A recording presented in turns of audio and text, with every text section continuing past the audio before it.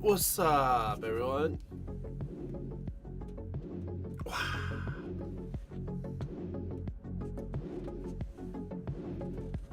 I'm ready to vibe.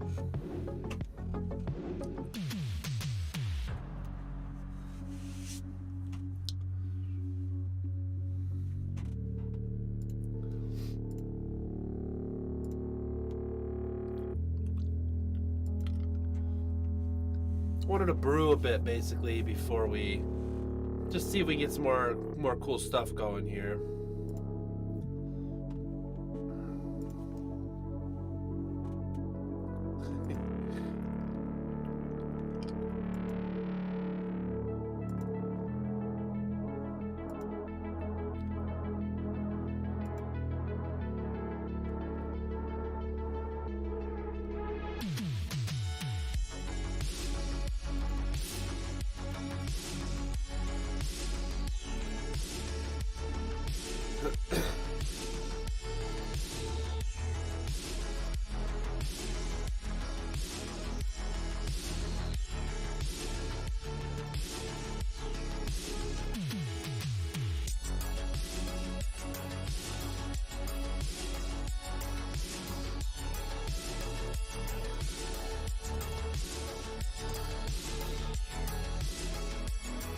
Alright, I don't have a sideboard for this yet, but...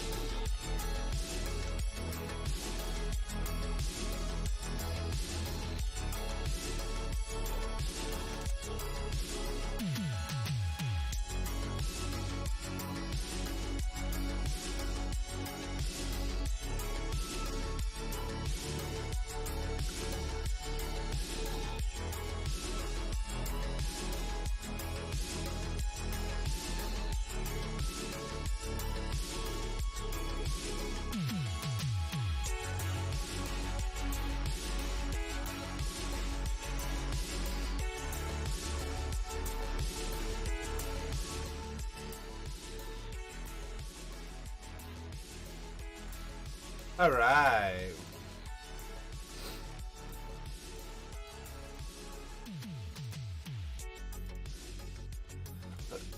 We'll keep this.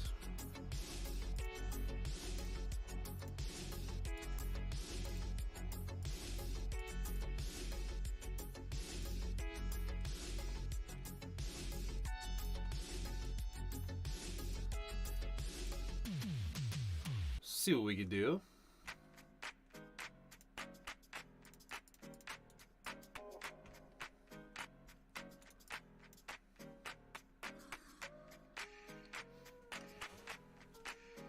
I feel like we're about to get taxed here.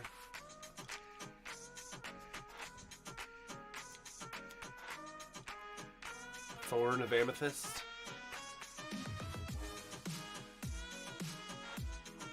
Alright.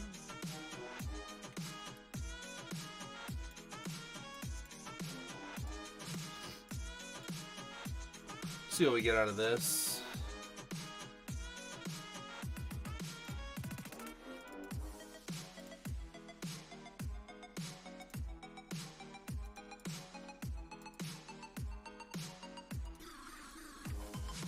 Pretty slow start for us.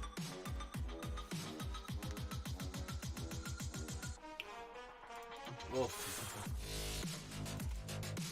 This is the statue. Oh gosh.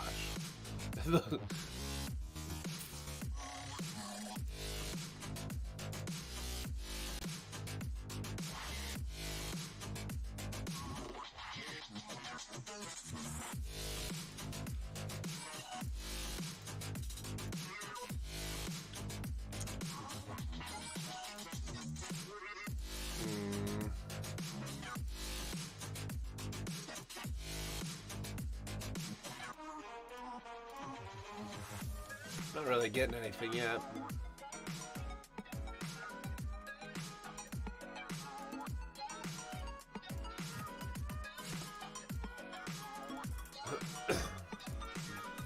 Dang. So 4812. This is a platinum. Oh.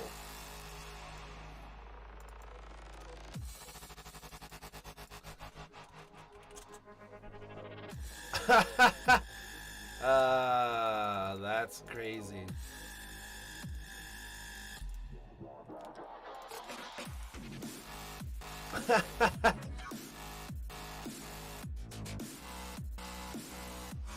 That is certainly a good card.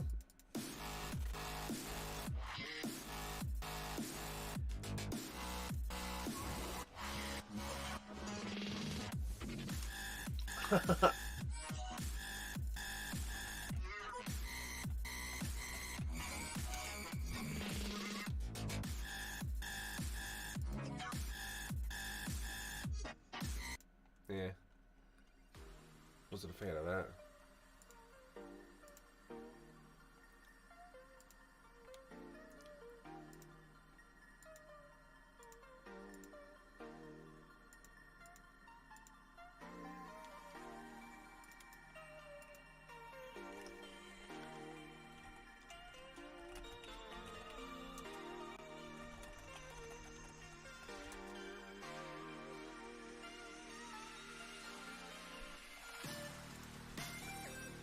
Yeah, that's perfect. I love it.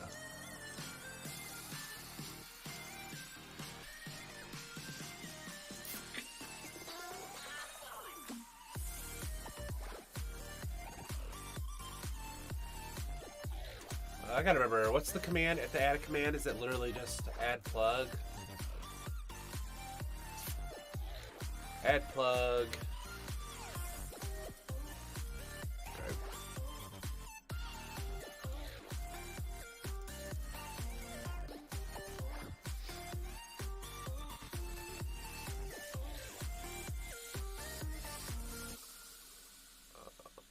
Close the...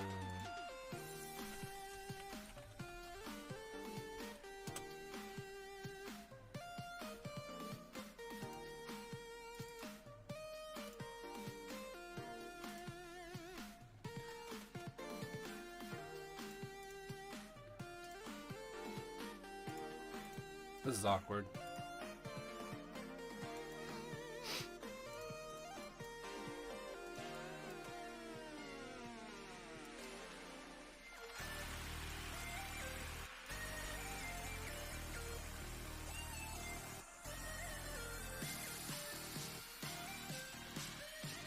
Alright, hopefully he doesn't thorn us, and we might have a good shot at doing stuff.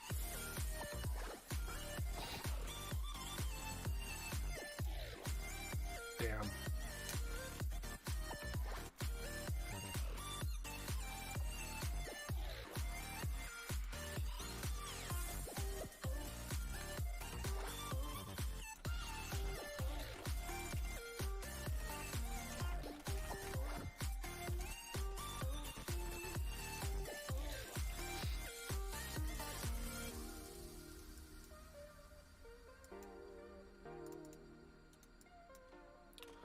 Make everything cost one more is rough.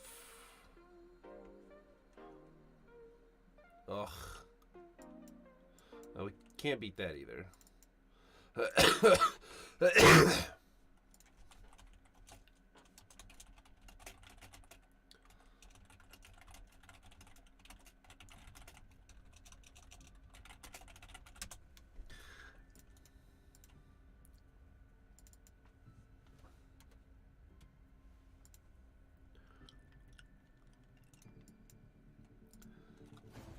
Alright, well that's a no bueno.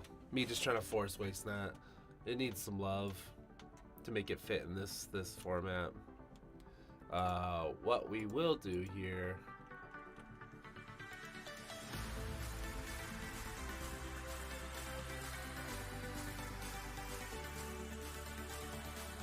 is we will show off like a really strong list.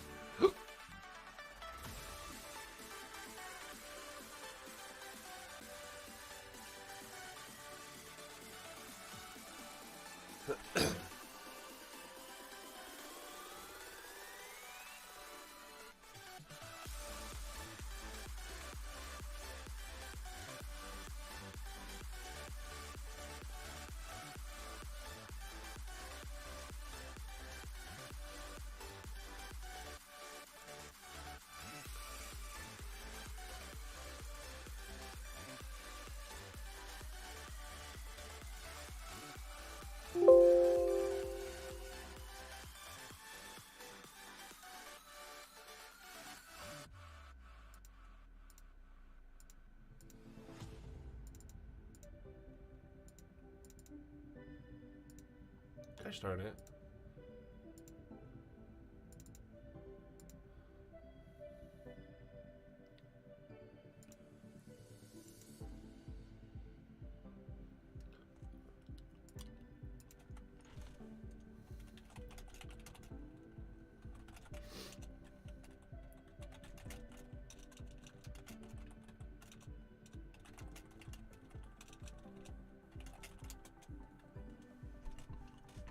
This deck is hilarious.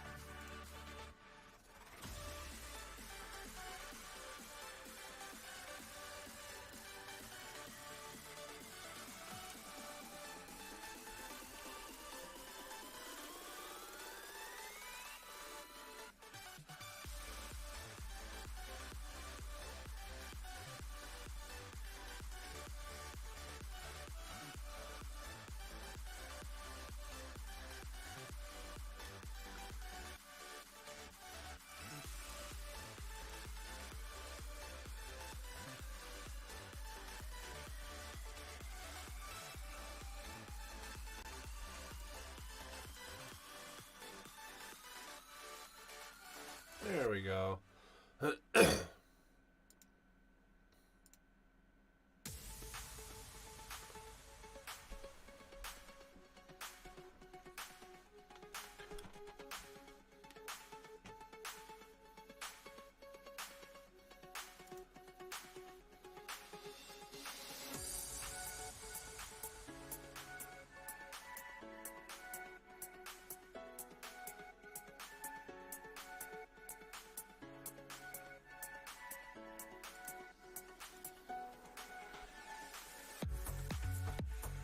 All right.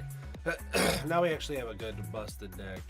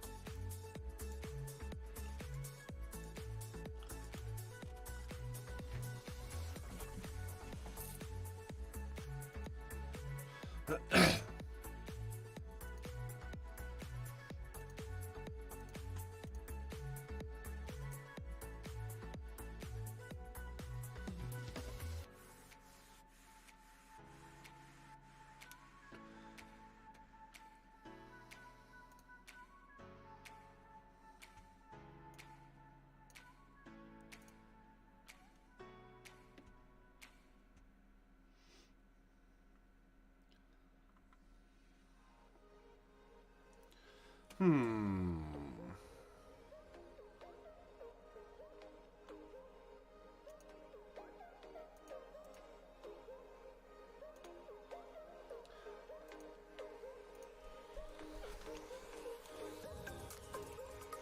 What's everyone up to? I'm ready to jam if people want to do some testing.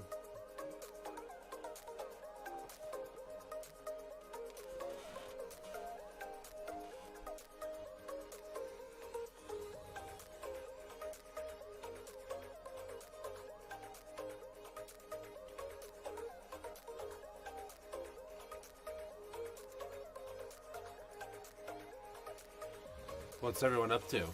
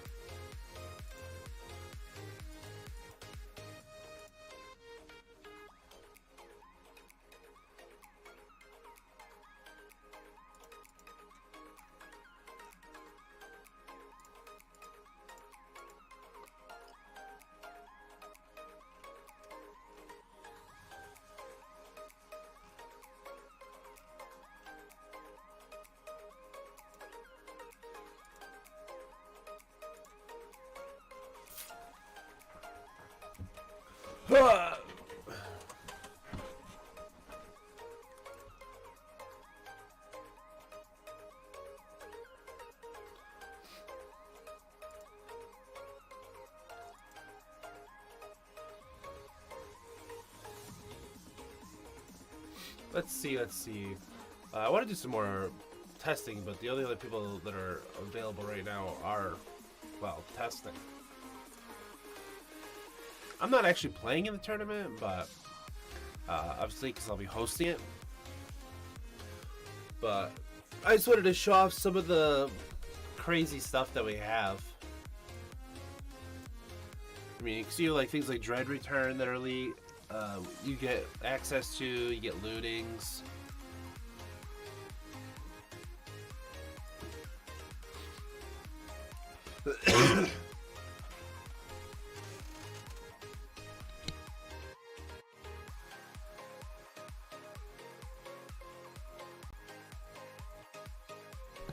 So I don't know. I think it's fun. Putting a limit on it too makes it even more of a kind of ridiculous format. You just don't get all of like the crazy cards. But I mean, look at this list. I mean, the funny thing is like this is just normal Dredge, right? Minus like 5 cards or 7 cards. I mean. Oh no, I forgot the trolls. So it's just minus these.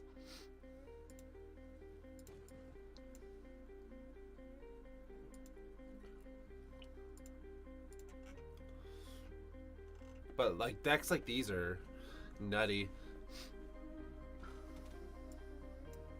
You can do like Tibalt. There's like 18 different variations of Storm.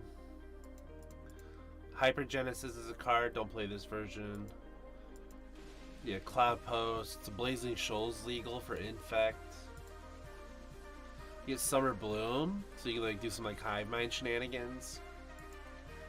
Second Sunrise is a card. Hogak's back. Nothing here except Misstep. I started working on a Dark Depths list. Except Dark Depths are still pretty pricey in terms of 7 ticks, like they're $250. So it's like $5 for the playset, or for 2 of them. And then you have like 2 ticks. So like you're doing things like Into the North and Vampire Hexmage. And then like ways to protect it. This Storm list is pretty gas. I'm sure there's a good way to build it. A lot of the old Mono Red Storm lists ran Goblin lore, but well, he's expensive, so you can't, because Rite of Flames are pretty pricey still.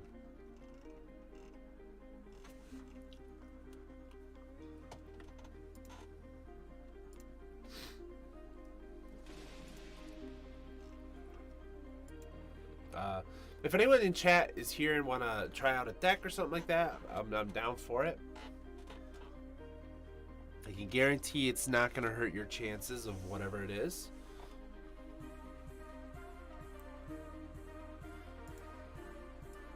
Yeah, that's just a Time Classic deck of Doyle. It'll always be good.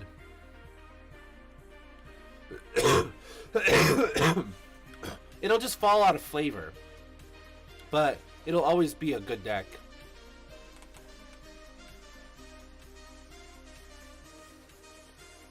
Yeah, anything like that, that type of deck is good. I don't have it built on here, but we also have access to Splinter Twin. We can build Splinter Twin in this format.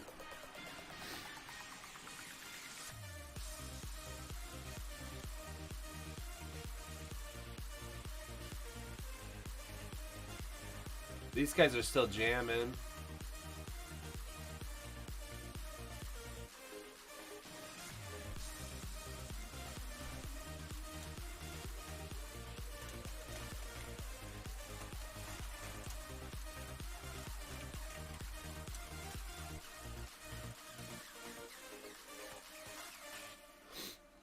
Let's see if I can tune into their match real quick.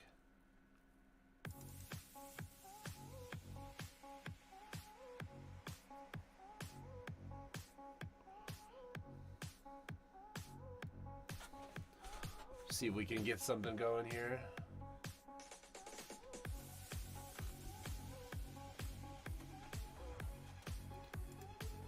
I want to make sure I have permission to like watch their game before I watch it.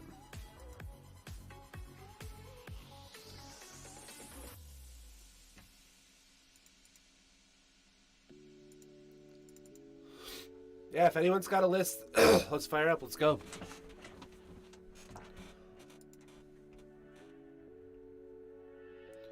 I'll create a lobby, and if anyone has a 7 ticks deck, they can join.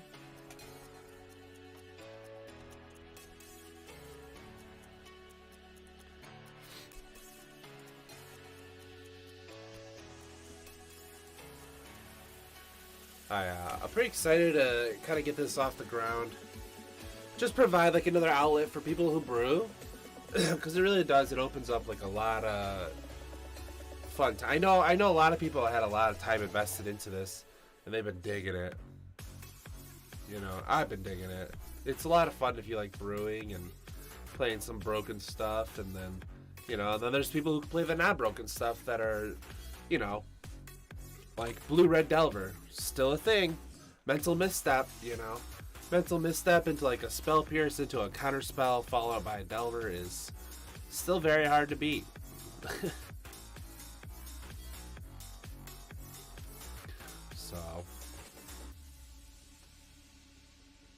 So it's pretty great. It's pretty fun. If anyone has any questions, please let me know. I believe exclamation point 7 ticks, I think, gets you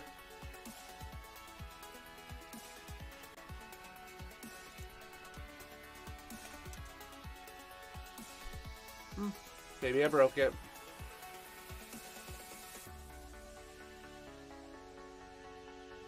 Oh, I added it as a plug, not a command.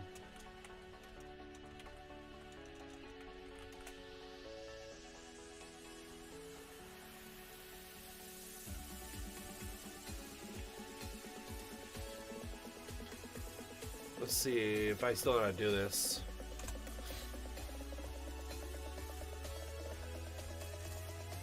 Hey, there we go. 7 ticks.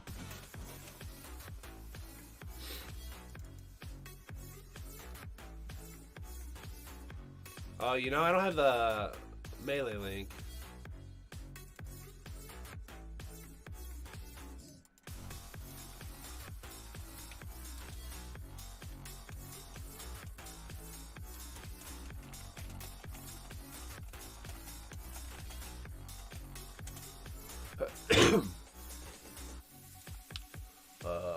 Let's grab the link.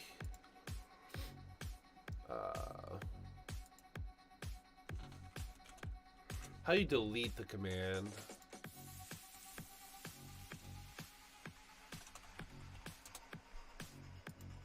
Oh man, I used to know how to do this stuff. Bop, bop, bop, bop, bop, bop, bop, bop, bop.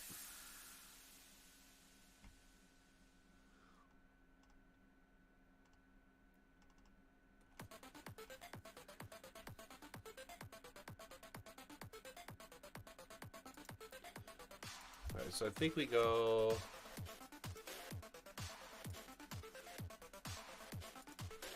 delete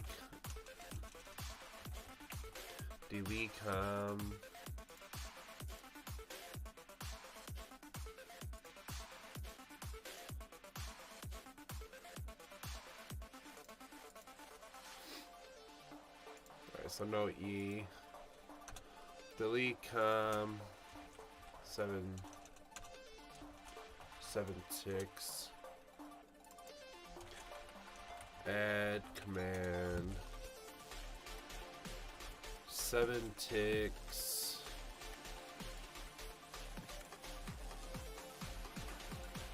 Then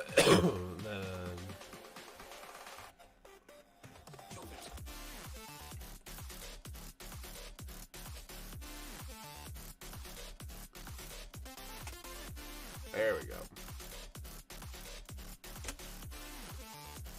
There we go. And now the link's there.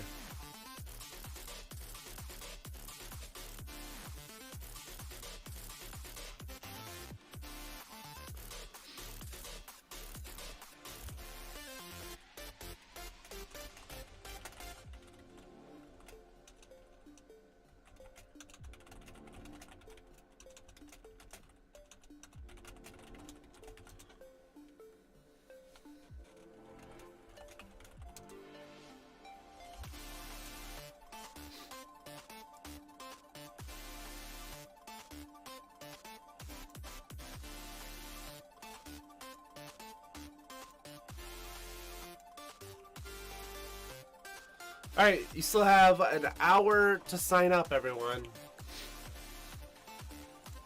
If you're feeling like you want to join in, got an hour.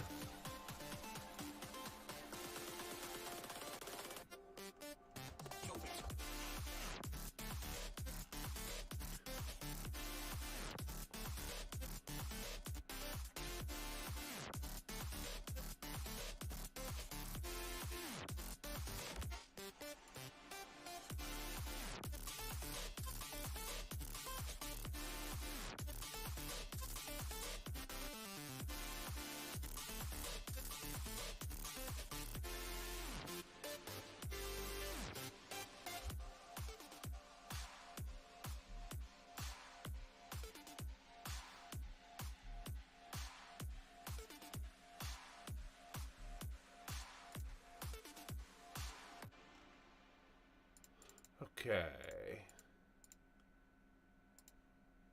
I think everything's going pretty well. Got most of the setup figured out.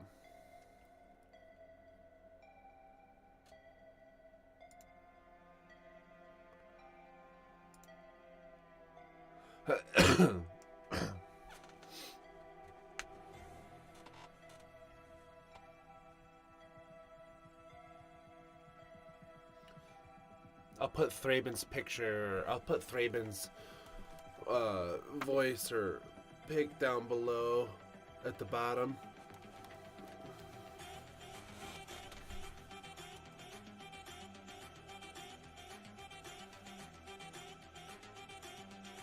Yeah, that should be good, Doyle, for sure.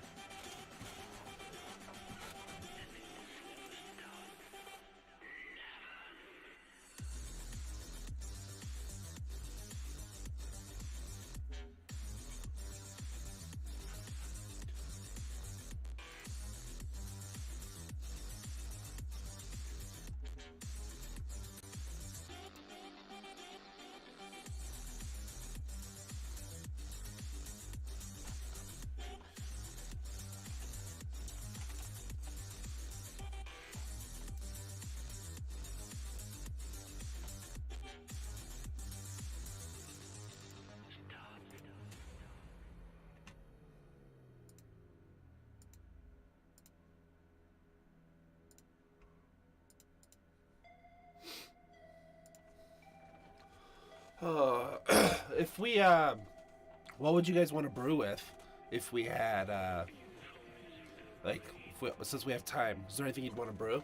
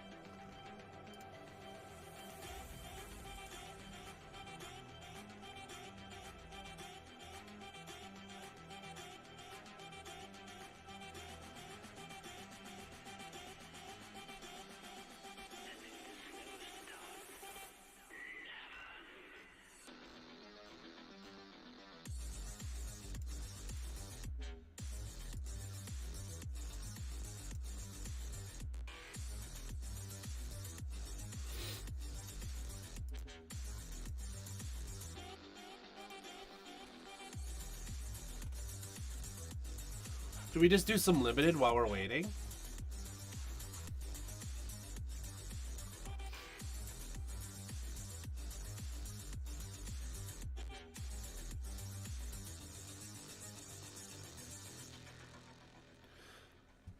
Green Sun is a little expensive. It's the only reason, because this format's limited to 7 ticks. Because 7 ticks is the free rental limit that you get.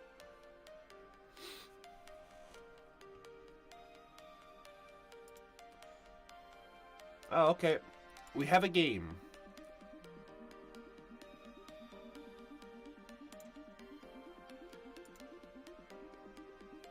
And a hand.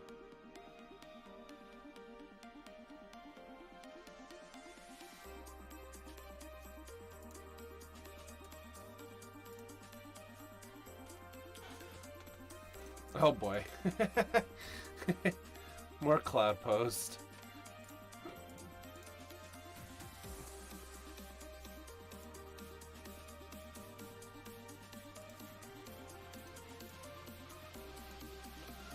This probably isn't the best for us, this matchup.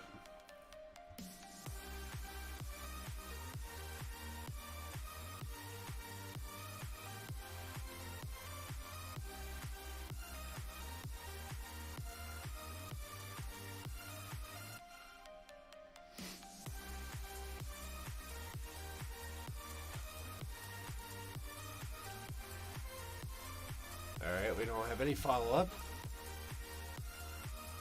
Hopefully we don't get graveyard hated here, because we have 2 lootings in the bin. Oh, I did not expect that. Or that.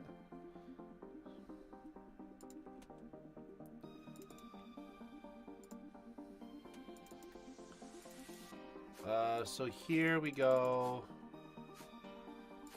Looting. Imp. Imp.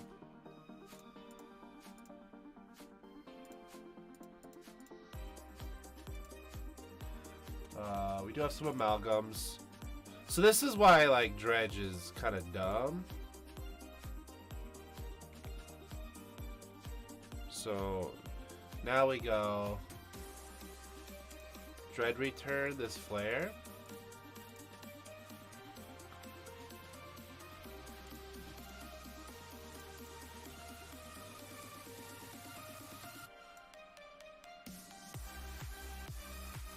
Then we save, auto yield. Then we go through the turn, and like, this is just ridiculous. And this was a small amount. Normally we just kill them there.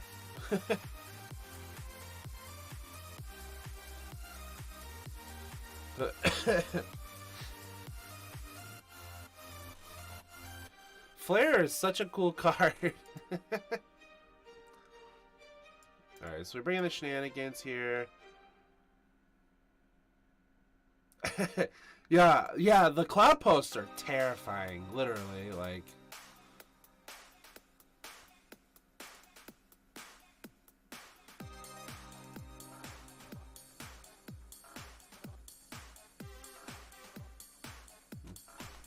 Yeah, cloud posts are just so scary. They just really put out so much.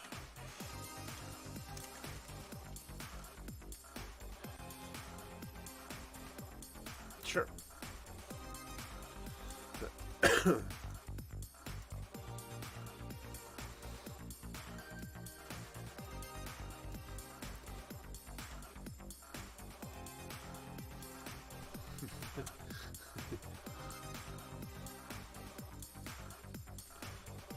Yeah, cloud posts very strong.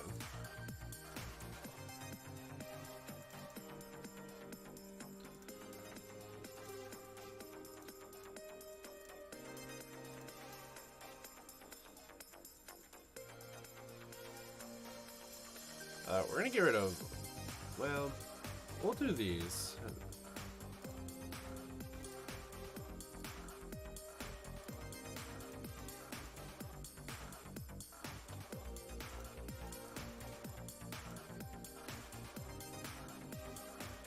No Dread Return.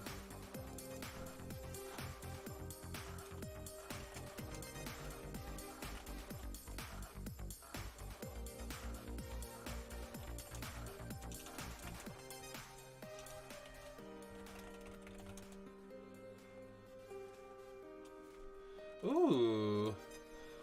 Okay. Ooh, oh. Wait, stop it. Wait. Wait. I haven't seen this in a hot minute. This thing plays things for free, right? You get bricks. Oh. Wow.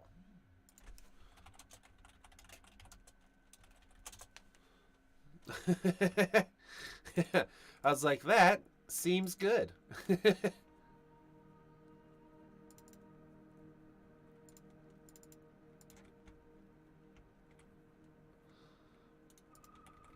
Alright, we got 4 power, at least before they were able to get some hate down. Oh, I meant to do stuff there. Oh well. That's okay. I think no bandless storm or anything that uses Brainstorm Ponder could be good. Brainstorm's not in this format because it's still modern. But Storm is very good, yes. None of us that have shared lists and played with each other, I don't think any of us have came up with a perfected list of Storm, but I'm sure there is one. This guy gets massive. What is that?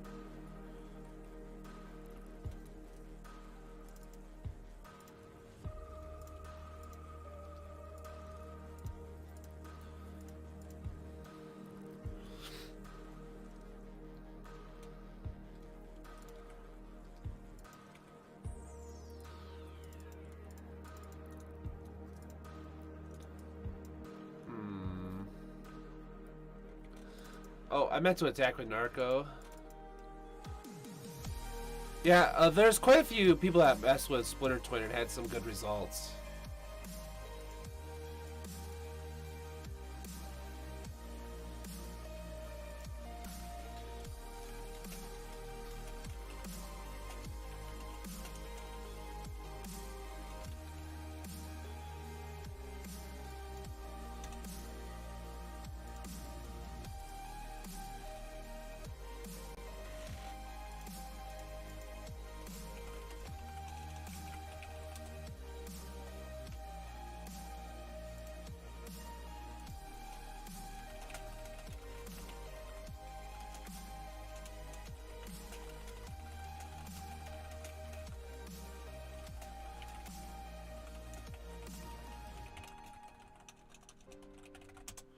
I feel like we're getting stormed on.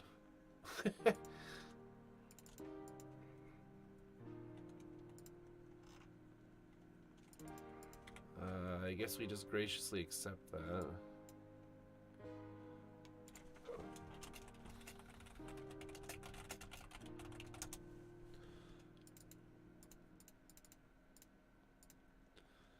Alright, so we're gonna loot.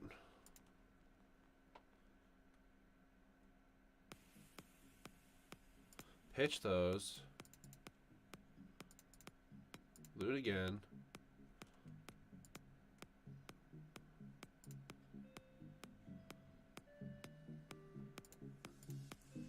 Pitch those. We're not really in a good spot. We should be getting guys back though at least. Alright, so we get to attack.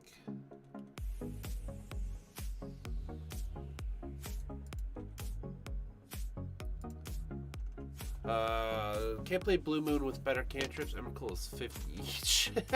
Nah, you're definitely not going to be building Blue Moon.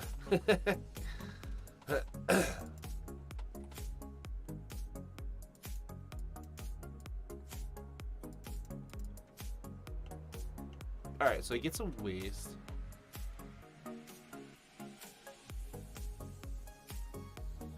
Okay, so this has 3 brick counters on it now, so he just gets a free card every turn that he can cast for free. Oh my gosh, you put... Is it a charge counter? No, it's a brick. Okay. I still think we got this unless he can play something big. Also, you'll have to forgive me.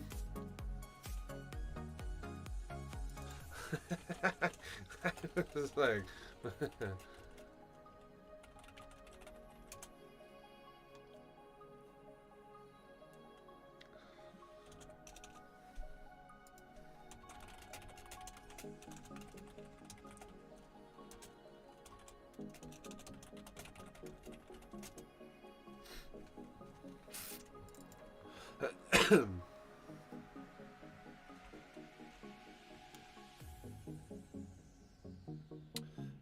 Let's dredge. Oh yeah, I should probably keep track of my card total here. Yes. Muse. So let's see. What do we? I think we killed this.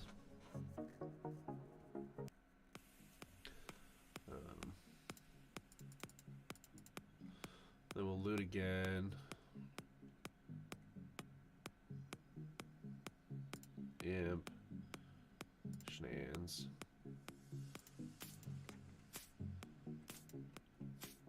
We can put Hogak, but this list specifically doesn't need it. So what this list is trying to do is we have Dread Return, and we Dread Return Flare, Flare of the Husk, Hatebound. Sorry, Flare of the Hatebound. And once we Dread Return this, it like comes out of the graveyard and it triggers all your Malcolms anyways.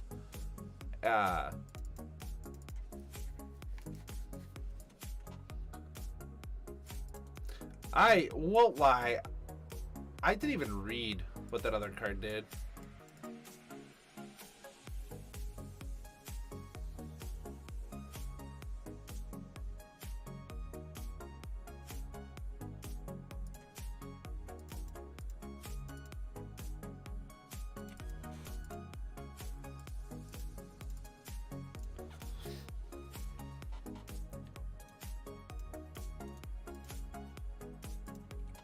I don't think we win this. Yup, yeah, Blazing Shoal is nutty.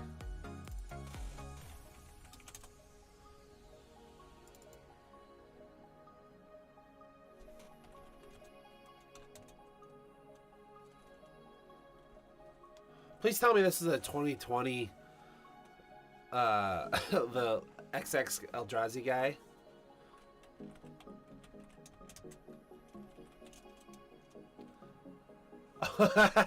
It's a 6-mana cornucopia.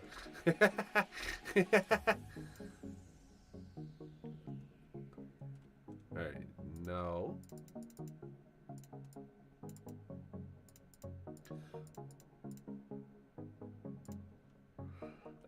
So we play this. So we only have one card left. So now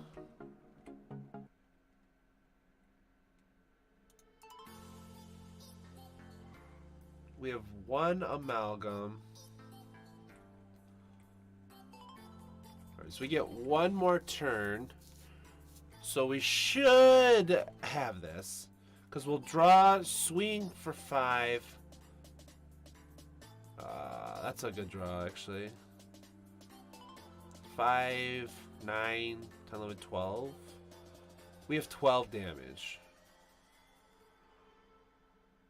What is this?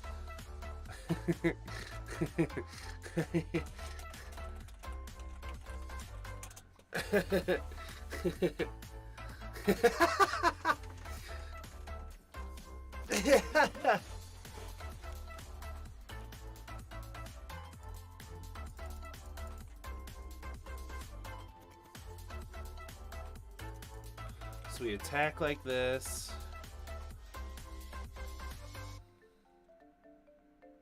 Yep. I go to 11. I think we got it by 1. I think the reason no one tried Skull Clamp is it was costly.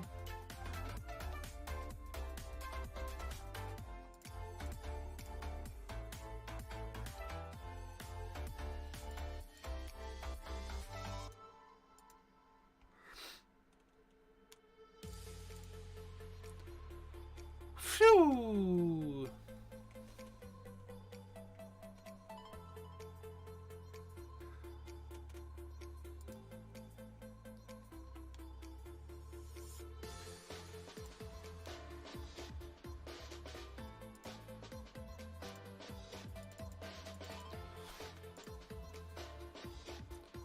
Yo, yo, yo! Gonna join in the tournament! Let's go!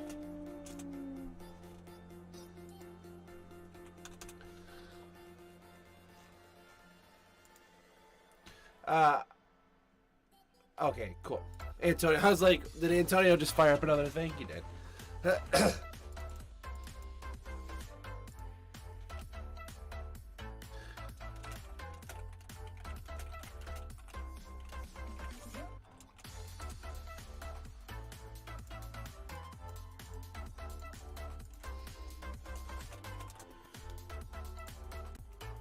Alright, let's see what we got.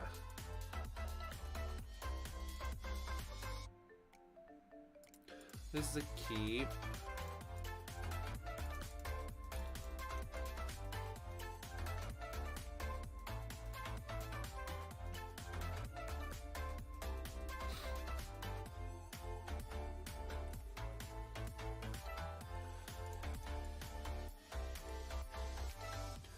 Yeah, Bridge from Below, definitely a deck. Like we made...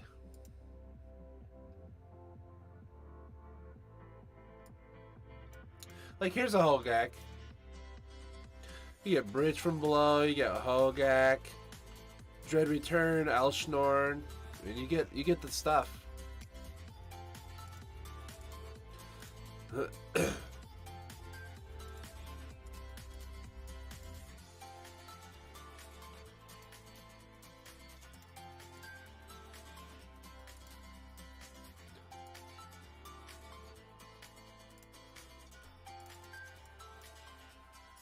Did we not hit anything?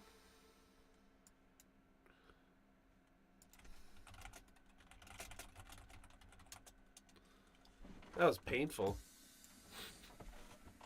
No, you can totally build it. 100%. Cloud Post Countertron, eh?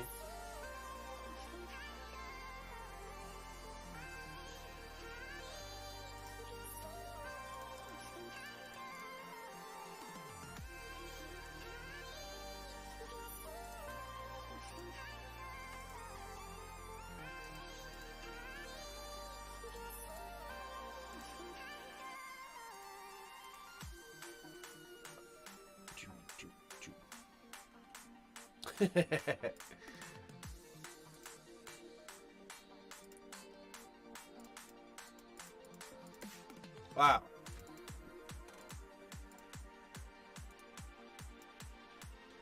Alright, we got 15 cards left, and unfortunately we hit Dookie.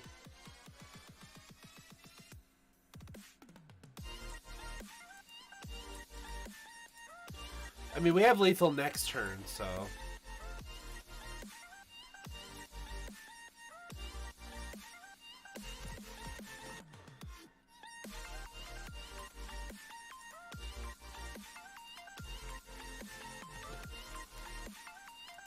This music's not what I'm vibing.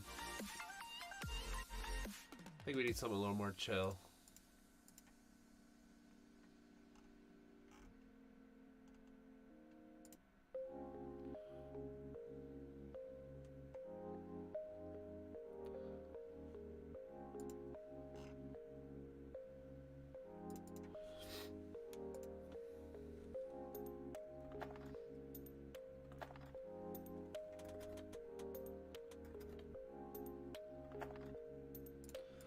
We will not dredge here. We'll just go to combat.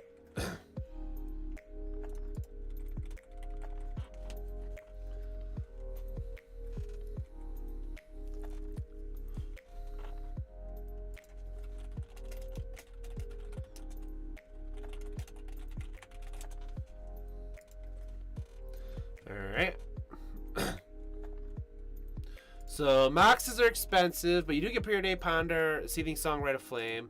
But Preordained and Ponder wouldn't be in your Storm list.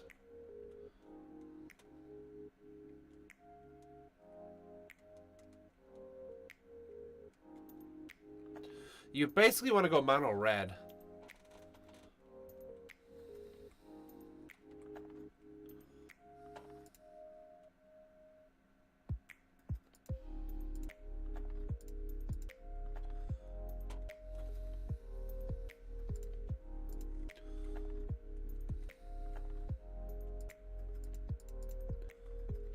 Flair's just dumb. He's just such a dumb.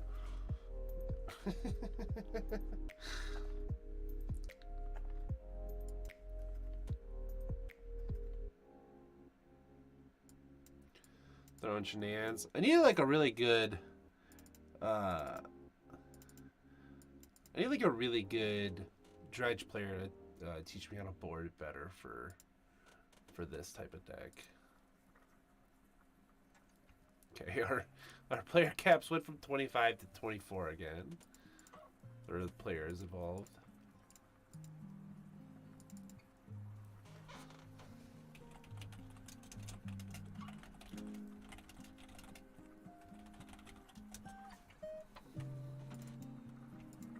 This is a mulligan. Mulligan. Keep.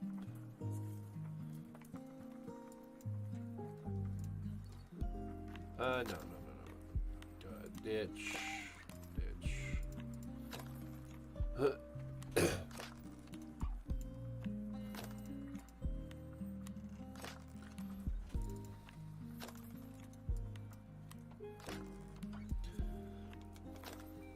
See how this rolls out.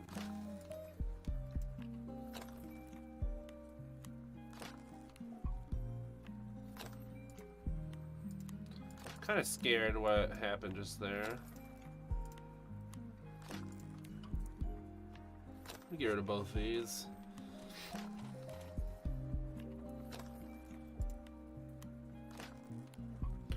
I'm a little worried about like Ravenous Trap.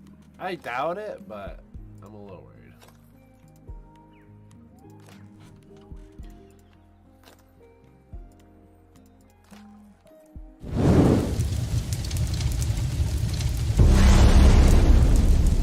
Yo, Delph 3, what's up?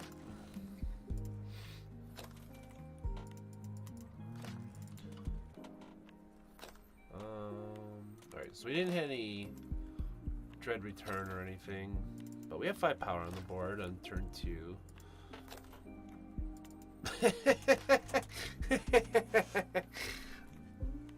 Yeah, Nick. Yeah, well this is what I built. I worked on it, yeah, this one here. Or no, that's not it. Yeah, this list. This is the list I tweaked just a little bit, but not much. This here, because then you get like Wheel of Fates with Epic Experiment and Invoke, and then because you just have so much mana that it's really just about keeping your cards going, and you're in red, right? So it's tough to, you know, so you get the lootings, you get Past in Flames. Past in Flames are a little expensive. If somehow I could fit in 2 more, it would make the deck way better. Even 1 more would be way better price-wise. We can play Ignite Memories for the lulz, 3 Grape Shots, you know, Strike Your Rage so we can Epic Experiment. It's this list is fun. You can turn 2 people because you just go like 18 spells, you know.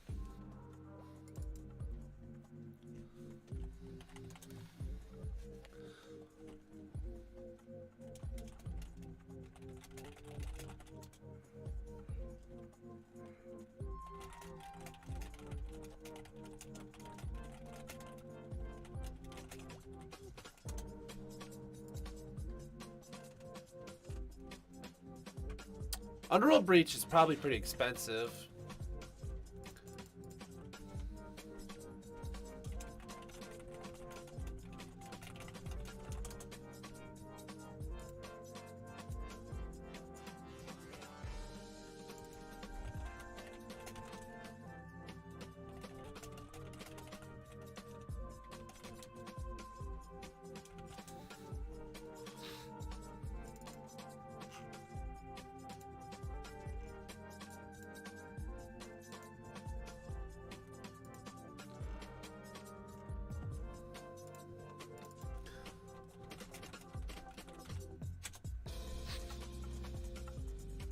Alright, let's return this. So, Dredge is broken, so if you're looking for a quick list, if you need it, ask me, I'll shoot it to you. This list is dumb. And all the lists that I have right now, if you don't change a card, were all 7 ticks when I announced that we were doing the tournament. So if they went over 7 ticks somehow, I have screenshots within the last week saying that they're not. So that is acceptable. Because you can't control card spikes sometimes, you know. So I have that covered.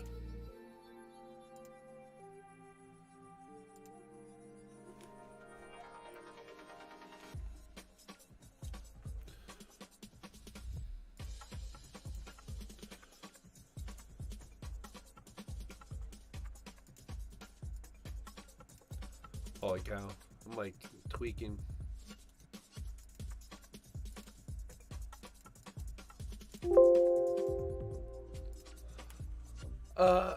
Excuse me. I'm also like slightly losing my voice.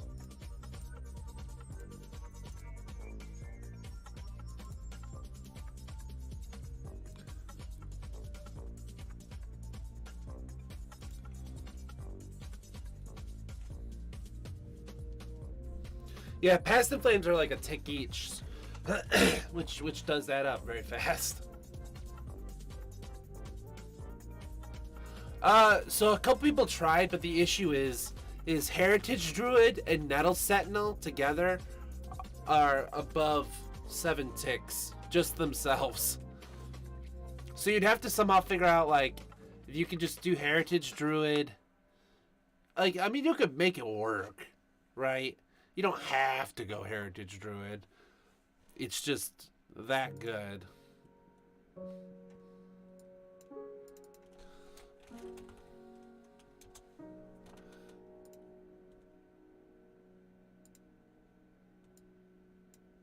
Oh.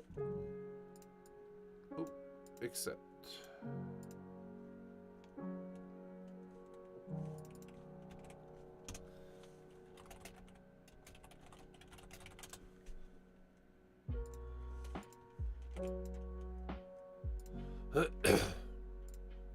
Who posted in Modern? Currently playing in the challenge. I was very close. I had some very close games against Goat Tribal Bob. I hope he got a list. My homie Bob playing in the challenge just ended up playing against Goat Tribal.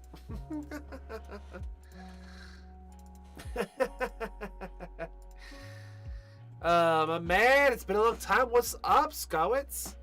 Druid by itself should be enough, but yeah, that sounds about right. Yeah, that was the tough part, right? Because we were looking at all kinds of lists. But yeah, ultimately, yes, I think you could make it work pretty easy. You just wouldn't. I don't know how. I don't think you'd be able to kill same turn. You know, like you normally would. But I think you'd be able to make a lethal enough board state in one turn. You know, but I also thought, you know, if you're playing it like, if you're building deep into deck building, and you just put in 1 Heritage Druid and 2 Nettle Sentinel, like you could build around that, and then just run something like Cord. Yeah. I have 3 baby girls. Yep. Gracie's her name. That's our newest.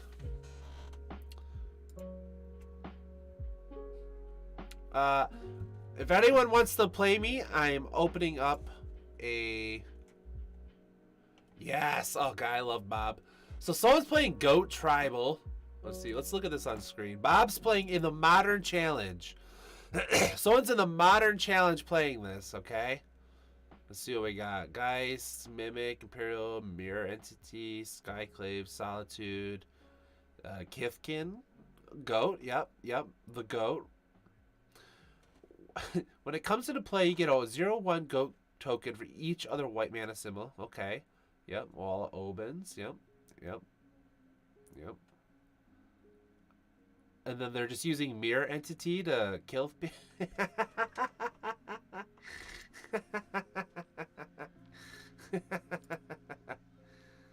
I created a 7 ticks no ban list room. Yeah, I won't lie. I have been crazy impatient. I've been trying to work on it. Definitely something as a dad I need to work on.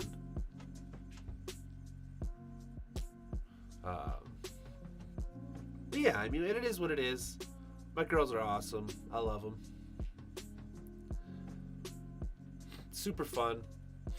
They're not here right now. They're all... my oldest had dance and stuff, so she's doing that.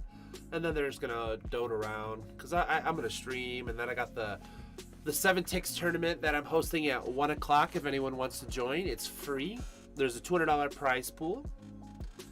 Probably going to be, it looks like so far it's like 24, 25 people. Let's see where we're at. We're at 24 people. And I that number might go up within the hour because the modern challenge started. So, all right, let's do this. Huh. We have better. Wait a minute. So we'll keep this, pitch this.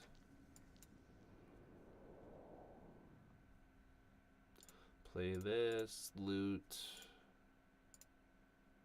Pitch this and this. This is a pretty bad start. Delver, eh? All right. Well, this is a tough mainboard game. They flipped it with Ponder. Oh boy, I think we're in for not good. Ooh, I feel like our homies hold on to probe and misstep. Yeah.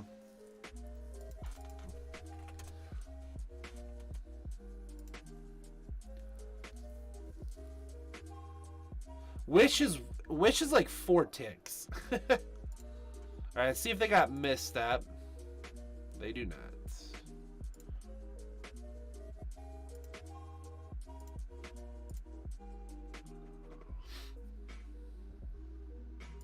So we'll go like this.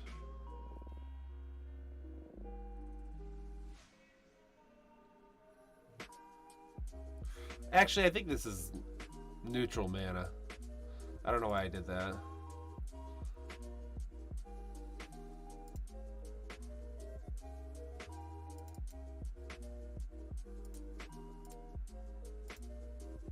Yeah, that was a small mistake, but that's okay. So now we go Ignite Memories, Wheel of Fate.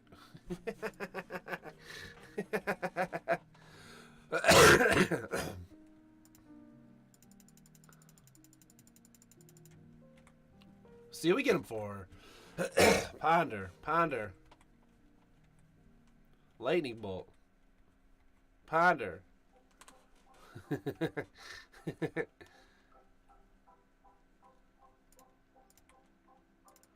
Dark Ritual is not in Modern, so no, unfortunately.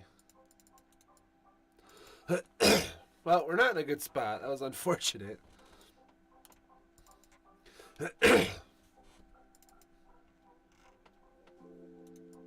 Oh, Swift Spear, didn't see that coming.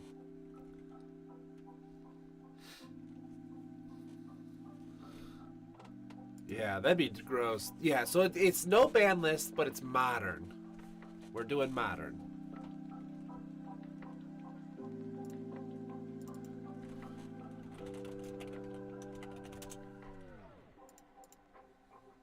If you need a list or you're interested, just please fire away.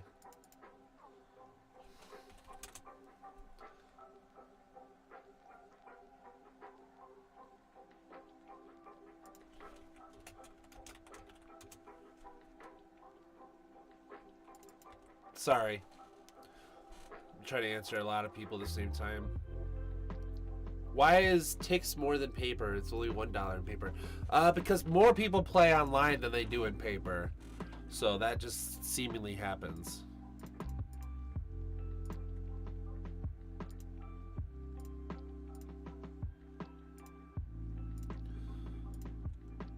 See if this does get spell pierced. Oh.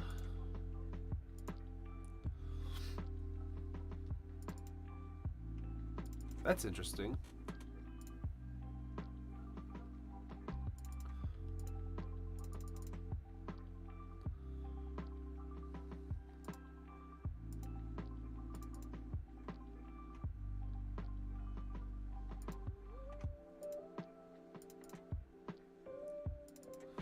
Huh, so I was supposed to grape shot first. Is that what I'm seeing here?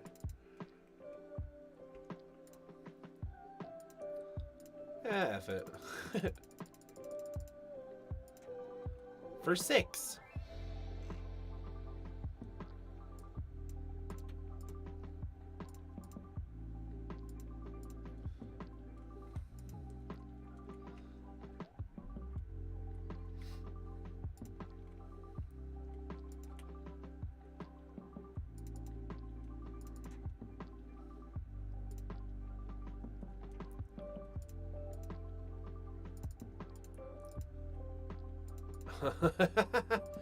Pulled that out of our butt.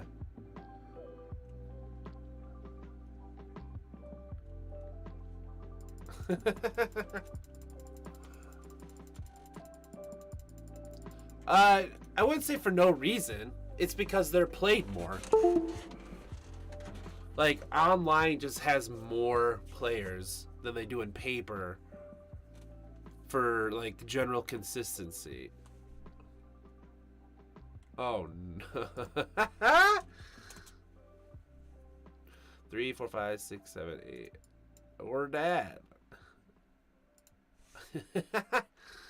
I punted that one. We could have lived. We could have won that. It was a mistake. Oh, wrong one.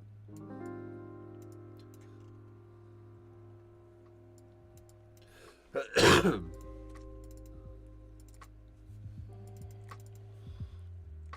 we cut both Ignite Memories here.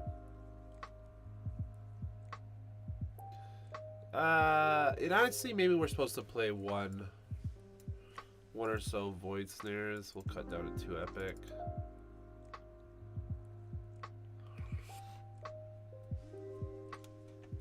Yeah, instead of Ignite Memories, they should be Empty the Warrens, but I just wanted to mess around.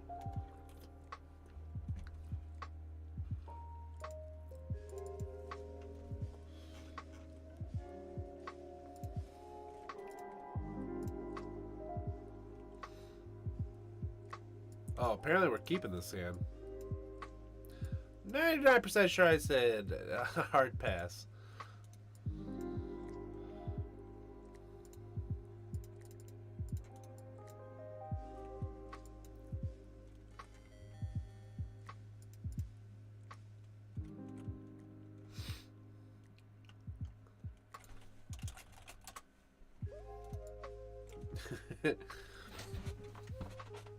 Is this the classic Pyromancer Ponder? This is the real reason the card was banned.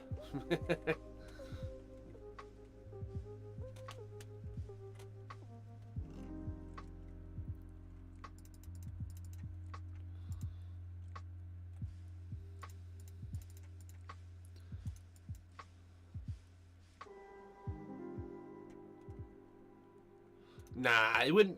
Like I said, I don't think that's needed. I think it's too slow. I just kept I just kept a really bad hand here. This was an accident. I meant to mull. I think that's too slow.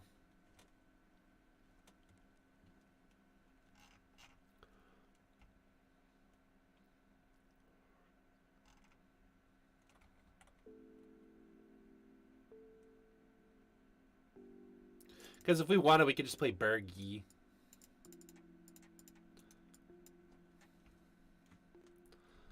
I'm just gonna keep suspending.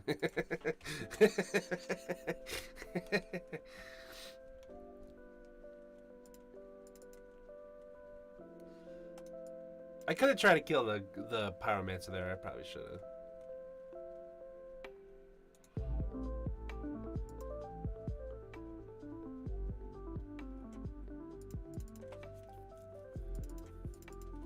I don't think we're gonna win this one.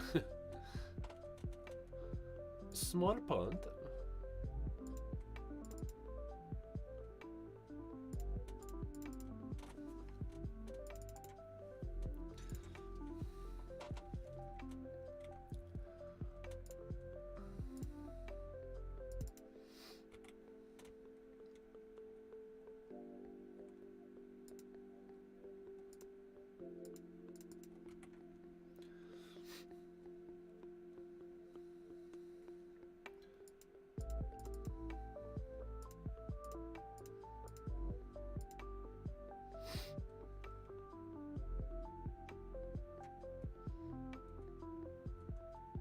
Our viewership's so funny. Oh god.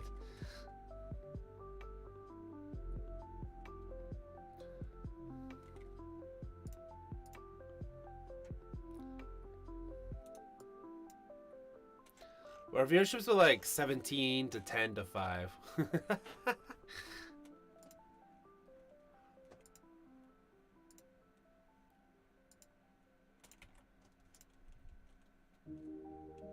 Would like a new hand, please.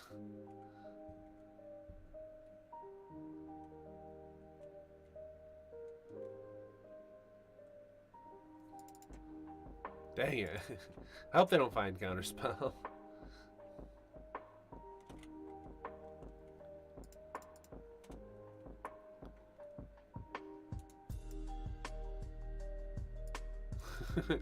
Big sad.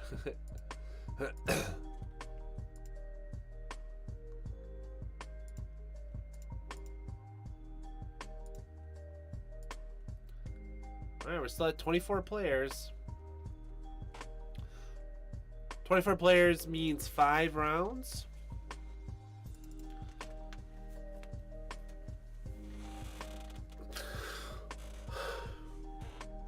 Those are good games, Delve.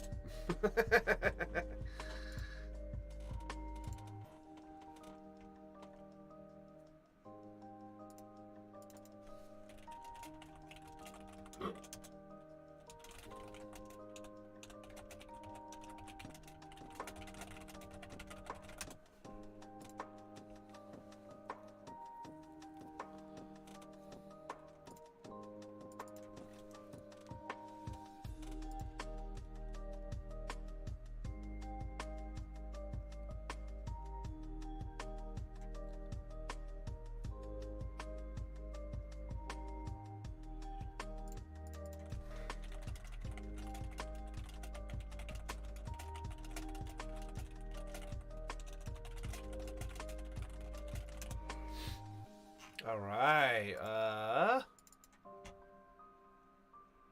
I'm gonna return this now.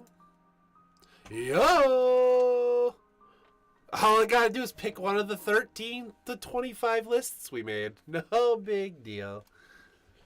No big deal. I'm gonna return this. I don't suggest anyone to play this list. This was a lot of the lists I built were more like, yeah, this would be funny. This one wasn't built maybe. I think Bob built this list though. Bob built. Most of the lists I haven't built. I only built like two or three myself. Most of these lists were built by other people, because the format's addicting to build in. It always becomes more fun when you put a strain on, or in like a limit on what you can do, because then you have to get creative and find cards that do sort of the same thing that you want to do, you know, which then lead to them not doing the exact same thing, which then ends up with you creating like some ridiculous looking deck, and it is just it's so much fun. So the goal is this time we're gonna do the no ban list modern 7 ticks, and then I'm thinking next, if this goes well, like I said, we only have like 20 or so people signed up. That's fine with me. DRCs are too expensive, Doyle. You're like literally going off. And this is that type of mentality too, like, because you're like going for the good cards, which is great, you know. But Dragon Rage, there's a hyphen or something there, right? Dragon Rage. Oh, is Dragon Rage one word? Dragon Rage. How the F do you spell Dragon Rage, Chandler?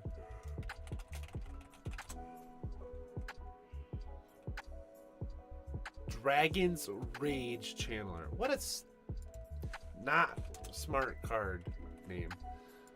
Let's see. Dragon, yeah. So yeah, like they're 82 cents. Which again doesn't sound like a lot, but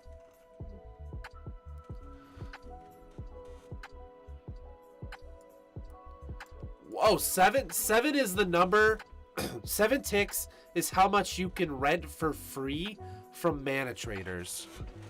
And since Mana Traders is my sponsor, that's why I did 7 ticks. Goldfish, O'Doyle. You gotta use Goldfish. MTG Goldfish. Either way, let's say you put 4 DRCs in, you're already at like $4.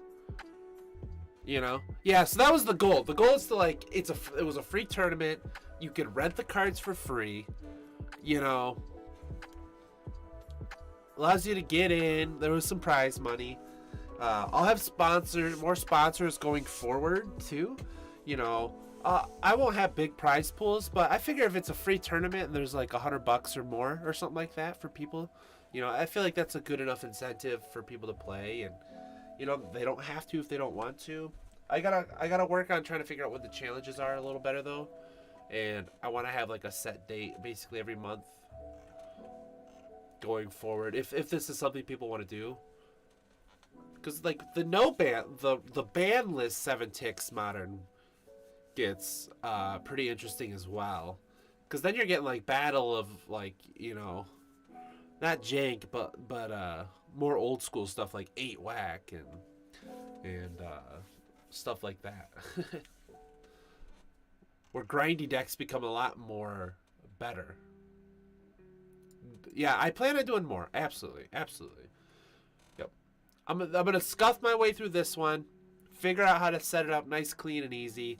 And then going forward, I'm going to have the tournament like kind of set up on a scheduled month day is my goal. So that way everyone has like a long time to prepare for it and stuff like that.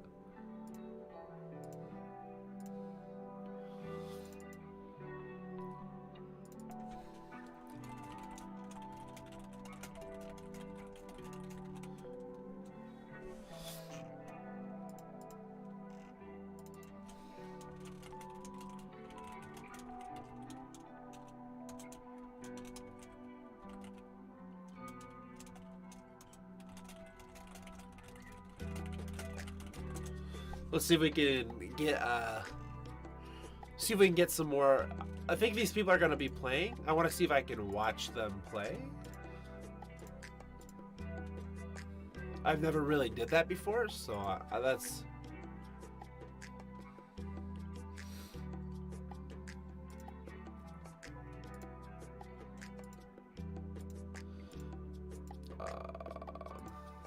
Cool. All right. So let's go here.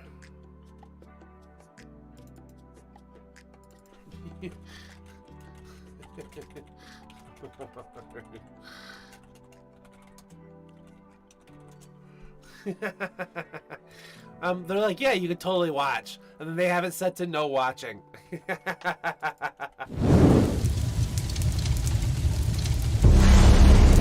Yeah, Puce, thanks for the follow, much appreciated.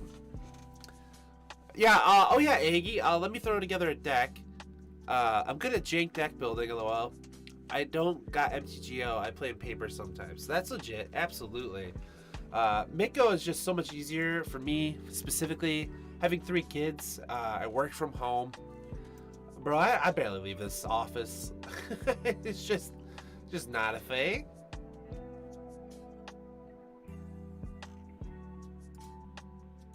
All right, Aggie, I got you.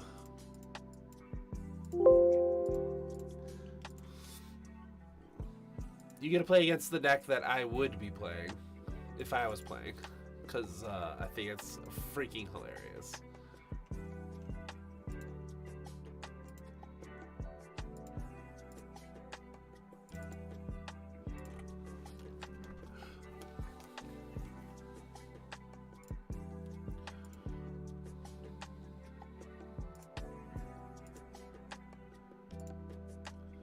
What's up? Ooh, okay. I see you, T-Man.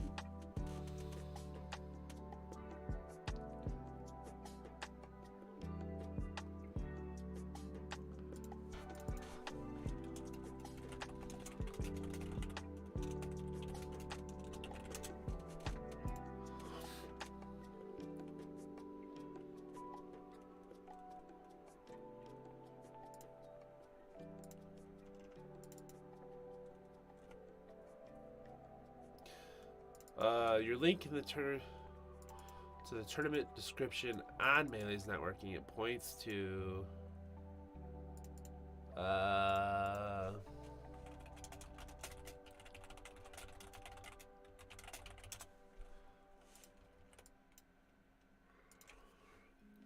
someone's telling me that the link in the tournament description on Melee isn't working. The link in the tournament description. So tournament description. I don't think I have a link in here, right? I have MTG Goldfish, but I don't have the link. Rules are good. Prize is wrong. I'll update that. Both of the other links work.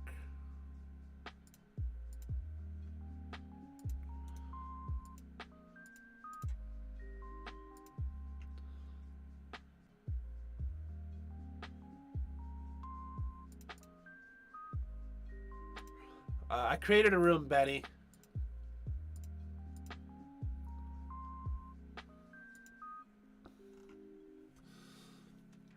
Purple Lamborghini lurking. What's up, Lucid? What's up? How's the boy? Did you just challenge me, homie? Aggie, it's in the constructed.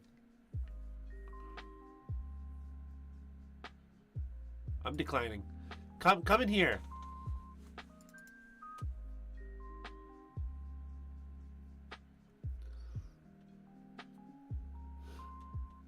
Miko seems better in some ways. Miko is better in all the ways.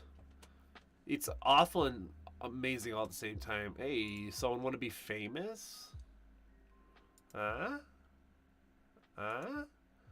Do you want to be famous? Any thoughts on being famous? He's starting to eat Blake at the moment. I accept. Benny, come into the room. I'm right here. Challenge me. Benny. Delve, when you're creating your room, put 7 ticks NBLM for no ban list modern.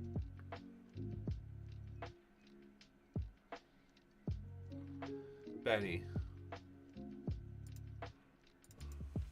Benny. Benny.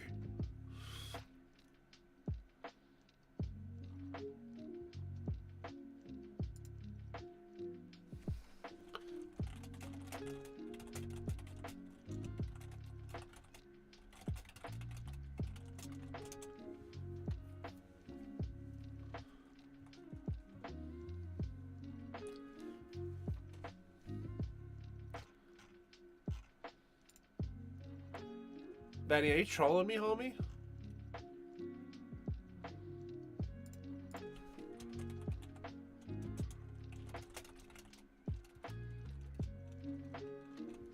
If this isn't Benny that challenged me, I'm gonna laugh. I was hoping it's gonna be someone else.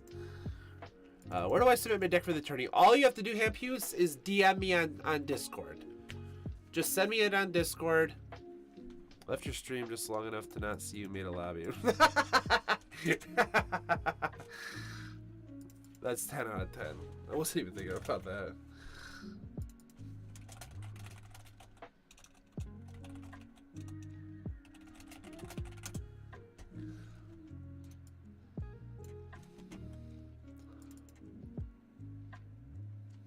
I see your coast and raise you a coast. Yep, you just have to shoot me a quick little DM for it. All good.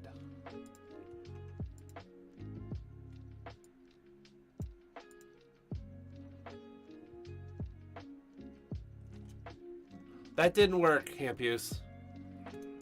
Oh, wait. Oh, wait.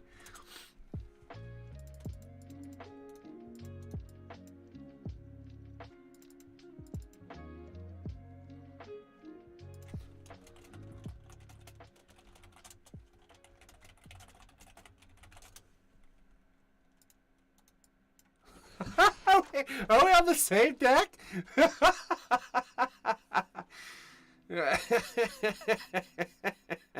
He goes,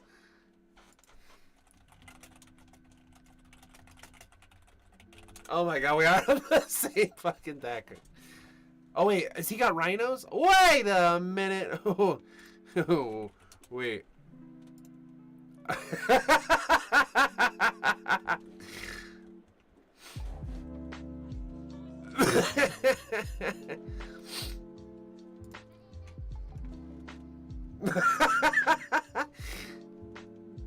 Nice Hypergenesis, bro.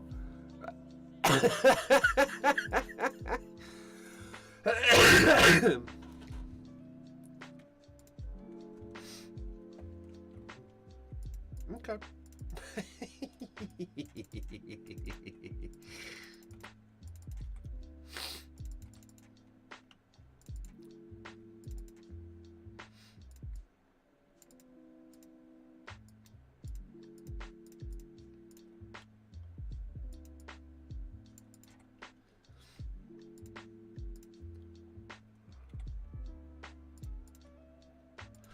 Unstoppable.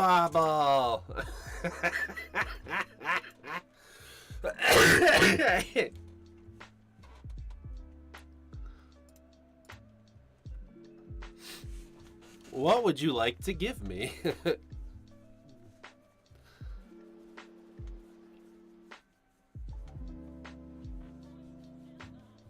I choose a pile to play for free, right? I mean, I play anything for free, but we'll take this pile.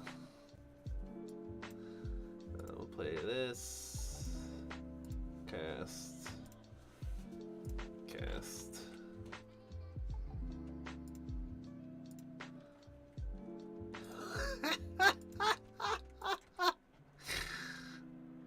I am not a god. I am not a king.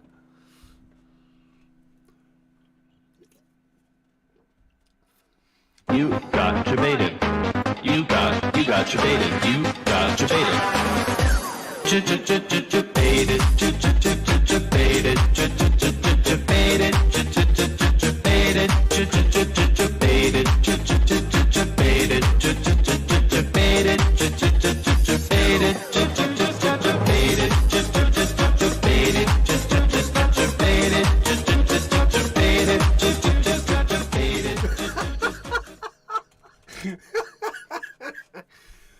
Oh my god, that was the most beautiful Hypergenesis I've ever seen.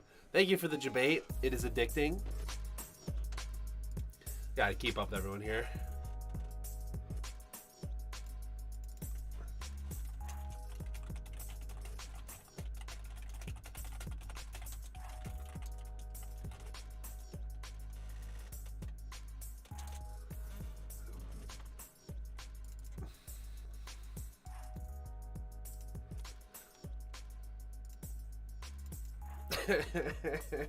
How's streaming going? I'm glad that you're streaming consistently.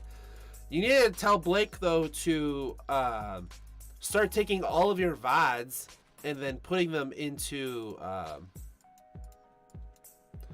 YouTube clips.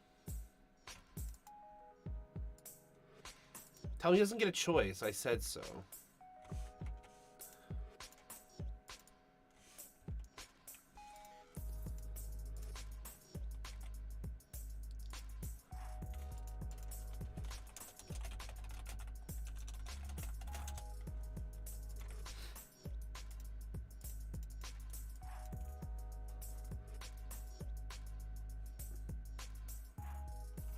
I didn't even see the. Oh well, tell him I said so. There's a total difference. He doesn't get a choice when I say so. You know what I'm saying? It's that younger brother rights. What the hell is this?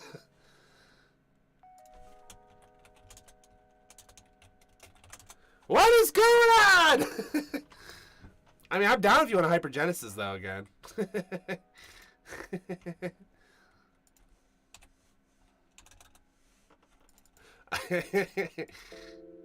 You can love this.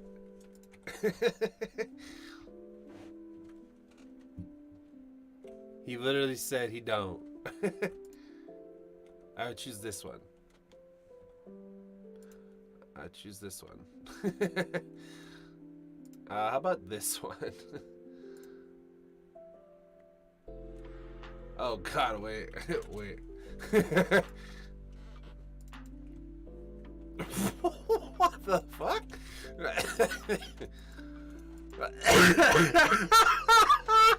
Alright, he's got it. Oh, well, tell him I'll sit on him. What does he think about that?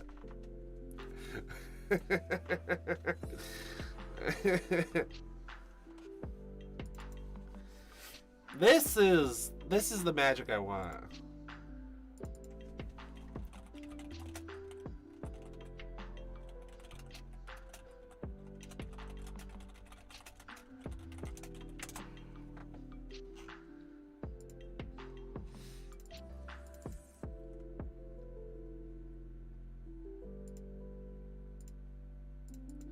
Alright, what do we got?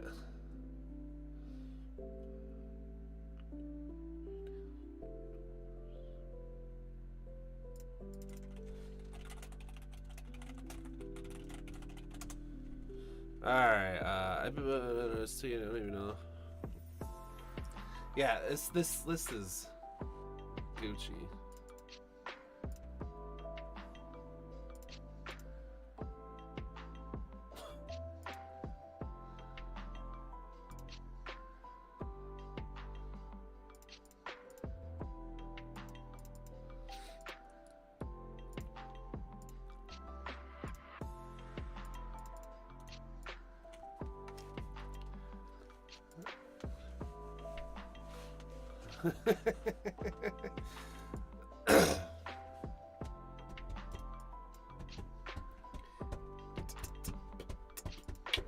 This is how you play against Hypergenesis.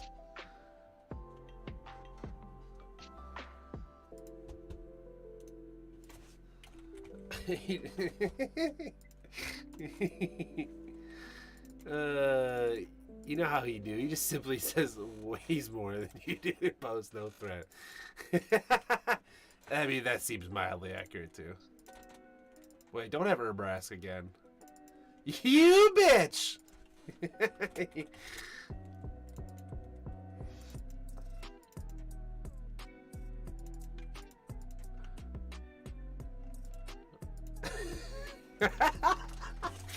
Fudge!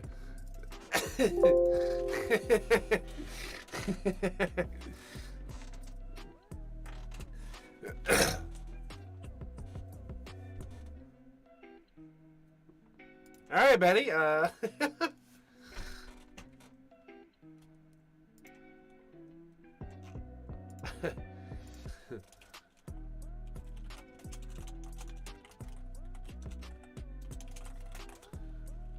Fucking Betty, dude. Hey, I didn't have to wake up Dredge. Nice-oo.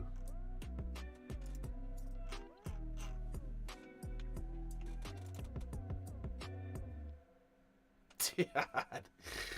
What a shit show that was. What a shit show that was.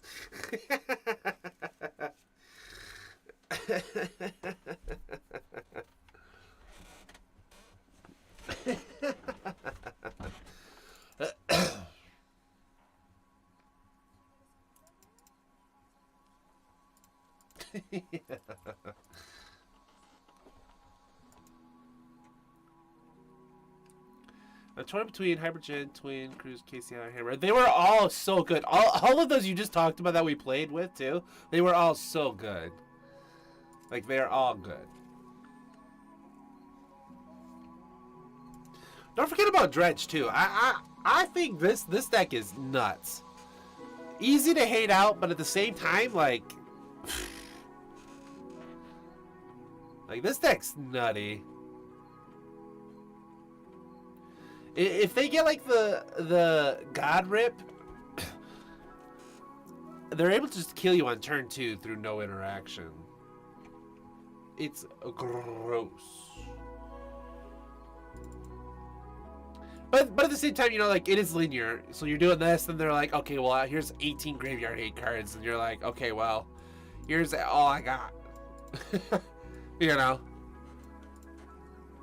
I got close. I started working on Dark Depths. This is where I got. I wanted to make it happen. Bloom's pretty sick. This list was fun.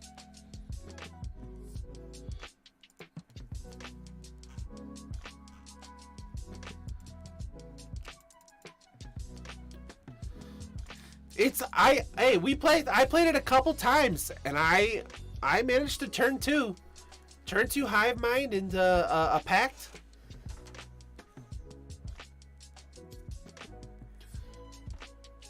These visions could be something else. I didn't make a board.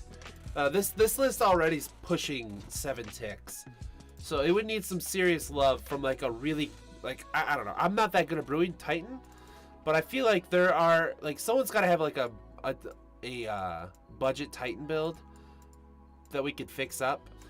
Because I still think you could play like 1 or 2 Titans because they're not that expensive. I think it's very possible for them to be fixed.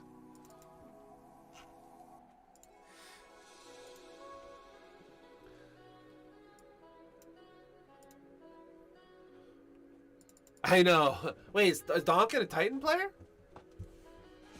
For real? For real?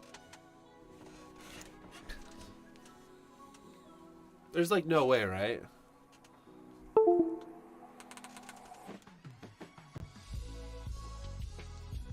No, get out of here. Did my headset just die? My headset just died. It's plugged in. Alright, well, I think it's time for a new headset. It just goes boo boo boo boo.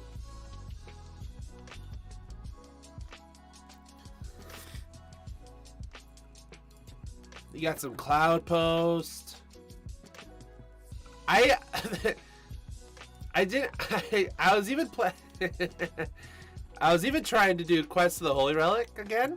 This is like an old list, but I was just running it. It could be seriously updated. But I mean, you still get like Aereo on turn 1 or turn 2, I mean, and then you just pop off.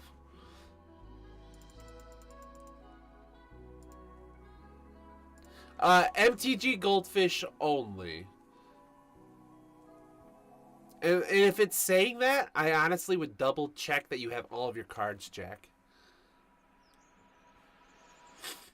This could be the price can be discussed at a different time, but I just stuck with Goldfish because it's kind of universal. Shoot me the list on a screenshot of the list on Discord.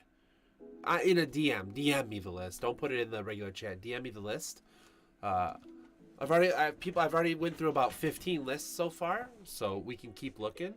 Let's see if we have any more people joined. If we're still at 24. All right, we're at 25 players. That's great. So it's going to be about 25 players is 5 rounds, right? Someone correct me if I'm wrong. We're going to do a payout to top 4. So we had $200. Just figure out the percentages. Essentially, we'll just double the pricing. So it'll probably be like 80, 60, 40, and then 20, right? 80, 140.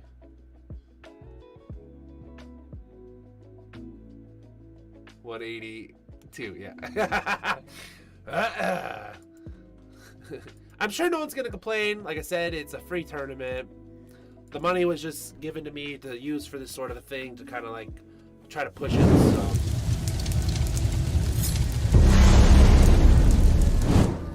What's up? Wittimus with the 17 months. Thank you so much, homie. Super appreciate it. We're out here doing some fun stuff. What do you think about this list, Aggie? It's now what I'm calling you. Absolutely. Yep. We still got about 50 minutes. Let me double check. You have 18 minutes. 18 minutes still before the registration closes. 18 minutes. I'm going to make that shout out on Twitter right now, actually. I'm going to put 15 minutes.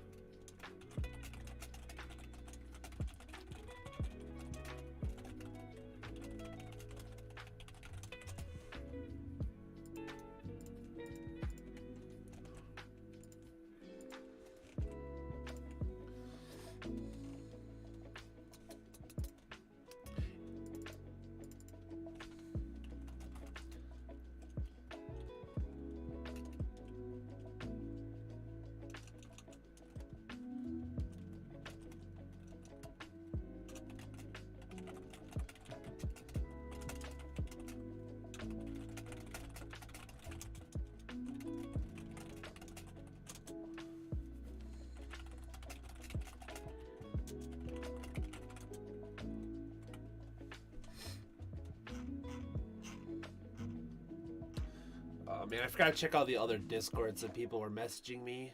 I'm trying to keep up. Alright, what do we got?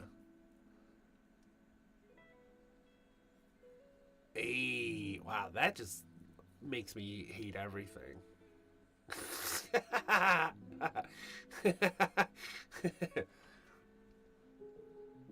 Alright, Ninja, I see you. Yeah, yeah. Perfect. Yep.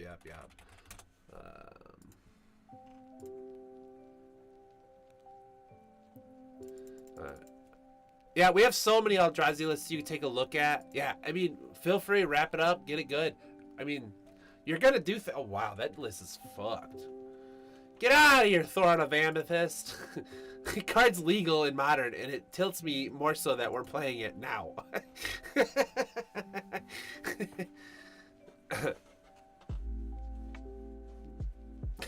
Absolutely, yeah. Thorns in the main is nice. I'm really actually surprised we don't see a lot of Thorn be played. And Thorn still on turn 2 is still obnoxious. You know? Like, Thorn and Thalia are both bitches. I'm sorry.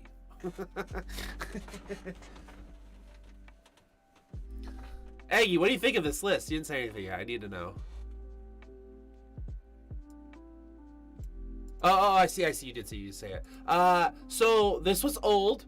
It could very well play Hammer. Okay. We looked at the price. They're cheap. So it could play Hammer 100%. The Bishop needs to go. It's a terrible card. But overall, I played against this. I can't remember. I can't remember who I was played against. Was it you? No, it was someone else. But I did manage to like flip Arrow Eye, and I managed to just quest people completely out of the game in like 2 turns. Because our Mention Armor just destroys permanents, so you just like destroy their lands and stuff. Okay, it was you, yeah. It's got potential. It's not even close to being done, you know. So, dang, it went up to 710 in the meantime. I'll see if I can make a quick edit. 710 is fine, Bob. 710 is fine. If your list is like 10 cents over, it's gonna be okay because I know it was at some point 7, especially for the people that have been brewing with us. And if you think you're like, okay, it's 710, you're not sure, send me the list. I'll take a look at it, and you're probably gonna be okay. A few pennies, no one's gonna tilt about a few pennies, and if they do, honestly, you talk to me, we'll work it out. Hey, T-Man got it. All right, what do we got here?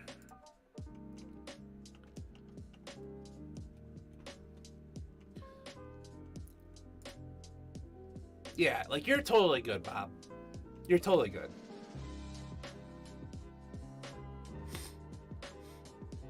Because I can tell you, I know what went up in price. So you're good.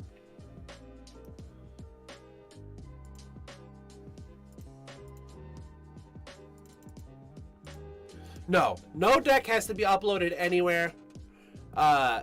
Just send me the list that you're gonna play, and it's not just so I have it.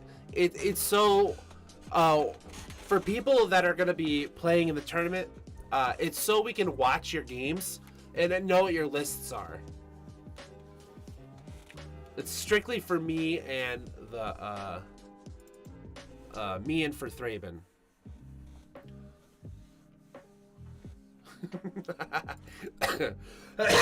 Yeah, and Thraben should be here probably 15-30 minutes. Hopefully we'll get worked out. Oh yeah, Hogak, that's right. Yeah. It was decent is being nice. Decent was being nice, especially against Hogak, because he like flood the board infinitely faster than I could.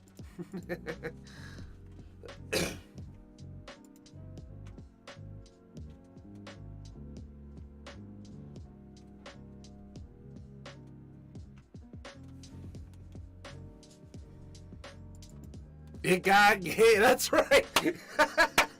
Yeah, it was great too. It was like near perfects. Yeah, because I feel like this list, you'd like want to run the 4th area. Get rid of these. These go. I think this I don't know. I really like the Armagnum armor, but Colossus Hammer is obviously way better. The thing is this is any equipment.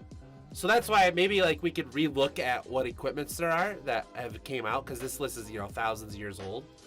So maybe there's equipment that's better, because it just goes and fetches it and equips it. It doesn't matter. So there could be other equipment that I haven't looked at in a long time, you know. But otherwise, yeah, this list is solid for sure. Repeals are just really good. Thraben Inspectors, I still think are good. Ponder could be preordained, probably. Fairy Imposter is very good because it sets up the bounce with the Thopters, really good. So, this list is a list. I'm just keeping track with everyone.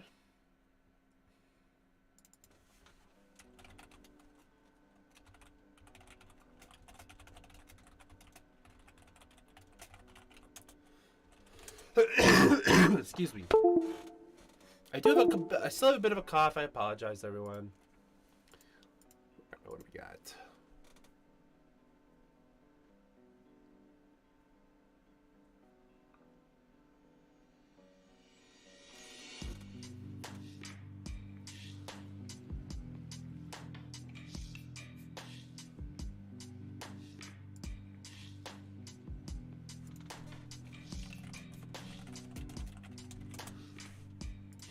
All right, I didn't see that coming. That's sick.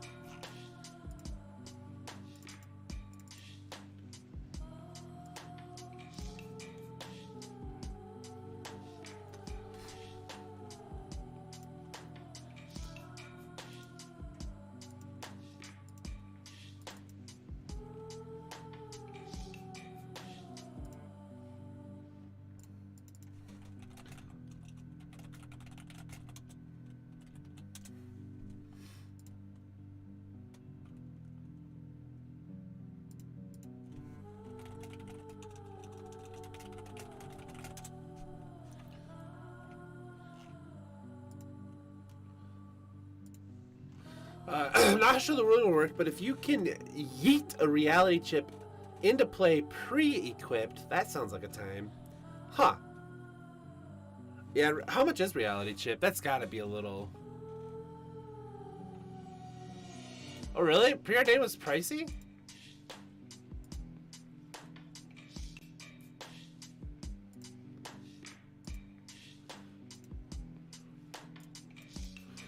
Is anyone having an issue with Magic Online being down?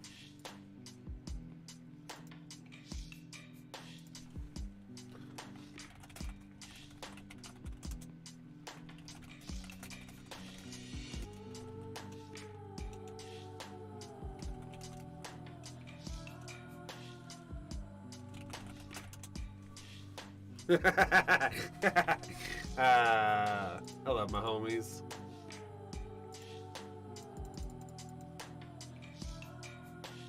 Okay, my buddy, he's like trying to get in to make sure he gets signed up. He sends me a screenshot of yeah, of Miko being down, like in maintenance. He's like, ah, like what's going on?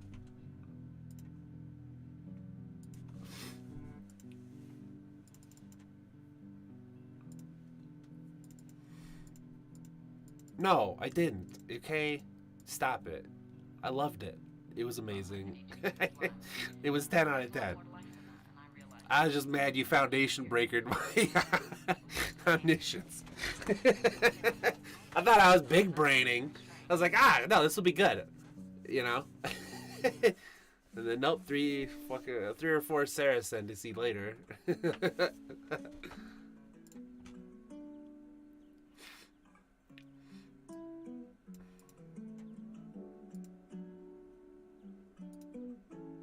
All right, is there anyone here currently that have any questions about how to use MTG Melee. Has anyone have any issues with that ever?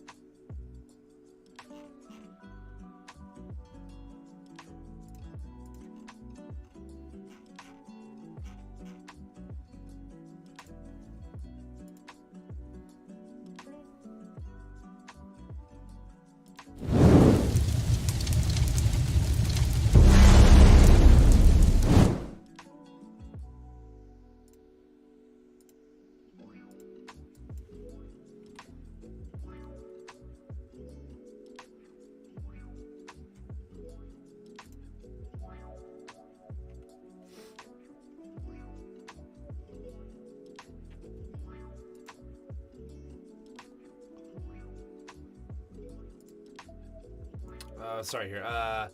Yo, Jackson, thanks for the follow. Much appreciated. It's explicit detail. Explain it from the top.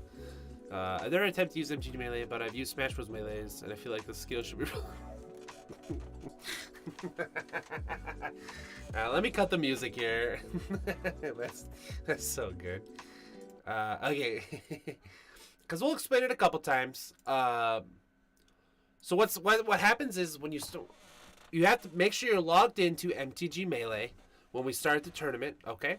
When the event starts, when I start the round, you'll get a ding from MTG Melee. With that ding, you'll be queued up with an opponent, and a chat box will open up in the bottom. You can talk to your opponent through the chat box and see who's going to queue up the lobby. For anyone who doesn't know, what we're doing is you go to Constructed, Specialty, Freeform Practice. Okay, yeah, make sure everyone checks in. Yeah, that's super true. Make sure you check in, like right now even. Make sure you're all checked in, otherwise you won't get queued up, okay? But you go into Specialty, and then Freeform Tournament Practice, and then you create, and then you put 7 ticks, no BLM, and then you can put your opponent's name in there as well. And then make sure you have Allow Watchers on. This has to be on.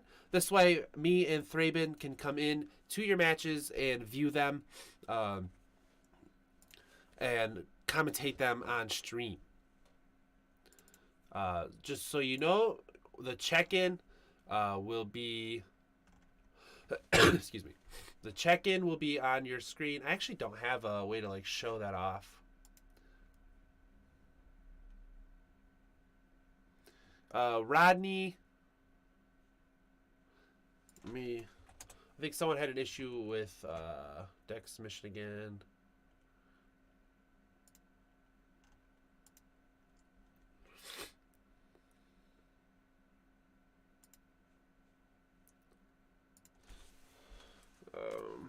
Sorry, I'm just making sure I got everything.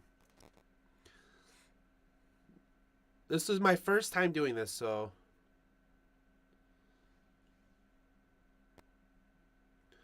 Please be gentle with me.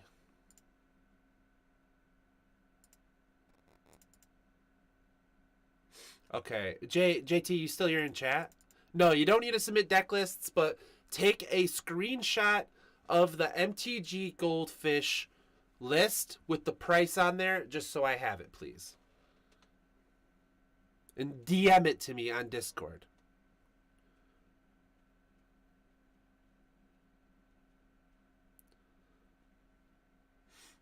We're just doing it this way. It worked out much better right now because I wasn't able to come up with a good system. And if I just don't do it, then we're just never going to be able to do this because I'll keep putting it off. So we're just going to do it scuffed. And then next month when we do it again, it'll be less scuffed and actually ready to be... We'll have it all figured out, okay?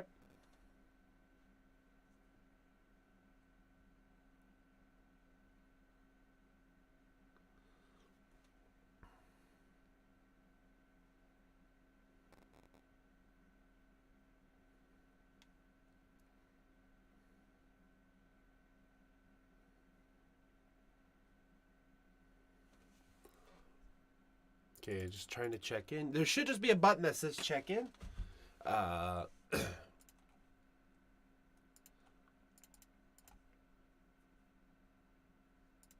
the Discord link doesn't work.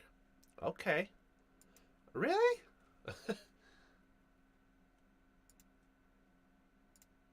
Oh, I see what you're saying. Okay. Tournament landing page. Description. Rules. Yep, absolutely. Okay. I see.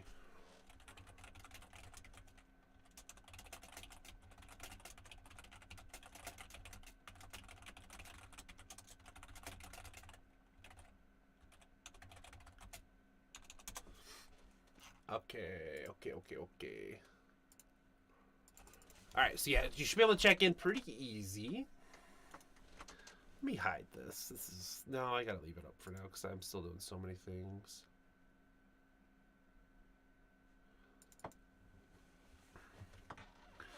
Once Thraben gets here, I'll add him in.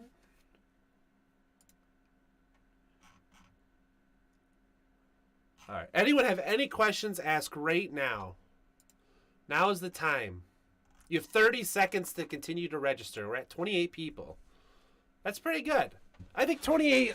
I think 28's a good number. It's a good start.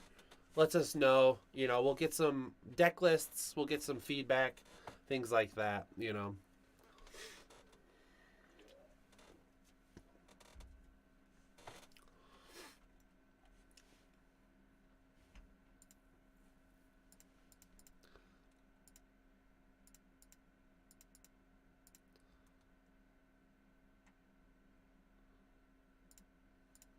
All right, registration is closed. I apologize to anyone who didn't make it. Make sure you're in. As long as it says you're checked in, you're good when I start the round. We're still not starting for about a half hour. That'll give me time to get Thraben in here, get us set up, make sure he's good to go, and then, yeah.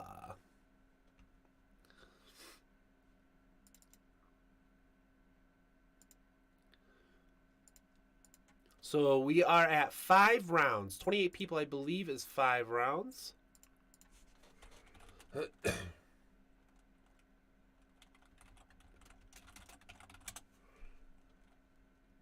Yep, 5 rounds. 5 rounds, and then we're going to do payout to top 4 for this event. Yeah, that list is great. I mean, you will, in fact, smash people.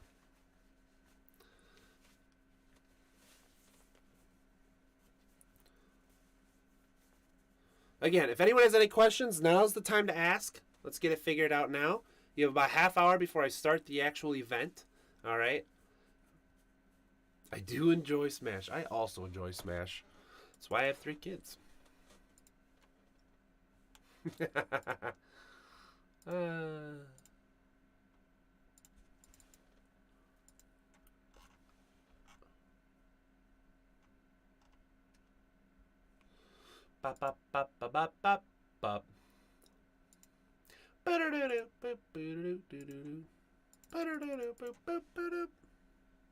By the way, I'm here whenever you want to get things set up. I do. So I believe I have to call you through Discord. Okay. And then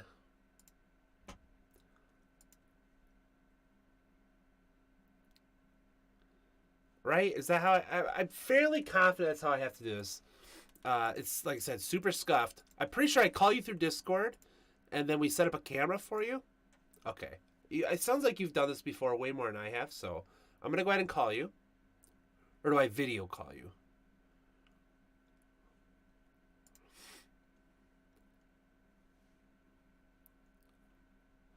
Yeah, yep. And you'll have a regular call. It's fine. Okay, cool.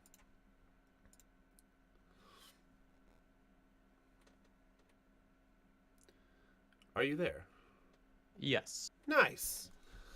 Okay, so then I how do I get a video of you? That was the question. I thought I had to just make it like a display screen and then put your video in it, and then just add it on Streamlabs.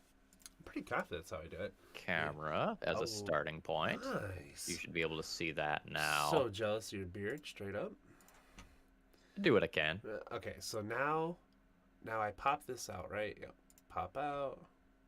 Make that full screen. Then I go to Streamlabs. Add a display capture. Add new. Add source.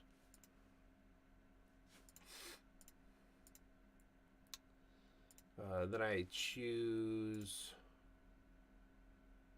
Did you want a display capture or a window capture? That's a good question. I thought over a display capture, but I think you're right. Because display capture is an entire monitor. Yeah. Well, so we'll do window capture. I told everyone it's gonna be scuffed, and they're all about it. So that's my stream in general. Yeah, I haven't streamed in probably 2 years at this point. Nothing wrong with that. All right, so Discord. Oh, cool. Let's me just choose you. Wait, it lets me choose you, but it chooses our chat. There it is, null. Done. You just take up the whole screen here. I think I can alt-click to make this smaller.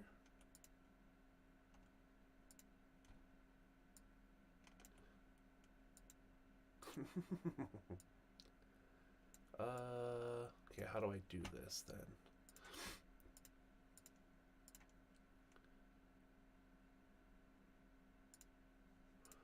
How do I get it to be just you here?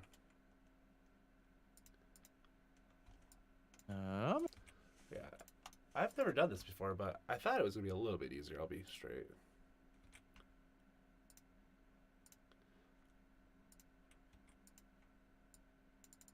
Oh wait, will that work? Will that work?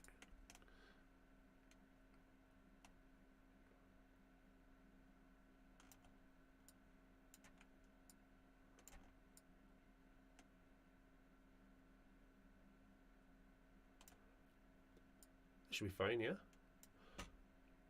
Yeah, that's looking pretty good. And then now I go to actual Streamlabs. You're going to cover this whole bottom half. And then I'm going to hide this.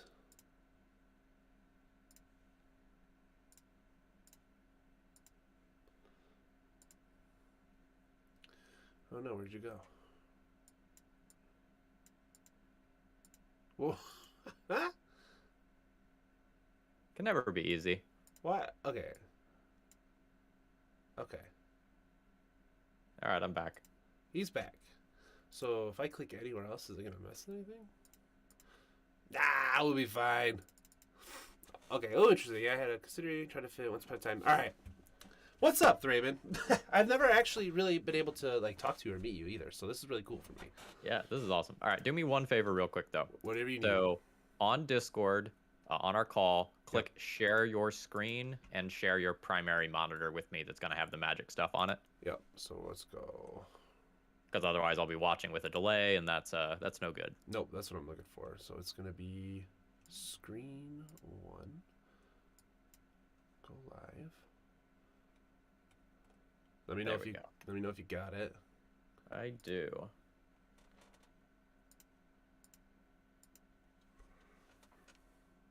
And then I think I have you frozen, unfortunately, again. Wish I knew how to make this better. It's all right. Right, you're frozen, right? Is that what I'm seeing still? I am moving live on my own version of it. Okay. Maybe it's just frozen mine. Is he froze for you guys on chat?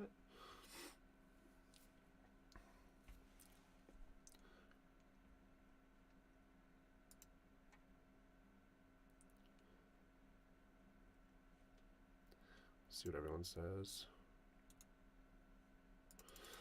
Oh man, yeah, we've been doing this for a couple hours. People are still like play testing and sending me decks and trying to get everything situated.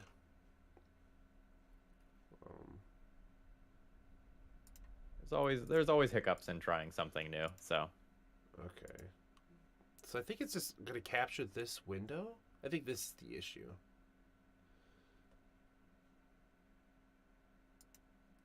Yeah, because now it's showing. Okay. Okay. So I have this popped out. Let's see here.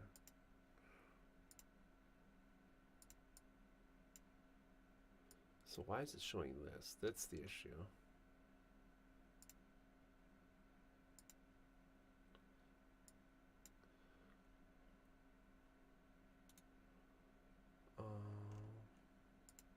Yeah, so it should just be showing you. Oh, I just invited you to a random Discord. Ignore that. Somehow Okay. I just clicked like 18 buttons.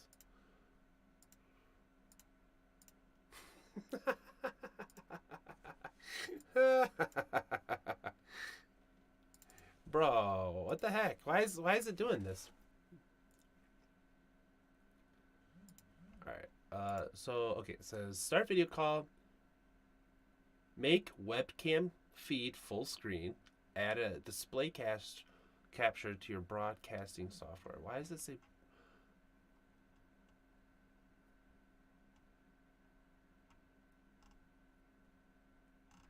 Why is it it's gonna be too.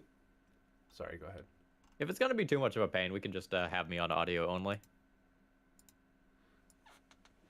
All right. Well, I have like 15 minutes to figure it out, so I'm gonna just take this off for right now. I'm gonna figure it out as we go. All right. So if you looked at like into the format, kind of explained how it is. I don't know if I did a good job of explaining it. Yeah, 7 ticks, no ban list modern, all sorts of degenerate stuff. Yeah. Looking forward to it. Yeah, we've done all kinds of stuff. We've tried all kinds of so you got like Cloud Post, Second Sunrise, Hogak. Yeah, I mean you got Dread Return, and it's all like affordable for 7 ticks. So the little like kind of backstory to 7 ticks is that I did it that way because Mana Traders and even Card Hoarder, but they have like a free rental service. And Mana Trader specifically for 7 ticks or less, you can rent from them. And a couple other people are starting to do that now. So you could rent this whole deck for free. Yeah, that's a super cool idea. I've been sponsored by Card Hoarder for a long time, and I think Nice. they do like I think theirs is lower. I think they have like a 2 tick or a 5 tick free loan account. I think Card Hoarder's 5. Pretty sure it's 5. Because I had a bunch of people telling me to do 12. To do the split between them. I but think that no- puts everyone in an awkward spot. That's what I thought. But yeah, no, that's absolutely. And this stream isn't sponsored by anyone. I have like some people that just were like, hey, you should put this together. Here's some money. So we're at like $200 for prizing. It should be pretty easy. Looks like it's gonna be a quick 5 rounds, and then we're gonna pay out to the top 4. Awesome. So it looks like we got registration's closed. So I think we finished at 28 people. Got about 20 minutes left to kind of figure everything out. So I guess some questions I wanted to ask you are like, so okay, what would you be interested in building? I know you haven't played Modern in a while, but like, what would you be interested in building? I play some Modern. It's just kind of flopped on my channel recently, so I'm shelving Modern for a little while. Absolutely. I played a lot. Like Modern was my primary format for a little while when the format first came out. Big Splinter Twin fan myself. Mm-hmm. Looking at the archetypes that I see just kind of in your deck files here. Oh yeah. Yeah. These were like just some things we slapped together. I tried making Storm work. I feel like there is a way to build it. I didn't get to it. Yeah. My general philosophy is if there's a new and unexplored format, play the lowest to the ground thing that gets your opponent dead as quickly as possible. I think it's very hard to build a control deck for a relatively unexplored format. So I would be looking at some sort of burn, affinity, aggro deck, something of that general nature. Yeah, that's super super legit. A lot of people like auto to like Cloud Post, with Eldrazi, because then you get things like Thorn of Amethyst on turn 1 and 2, and then you can just spiral out of control with insane amounts of mana. That was a pretty popular one. Something like this here. This was like a list. A couple of people. I know a lot of people actually came. It was pretty close to like a lot of lists. A lot of people built. Just simply Once Upon a Time, Simian Spirit Guide. You're able to put out these things so early, and blah. I played against it a lot. It was very fun. But then you got like old school. I actually ripped this list almost directly, getting rid of the lands from when Blazing Shoal. This is what got Blazing Shoal banned. Was this list, I believe, because you're just. I don't really like this. So you're missing out on your Blighted Agents and your Inkmoth Nexus. Mm-hmm. So you're basically all in on finding a Glistener Elf. Like, Yep. I get that you have Plunge and Spoils to help out with that, but like what made Blazing Shoal infect good was how consistently you could go just first creature into dude without into combo kill without really any need to cast manipulation spells of any kind. Inkmoth Nexus was the hit to for the 7 ticks variation. Yeah, running for Inkmoth was just insane because you could just go Inkmoth turn to Blazing Shoal them. Yeah, with like mental step backup and stuff, and yeah, I agree. This list could use. I didn't get to take any more stabs at it, but you easily could add in a couple more creatures. Even something like Plague Stinger, realistically, just gets you there. You just need one shot. That's the only difference is you're doing the one shot instead of doing, all of your typical smaller pump spells. Yeah, show me the affinity. This one right here was just kind of slapped together.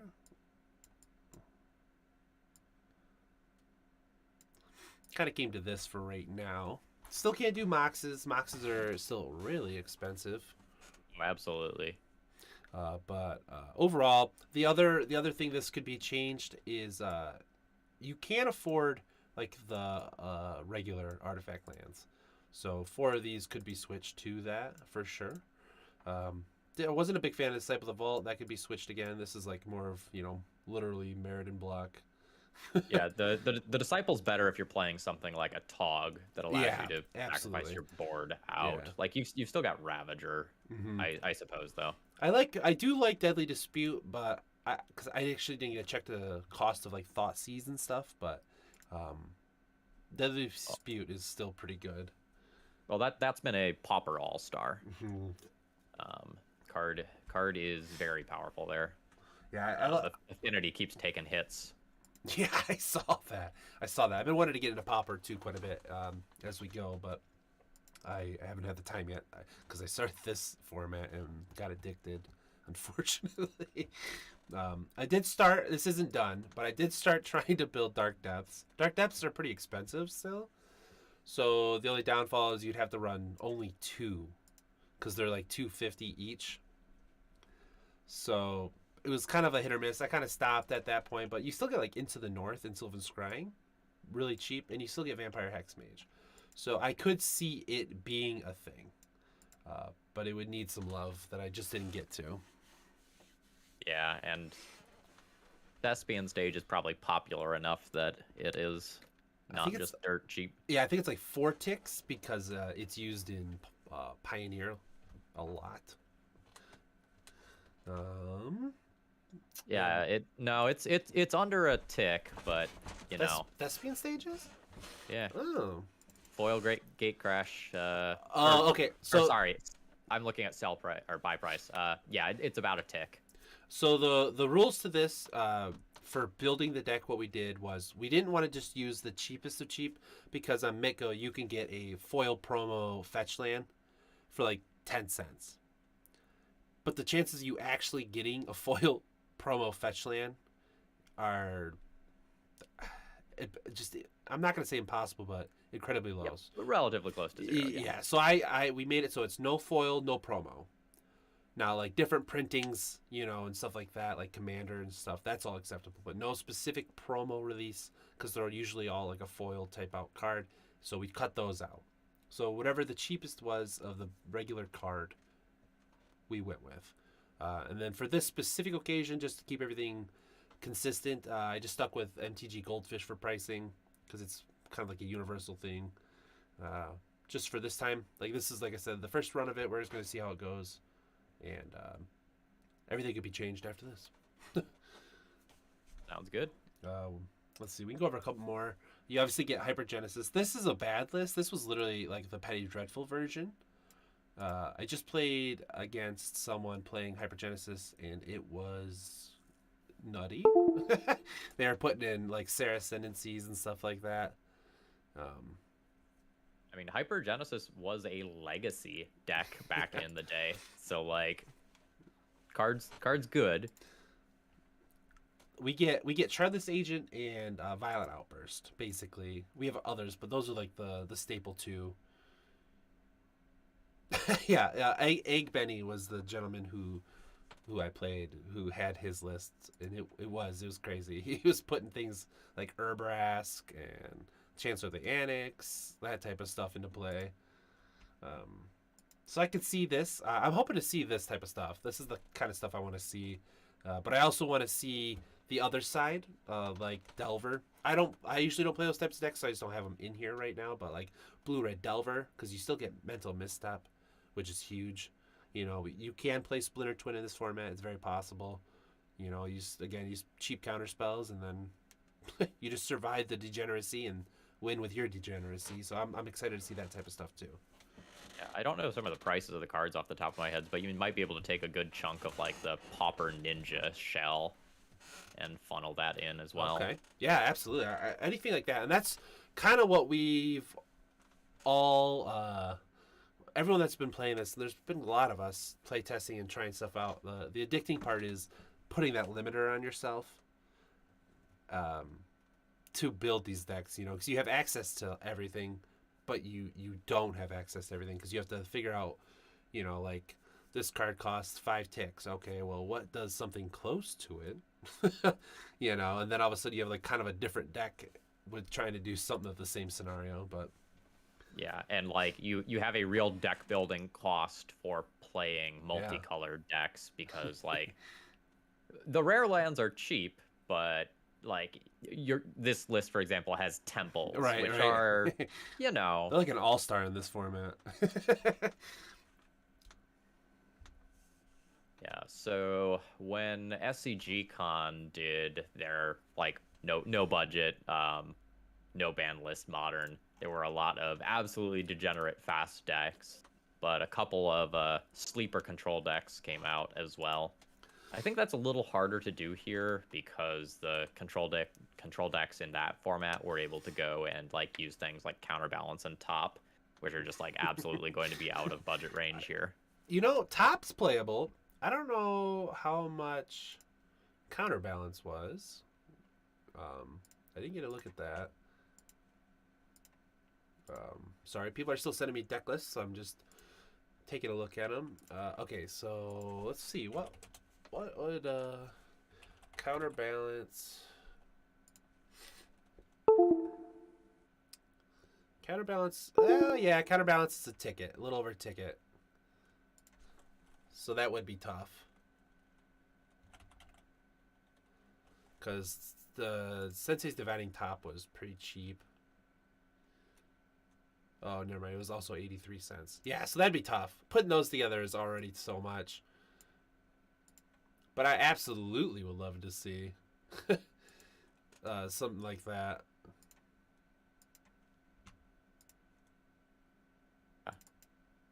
I would not be surprised to see a decent amount of linear combo, a decent amount of relatively linear aggro or burn style decks. Some people may go for some mid-rangey, just good card piles. Right, because Pod and Oko are available. And Oko's pretty cheap too, so when you get yourself banned in most of the constructed formats, it does weird things to your price tag. Yeah. I've played it a couple of times against a few people playing it, and every time it comes down, I'm still like, oh, man, I really don't like you. But the whole Oko Uro mush that ensued in multiple formats caused a lot of Magic players to just kind of quit. It really did. I was actually like streaming a lot then. I was playing a lot, and yeah, it was rough. It was rough because I'm already kind of like just a generic combo-esque terrible deck brew player, and so when I'm trying to do all these cool things, obviously I think they're cool, and then your opponent's just like counterspell, Oko, Euro. It just gets pretty demoralizing. Kind of like right now, it's not as bad, but like with Murktide, people are going to complain about it, but I mean, I personally think Murktide's pretty fine in the format. It's I think it's very strong in Modern, Yeah. and I think it's unacceptable in Legacy. yeah. I was going to say That thing is Legacy. a turn 2 or turn 3, 7/7 ish creature that gets backed up by like Daze and Ugh, Force. yeah. It's so brutal. That sounds awful. I haven't been able to watch a lot of Legacy gameplay, but there are some Legacy decks I've been wanting to play. My like actual staple Legacy deck is Leylines. Oh yeah. I can't help it. It's so much fun. It's so much fun just slamming down like 4 or 5 Leylines. Yeah. I mean, my channel is obviously like variety content, largely focusing on Legacy, and the rounds where your plunge into darkness, Death's Shadow deck list gets paired against like Blue Red Delver is just like, okay, well, there's a couple of tiers between what we're doing here. Yeah, That'd be rough. absolutely. Sorry, But I'm largely still having fun. Looking at the lists that people are sending me, and I can tell you I'm very excited for this. So the only other thing I didn't do was I don't know how we're gonna choose who to watch. So we'll just kind of pick someone at random. Sounds good. There's so many deck lists. I might favor 1 or 2 just to see them, but overall there are like quite a bit of good stuff. Kind of like what you said, you were hoping to see a spread, and I know there's a decent amount of stuff now, so I think it's going to be good. It's hard to pass up. In my opinion, the reason I thought this would be fun is because it's free and there's prizes. So you don't have to always play you don't have to go hard on it. You can play something that you think is going to be funny or fun. That can still win, and it still gives you a chance, to be that cool guy that gets to, like, I took 3rd with, this random Hypergenesis build or something like that, Oh yeah. So like yesterday, I was playing a like mono black Leyline of the Void Helm of Obedience pile in Legacy, and I put up a 5-0 with that. And it's like, yeah, we got one. Yeah, Good guys win. I've always wanted to try that. Because people told me to put that when I was playing Legacy Waste Not. They're like, you should just put these in. There's literally no reason not to. And I was like, oh, because I actually didn't know the interaction for a long time. Because I've never fully delved into Legacy besides just Leylines. I kind of just know how to play Leylines really well, and everything else is just there. Yeah, there's a mono black deck that's been getting some finishes recently that might be up your alley. Okay. It's a mono black like Vampire Hexmage Dark Depths combo deck that also has Leyline Helm. Oh, wow. Okay, so it can attack from like a lot of angles. Yeah. That's pretty sweet. Is Dark Depths doesn't have indestructible, right? Only when it comes out. Correct. Okay. Only the token does. Yeah. So it's a little scary in a Wasteland format. Yeah. But yeah, I mean, obviously it's still there because people are still winning with it. So, I mean. Yep.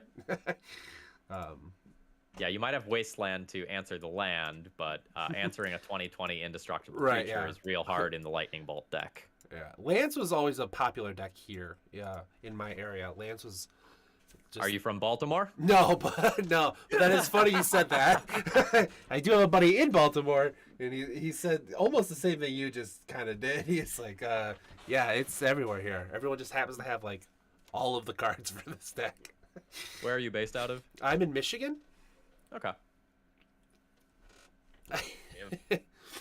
Yeah, Ashanti, this is your list here.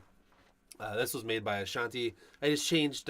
He had 4 other Nicol Bolas walkers. I just added the Chancellor Annex because it really is just disgusting. But yeah, like something like this is just so much fun. I mean, to me, it's so much fun. Obviously, right? There's a reason Tybalt's Trickery was banned. It just created crazy games. Now, what do you? I don't think it's banned in Legacy. Would this be something possible in Legacy? Do you think, like a Tybalt's Trickery type of deck? Possible, sure. It's hard to consistently do cute things in Legacy since the power level is so high. Right. So a lot of the combo decks are very resilient, playing a bunch of cantrips to kind of hold things together. Right. And Tybalt's Trickery hasn't really made a splash there. I would like to explore it. What would some of the better hits be though? Like, would we get anything extra that would be more game winning possibly, or? I mean, you just get to go into basically anything that you hit in the top 3 cards, right? Yeah. You cast anything, whatever it is. Yeah. So like you can go into Emrakul, you can go into your Ugins. Yep. The most of the big fat dumb stuff is still going to be modern legal. Okay, yeah, that's what I figured. Like I said, I don't know if there's anything crazy, something like that. I did build. I don't have it on here. I did build because I've been playing Calibrated Blast in Modern. It is like my baby deck currently. I did build it in Legacy. It's out of curiosity, and I'll let you know. But I'm probably gonna run that this next week. And I'll definitely show you the list when I have it, because I would definitely like your input on it. Yeah, sometimes the card pool gets bigger, but so does the interaction against your cool combo. Yeah, I'm absolutely all about it, though. But yeah, so, okay, it's 1 o'clock. If everyone wants to get started, this is what we're going to do is we're going to fire it off here. Like I said, I am new to this, so just bear with me, everyone. We're going to get through this. Let me go through all of the messages everyone sent me here. Yep.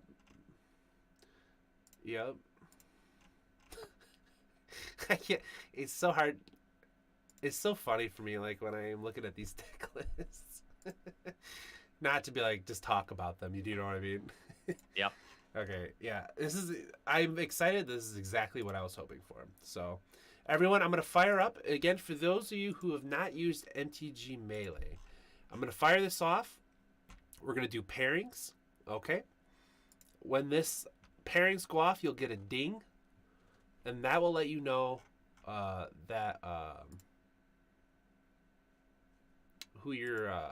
let you know that the round has started and who you're playing.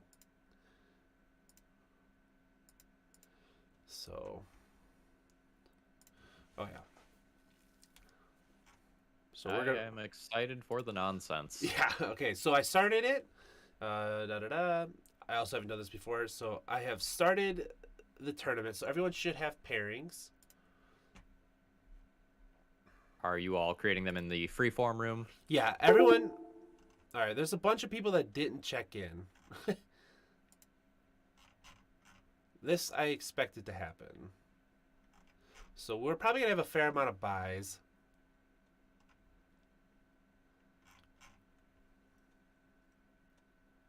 So everyone should have their pairings. All you have to do is go into, again, Constructed, Specialty, Freeform, Tournament Practice, create your game, 7 ticks, no ban list, Modern, and then put the person you're playing. You'll also have a chat box within MTG Melee that'll allow you to converse with your opponent to best set up how you want to. Okay? And then once everyone starts firing these off, we will find a random match in here and we'll watch it. Let me double check, make sure everyone's... Okay, so no one got a pairing. All right. Like I said, I expected this sort of scenario to happen. So status in progress. Pairings. Pair round. All right, there you go.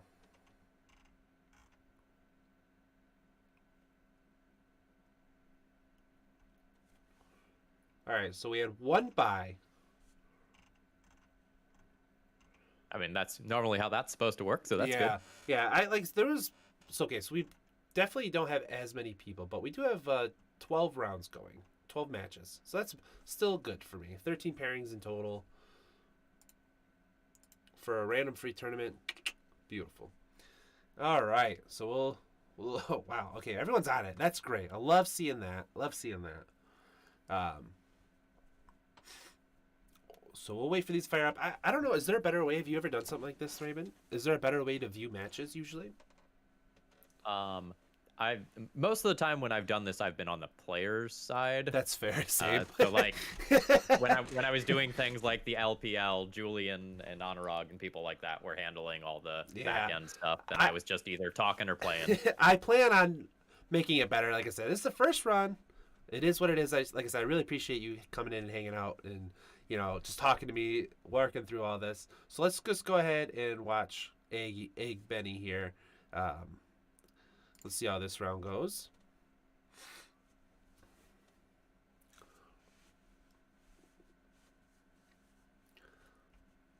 Yeah, I'm going full-time content creator for the summer, so I'm super excited to just kind of take opportunities like this to go and just meet some more people. Absolutely, man. Any time, like, let me know. I'll always be here to help with whatever too. You're obviously a much better creator than I am, but I would love to do more. I have 3 little girls, so makes things a little difficult to try and get things going. Looks like we got some mulligans. I've actually never really watched before on this sort of a scenario, so I'm hoping we can see this happen here.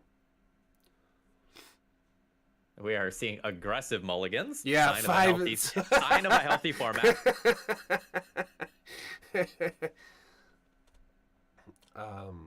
Yeah, and I don't know if you're able to see both players' hands here or not. We might maybe in the next round we'll see if we can get both people into the Discord and have them both stream. See if they're able to do that, and then we'll go from there. All right, so we got a blue-green dual land. Oh, Vivid Creek. Are we gonna straight up see some like 5-color control? I don't know. I did not see that coming. That is crazy.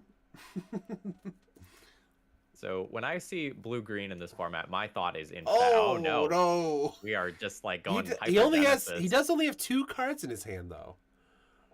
He only has 2 cards, and Slayer has 6. One of those is a big haymaker. There's a Blightsteel. Well. The Slayer, how do you feel about this? I wonder what's going to go on here. Slayer's probably reading. Ooh, Forbidden Orchard. Okay. Maybe he's playing some sort of intruder alarm deck? This also could just be a multicolored combo deck where the downside of giving the opponent a land is not that big. No. I mean, I love it. Yeah, and you're right. I mean, I'm sure it's a pretty cheap chance. What? Oh my what is God. going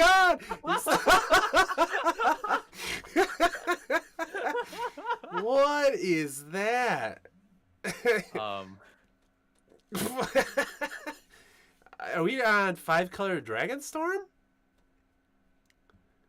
It's very possible. That's the only thing I don't think Oath is in the modern card pool. Yeah, I absolutely enjoy, by the way, not being able to see their hands. I think it's more fun this way currently. But I think for general commentating, it's better to see what everyone has. But I think I like our live reactions of what's going on. He's going all out. Okay, yep. Sorry, I'm getting dinged. Yeah, I'll handle some commentary here for a minute. Yeah. Yeah. So the The Chancellor can chump block the Blightsteel Colossus if the Blightsteel Colossus attacks, and then the Hellkite can swing in again. Okay, so that is giving the opponent some spirit tokens. New ticket received. We are seeing another Shardless Agent now.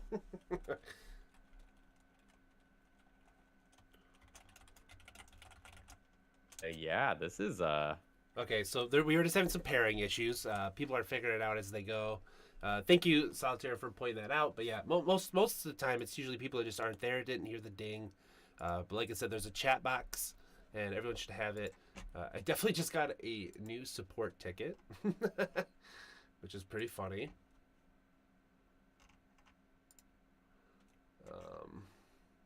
Yeah, this is interesting. He put him in a 9. I mean,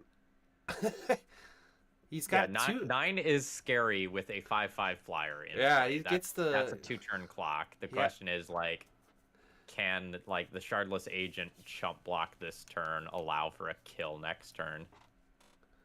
Yeah, I mean So the sad part is he blocked with these spirit tokens.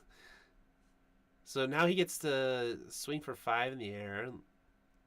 Oh, Egg got it. Egg got it here. So I don't know what happens here. Do we have to pop out and then pop back in? Or will it start back up? That's the question here.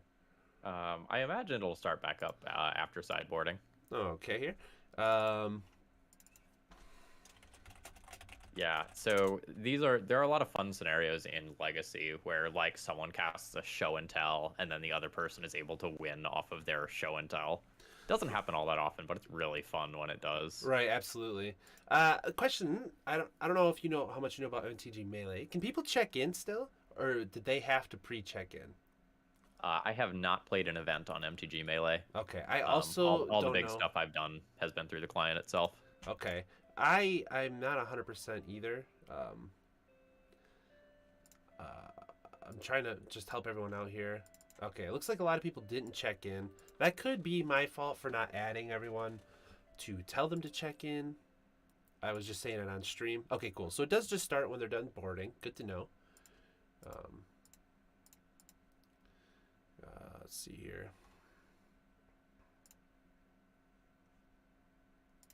Yeah, I apologize to everyone who didn't check in. I tried letting everyone know via stream.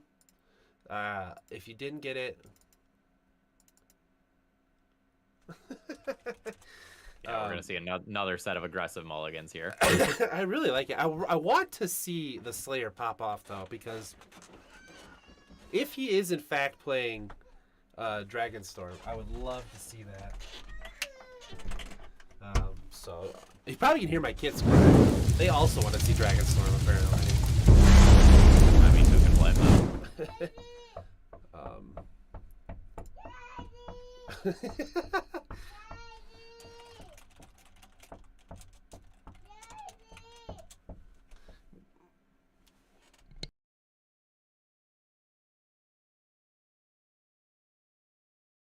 All right, we got a Chancellor reveal. That's pretty sick.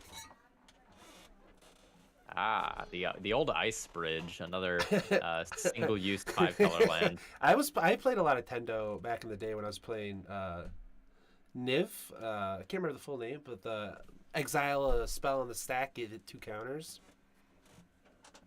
Oh, yes. Yeah, with just like packs and storm cards, like Ground Rift and stuff. All right, so a chance reveal for nothing. Got jebaited. All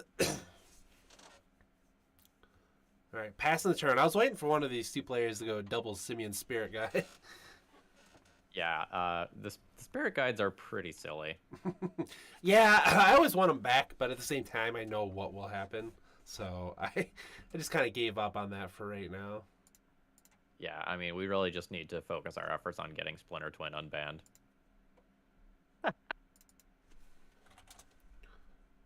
That one is very hotly contested in the community of whether or not that's acceptable. I love it. That was my favorite modern format, was like Pod versus Twin. And after playing this, I think Pod can be unbanned. I legitimately think Pod could be unbanned. I think the format's at a really good, pace, especially with things like Murktide being in the format and Control being, a popular deck. I see Pod being very easy to just put back into the format, and I don't think they realize how many people that would bring back. Yes, unbanning Pod or Twin Yeah. brings like the modern boomers back. Yeah, so to seriously, speak. a wave of people.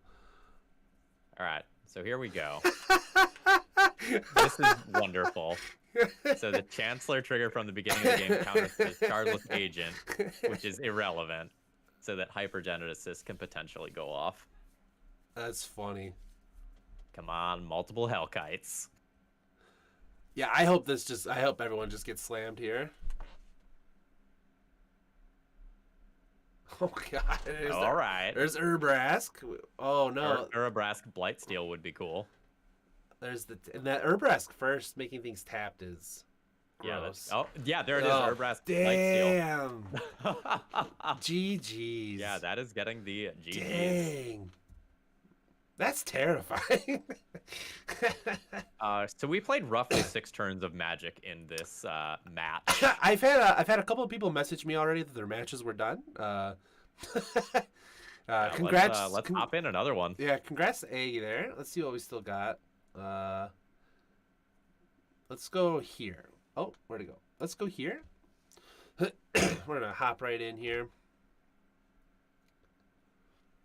So we got Super Kyle 12653 versus Cracker Pack. This should be a pretty good matchup. I don't know what Super Kyle's on. I don't know if his Discord name or their Discord name is different, but I didn't get to see it. But I do know what Cracker Pack's on, so I'm pretty interested. This will be kind of like what you were talking about, either one of those more linear type of decks.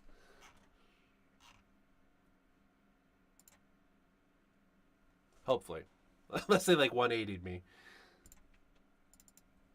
Yeah, I mean, they are at least in game 2 here already, right? So there's some killing being done. Okay, looks like there was a small issue in this match, possibly. Price-wise. Again, and I expected this to happen. Very specifically because like the foil fetches and stuff, people probably just went for the cheapest. That's why I tried spamming it as much as possible for people to try to like hop into the Discord, and I messaged everywhere I could. I obviously don't have a huge outreach, but some people are going to join that just heard it from the. Oh no, that's fine. Yeah, when I've done these sort of budget things in the past, it's always like legality is determined based on price, not on the exact version you play. Yeah, like, because when you rent cards, you can't guarantee you're going to get, especially, I don't know how it works for Card Hoarder. When I rent cards from Mana Traders, I just get random versions. I mean, I'll literally get maybe 2 different versions of the same card in the same rental, so... Yeah, with Card Hoarder, unless you explicitly pick out the versions you want, they just usually give you right, and it makes sense that way, either right? cheapest available or Makes it most easier readily on the available. yeah, it makes it easier on the system. Unless you really care, I don't think it should make a difference. All right, yeah, there we go. This is the Swiss Spear they were talking about, which I think it's fine because I think Swiss Spear is not even that expensive, anyways. No. And this is the sort of deck like I kind of would have had in mind as like a level 1 deck, like aggressive red deck. Maybe you need another color, like maybe you do blue so you can pick up your mental missteps and some other counter spells. All right, Faithless Looting. All right. Historically a very fair card. All right, not the deck I thought they were on. Oh, they switched. Okay, they did switch. They sent me 2 lists that they were gonna play, and they did. I see now that they did send this last. I just didn't see it. So, this is Dredge is insane. This card right here, Flare of the Hatebound with undead. Sorry, the Red Return. Yes, thank you. Dread Return is insane. Oh, but we got a Soul Guy Lantern out, so that's a good start for sure. Because Dredge is hard to deal with if you can, anyways. I didn't get to see who won the first round. I don't know I don't think I can. Well, presumably Cracker Pack did, right? Because Super Cow was on the play this game. All right. Yep. There we go. Good call. So there are other 2-cost discard spells in red that we could see, like Cathartic Reunion. There we Yep. go. Yeah, it's usually Cathartic and the red-white one, the new one that gains 3 life, I believe. Yes. I don't remember the I name, know. I but don't he's either. he's playing Pauper as well, so I should know it. All right. Oh, is it a common? Yeah. Wow, I didn't know that actually. All right, here's some preordain. Very good card. I wonder if we're gonna see like a Delver or something of that nature coming down as well. I do like the Swift Spear art. I think it's unique enough. Yeah, and that's what they've gone for with a lot of these alternate art things recently. Where, like, not everyone is going to hit for you as an individual, but, like, Yeah. you're going to find something that you adore. Whoops. That was an accident. Yeah, so the Soul Guide Lantern is particularly rough for our Dredge player here because it not only clears out the initial Dredger, but it clears out the follow-up Dredger as well. If they had been able to discard 2 different Dredgers the first time, then they potentially can kind of hang on for a little while. Yeah, for so sure. This is going to get rough quickly now. I agree. Any cantrip or anything is really gonna. Looks like he's got 4 cards in hand. Cracker Pack's got 7 cards, so he's really just looking for, another looting. If they stopped playing lands, they also just could have like gone a hard discard route next turn as well.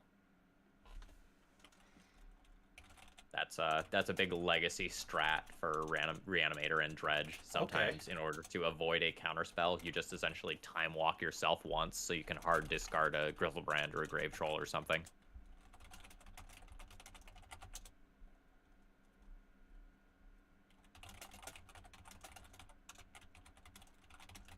Yeah, I imagine Cracker Pack has I'm sure he's loaded. maybe 3 turns until death. It could be 1, honestly. Like red land, lightning bolt is a kill this turn. Yeah, I mean, yeah, and you still have misstep, all kinds of stuff. Yeah, we can't see the lands here, but if Super Cow is missing this many land drops, like their hand is absolutely full of interaction. And we'll see if this turn gets the kill. There are lightning axes in this deck. There is yet another prowess threat. Yeah, if he can survive this turn. Oh, he's misstepping his own Swift Spear. Are we going to see a second misstep on the There's misstep? the Spell Pierce. Spell Pierce on the misstep.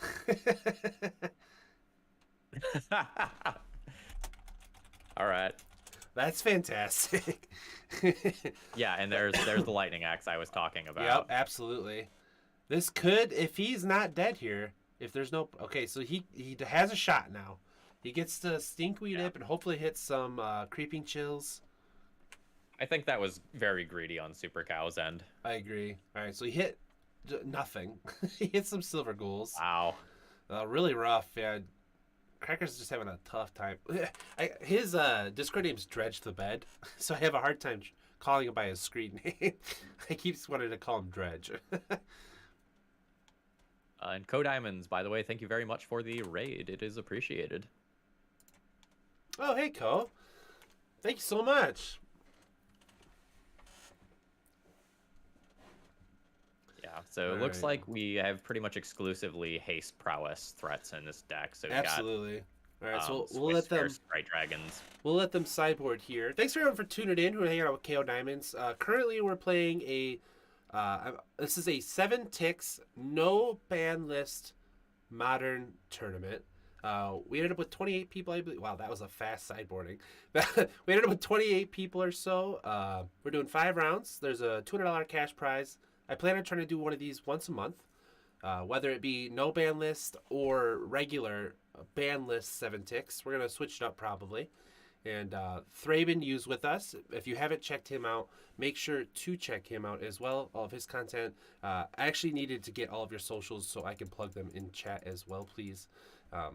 If you are on Twitch, just feel free to plug them all right now, and then I can copy paste those. It's Thraben U everywhere. That's what I thought as well. It's United Marketing. Yeah, Thraben U, YouTube, Twitch, Twitter, Discord, everywhere. Absolutely. And next time if we do this again and you're interested in doing it again, I will have it much better set up.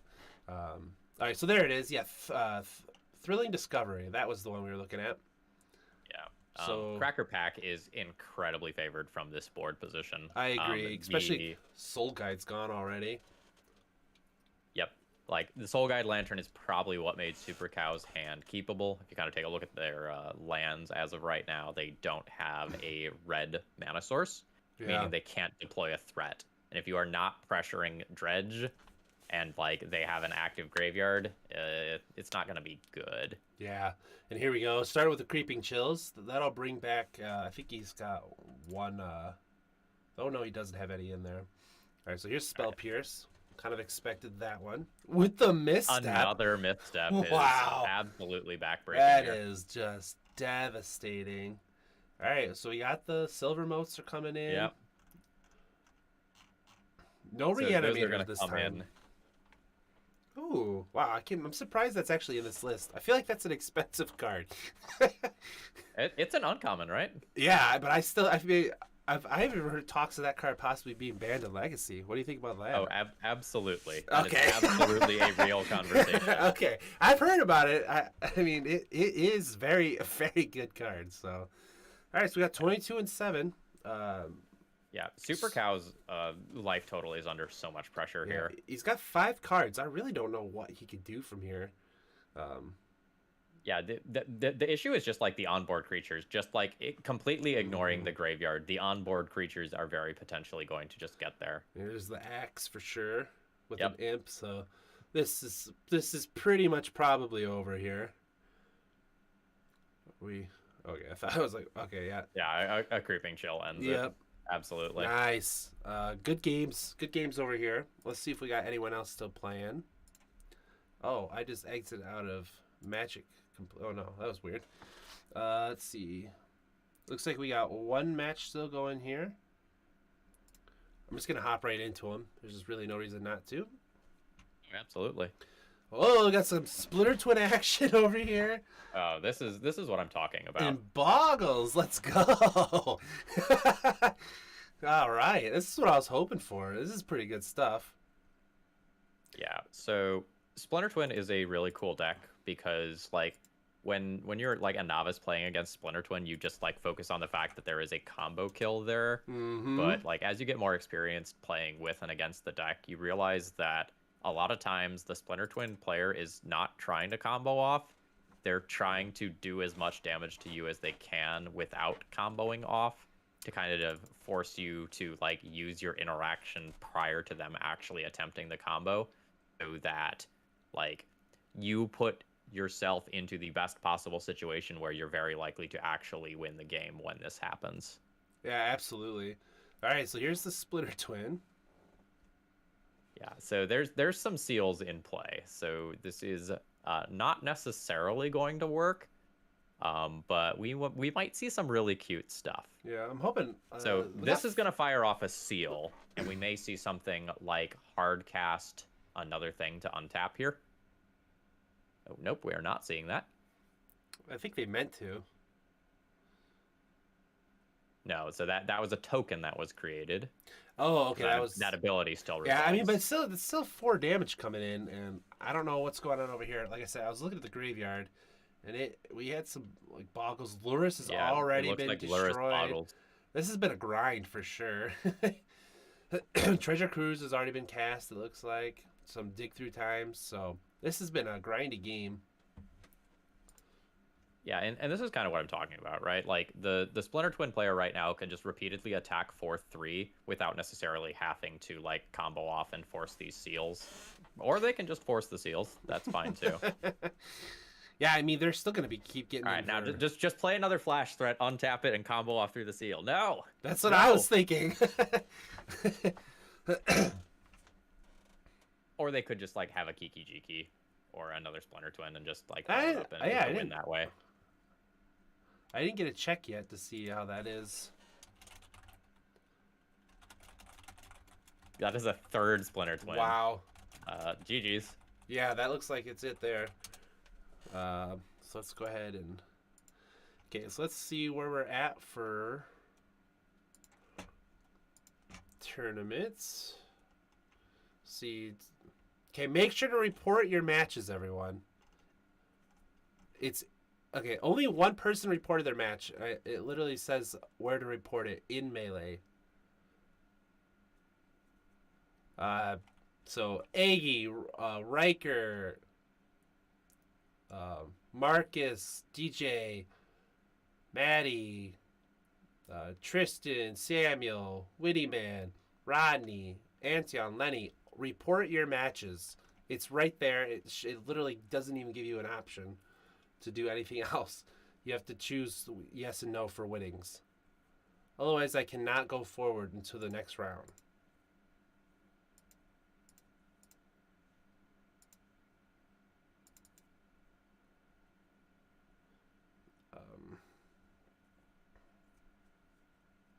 Oh, it looks like people are still playing. All right, well then Oh. let's hop into another match. This isn't it. Oh, was that it? Yeah, sorry, the whole thing moved up.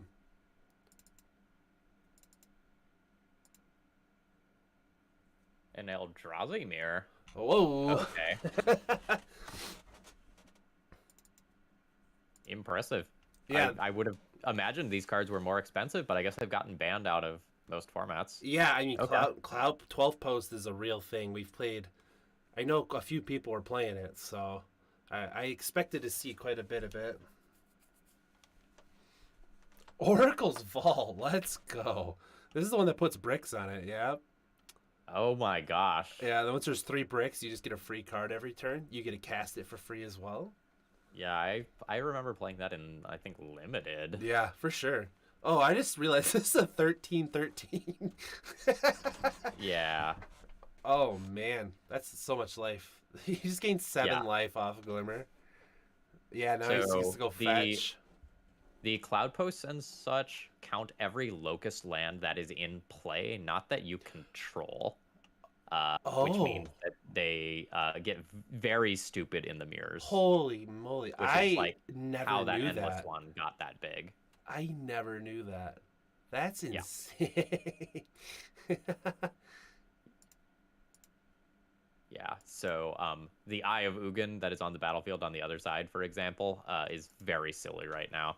Because like Cloud Post just taps and searches with Eye of Ugin, and then you can play whatever you find. 14 mana for 2 Cloud Posts. And NBD,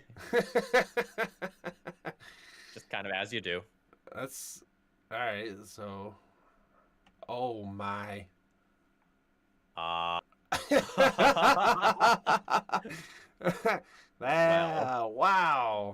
I think I know why this game's been going on. Yeah, so the problem is that Whitman just gets to like Cloud Post Eye of Ugin and then cast something dumb again as follow-up. Yeah, the Eye of Ugin thing is So- kind of crazy. Eye of Ugin doesn't feel super beatable here, and also just like a 5 Blink Moth attacks is like very much a real thing right now too. Oh, absolutely, yeah. It's the small 5 mana left Philip. Yeah, that's a chump blocking endless one, not Yeah. an attacking endless Yeah, one. I wonder what Whitman grabs here.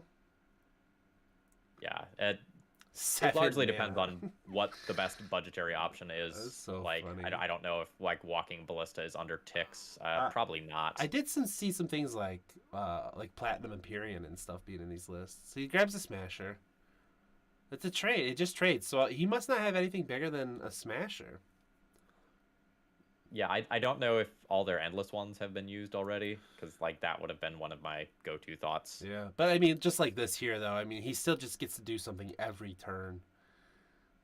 with that Eye of Ugin. Maybe just like taking the Reality Smasher, forcing the trade right now before anything else happens is valuable enough. Yeah, I don't know what these deck lists are already gonna see, but I was looking here. It looks like we had some older school stuff.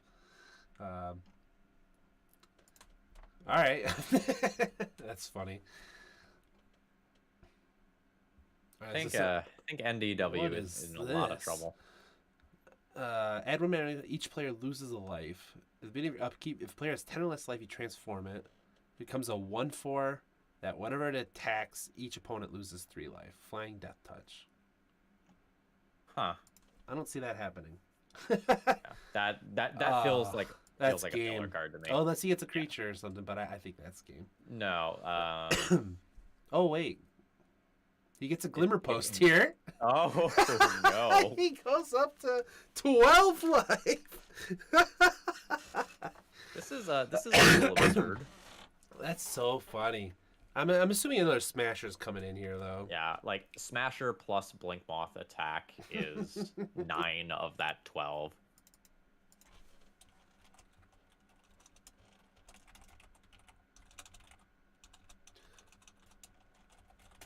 Yeah, and like this is surprisingly close to like a quote-unquote real modern deck, or even a legacy deck in some ways.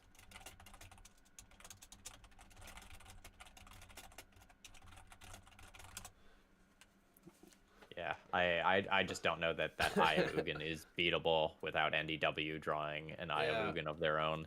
He'd have to draw another, what do you call it? The thing that exiled. You'd have to draw another Period Vault. Oh, no, there it is. Whitman gets it. Whitman literally just joined. I'm pretty confident Whitman just joined like 10 minutes before we were about to fire everything off. He goes, yo, has everyone got a deck? Someone sent him this deck here, and he's like, perfect. He's ripped it up and called it good.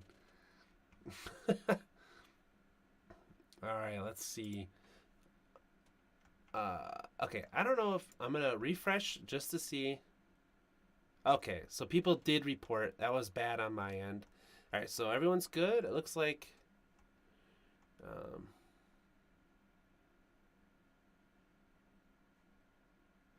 there was a few uncheck-ins, but it looks like everyone did good. I'm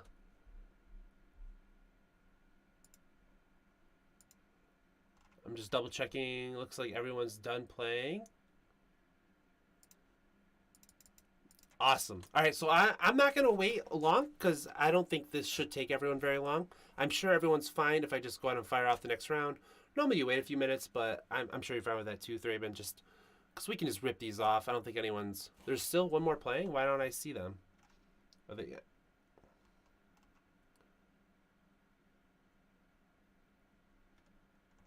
I don't see anyone playing still. Puffcat? Are they not in here? Did they do a direct challenge? Oh, Puffcat. He just didn't label it? Okay. Alright, well, I guess Puffcat's still playing. Okay, alright. Alright, so it looks like we have an Oko control deck versus Eldrazi. This is perfect. This is the modern that I think is... Well, I mean, obviously it's not what we need right now, but this is what I like to watch, this type of stuff. Ooh, an Eternal Scourge even. So that probably means they're probably playing Serum Powder on their list. Oh, yeah, that's a super cute interaction. Yeah, I always liked that. I remember when Mono Red was actually doing that with as Blood Moon Control and stuff like that. That way they just always had a beater, basically. Eternal Scourge also sees play in Legacy in the Food Chain deck.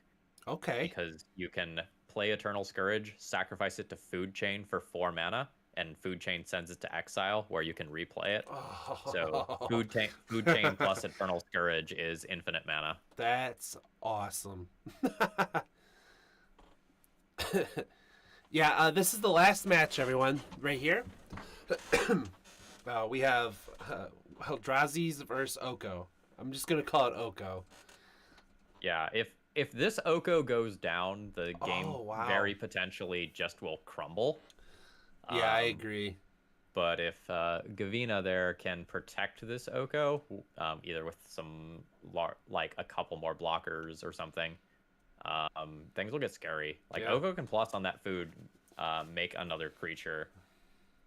Yeah, Oko gets And out of then- hand. And I always forget how good Oko is, honestly, because it was in the format, but I feel like it went pretty quick. They're attacking. This is insane to me. Whoa. What do they have in hand? I don't know. I mean, a smasher makes that mimic a 5/5, so I mean maybe Ah. I mean we missed maybe the first part of the match, so maybe Puffcat just hasn't been playing anything. I mean, they did get Ghost Quarter twice, hence the two wastes here. I was looking, so we had double Ghost Quarter in here, which is a great ad. Whoever thought of that, for sure. Yeah, I mean, another Cloud Post.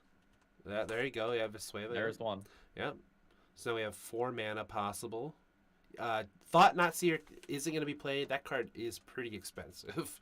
So there's a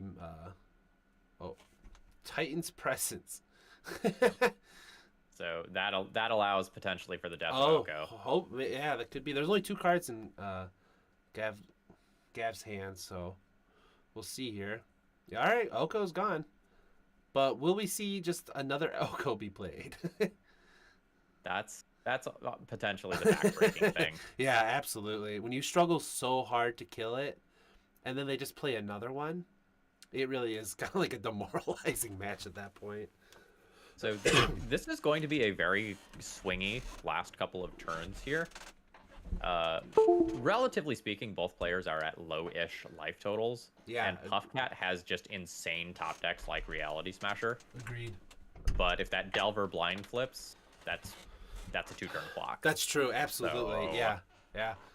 Like I said, Gav's got cards in hand too. Or Puff's got 4 cards in hand currently. So I'm not really sure what's in there or what they got, but yeah, absolutely would have missed that. The limiting the 7 ticks, it makes you just kind of have to like think outside the box, and you know, obviously sometimes these things are gonna happen. Like, oh, see, like here we go. Yeah, here's a Walker the Waste who's actually a 6/6. Which I believe makes the Mimic a 6/6, unless it gets counterspelled here. Yeah, that resolved. So Puffcat has taken back the role of being the beatdown by resolving that spell. I actually really like Walker of the Wastes. I think it's a really good 5-drop for these types of decks. Yeah. Okay, yeah, All I mean, right. that's good enough for a concession. And I'm gonna go ahead and assume that was just based on the times the last game. Excuse me. So Puff, Cat, both of you make sure to just do your match pairing results. I'm not sure why I don't see you on here. They Again, may have a they have different MTG yeah, Melee they have name. different names for sure. That's part of the reason why I did a rebranding, was try to keep everything consistent. Yeah, I agree. That's what I did originally too. So it just makes things much better. So now everything except my MTGO username is Thursday. Oh, really? Yeah. All right. So looks like everyone's done. I'm gonna go ahead and just fire off round 2. See if it just yells at me when I try doing it, and we'll go from there. All right, pairing round 2. Everyone has been paired. DJ got the bye. So everyone, you should be able to start up your matches. We should be able to see everything as you guys start getting in here.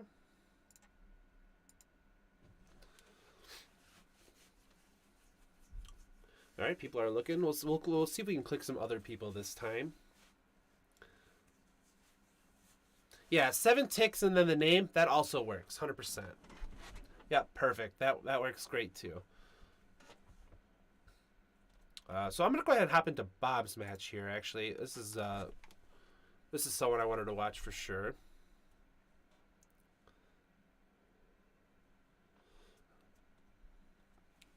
Looks like we already had a mold of 6.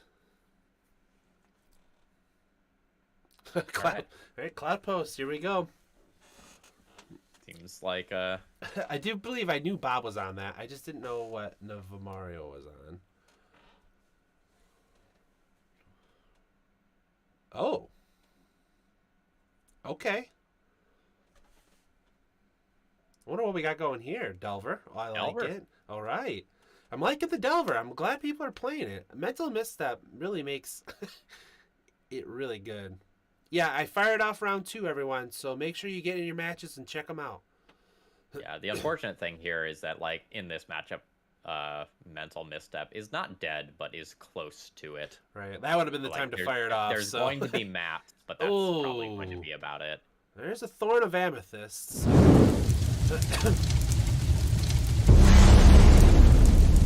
I should have turned those off. Thanks, Bash, for the follow. I should have turned off all those sounds. That's my bad. I can do this as well. Didn't realize that. All right, so we got a flip Delver. It flipped with a Fatal Push.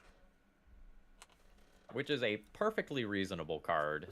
It will hit a lot of the targets in this deck. Not all of them, but a lot of them. Yeah.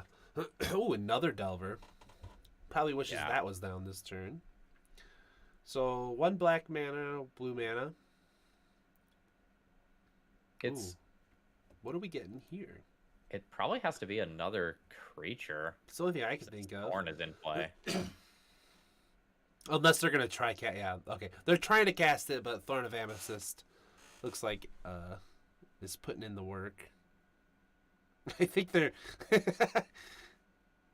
yeah. They finally read Thorn of Amethyst. Yeah, as a frequent Thalia Guardian of Thraben player, I'm very much used to this. Yeah, Thalia is. I actually thought it was funny because I remember you playing lots of Taxes, and Thalia is my nemesis. Period. Because all I play is like combo, so I'm like, man, I got it next turn. Thalia comes down. I was just kidding. She's not even that good in Modern though. I think currently no. I think before this last set came out, yeah, I thought she was still pretty decent. Wow, a hard cast Serum Powder. That's when you know things are getting real. Yeah, so I don't know the contents of their hand, so I don't want to be too judgy. Yeah, no, fire away. But part of me wonders if it was better to crack the Expedition map and play a second tapped Cloud Post this turn rather than play out those 2 cards. I also was wondering why they didn't pop it. Bob's a very good player, so I typically like to assume he has his reasons. But yeah, I agree that getting the other Cloud Post out just makes your top decks way better. All right, so we didn't get a flip, so we're coming in for 4. And these Glimmer Posts really dampen aggro. Yeah, and just like on the note of Glimmer Post, if you wait a turn on playing the Glimmer Post, it is worth 1 more life, which is very relevant on the current board state. Yeah, absolutely. I'm more interested. Again, very, very hard to say what's right without knowing opponent's hands. Yeah, absolutely. I think it's very interesting to know what else the blue-black deck is playing.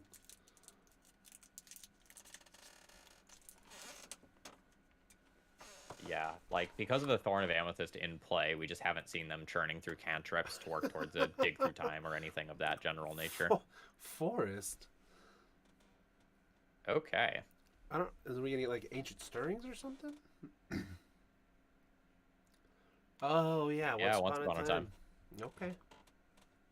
Okay, so this is what we couldn't see as of last turn. Yeah, that makes sense now. It was the presence of the Grand. Oh boy, Platinum Imperium. I'll take things that don't die to Fatal Push for 500, Alex. Yeah, for real. I don't know if they have any real way to deal with something like that. In that, I mean, I don't know what our opponent's list is really running, but I'm interested for sure.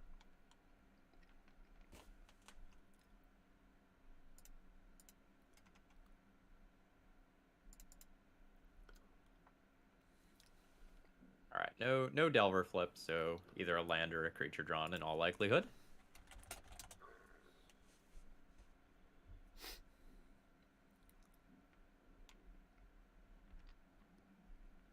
Yeah, despite the fact that there's two creatures pressuring Bob here, their situation doesn't feel that dire. Right. I mean, our opponent's probably just got to be sitting on counter spells, right? I mean, that's the only thing I can think of because they're really not doing much. But oh, I hope they don't forget about Thorn again. They couldn't have chose a better name for that card. Oh yeah.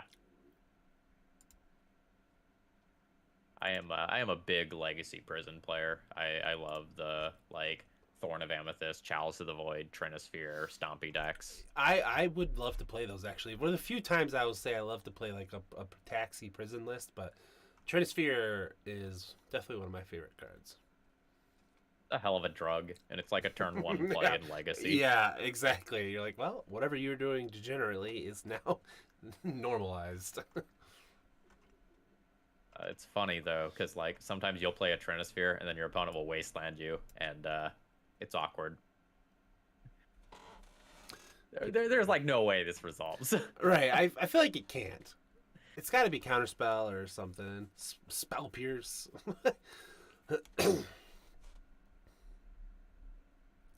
Spell Pierce won't do it. This is a creature. Oh wow, you're right. I wasn't even thinking about that.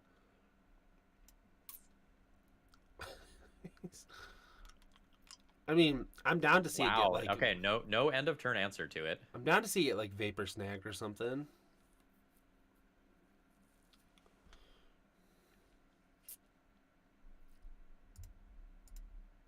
Yeah. Like opponent is playing black.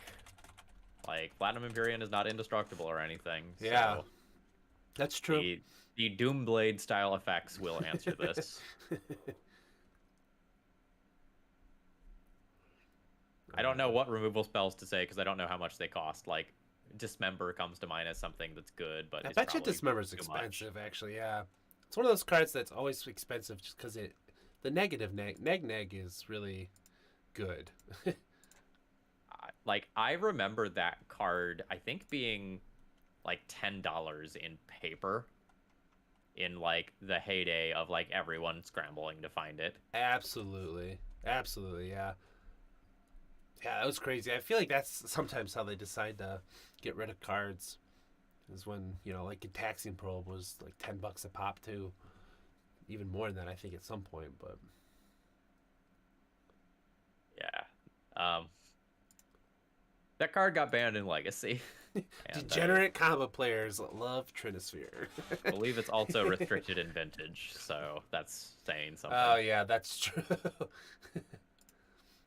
Well, Turns out playing with perfect information is really good.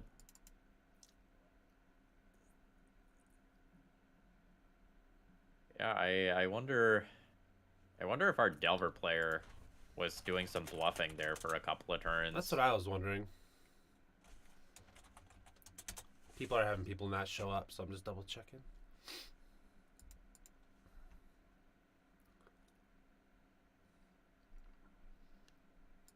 Ponder seems really minimal here when you're facing down a 8/8.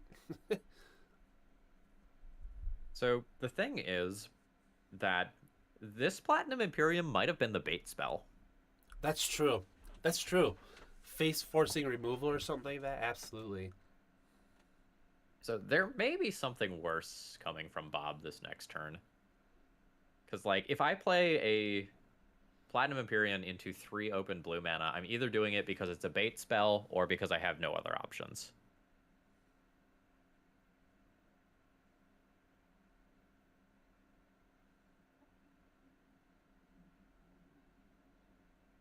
Yeah, and Combat Trick is very unlikely with a single open mana, given that Thorn of Amethyst is in play. Yeah, here we go. Something else. Nope, it's a Serum Powder.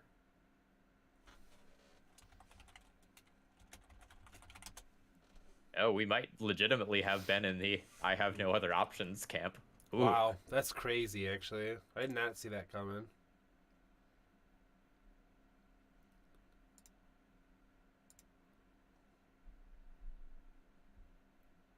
I mean, I get it. You don't necessarily have options versus Delver a lot of times. I'm surprised this is in the deck still. Or no, this is a game 1. Never mind.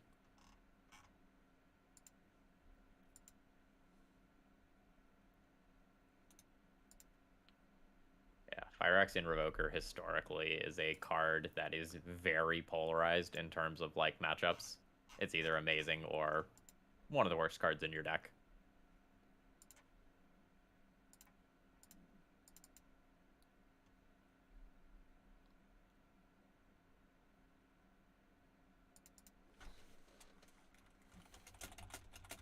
Yeah, Nav Mario in a bit of a tough spot. Yeah, I'm not really sure. This is a weird game. It's not how I think either of these players expected this to play out, honestly.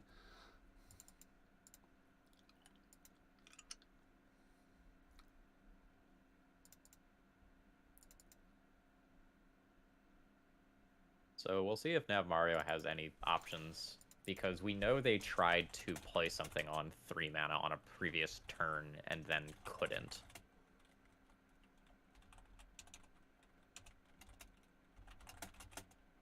Okay. It is just fishing for more.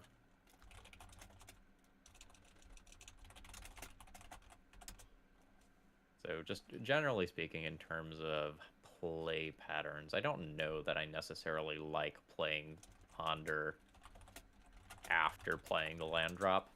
A lot of times in Legacy, you want to ponder, get your full information, and like be able to act optimally with full information, and then make your land drop. Right. But this is probably not a fetch land format. You would have to be playing like Terramorphic Expanses and such. Probably don't make the cut.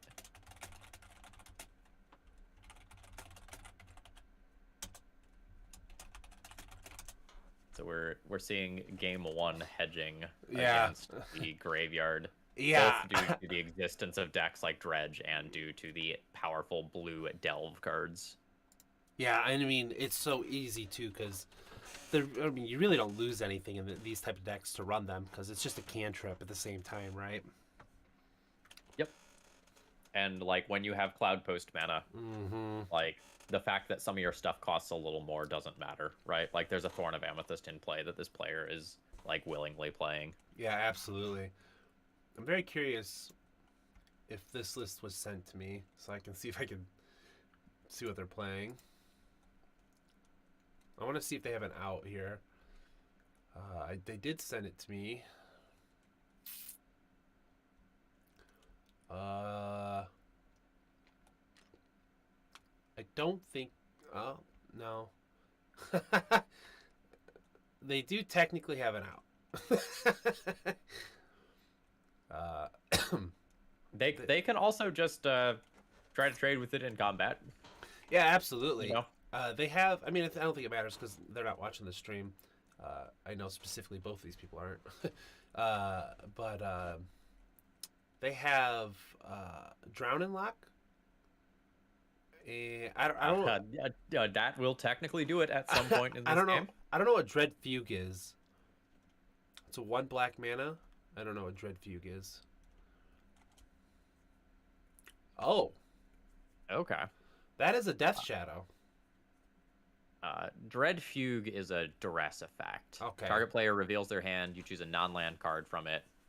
That player discards that card. All right. And Yeah. it's one of the ones with Cleave, where you can make it better if you pay a higher cost. Yeah, it's just Drowning Lock. That's their only out here. So they need to get 8 cards in the graveyard. In their opponent's graveyard.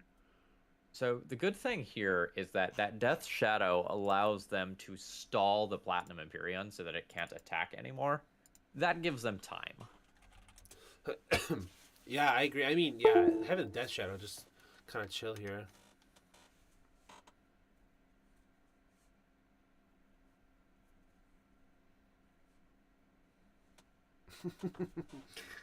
Everyone's just talking about all the degenerate things they're doing and feeling good about it. Is this the classic triple Delver? Yeah, normally the triple delver feels better because your opponent is dead. Not just staring This is down this is a bit of a corner case. Now you just sit here, right? You don't attack with the shadow.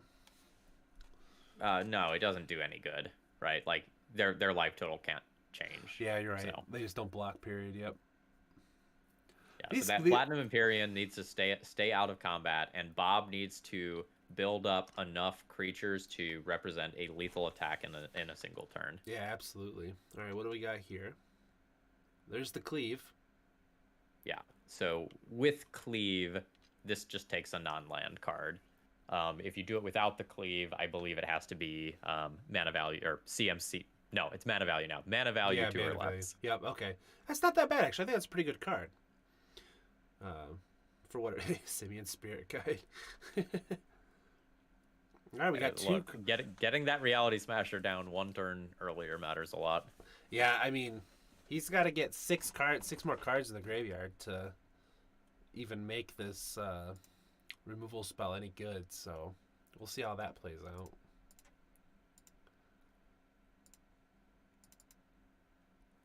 This is backbreaking. Like, Lodestone Golem stacks with Thorn of Amethyst to just make Nav Mario's just cantrips and stuff. Not uncastable, but problematic.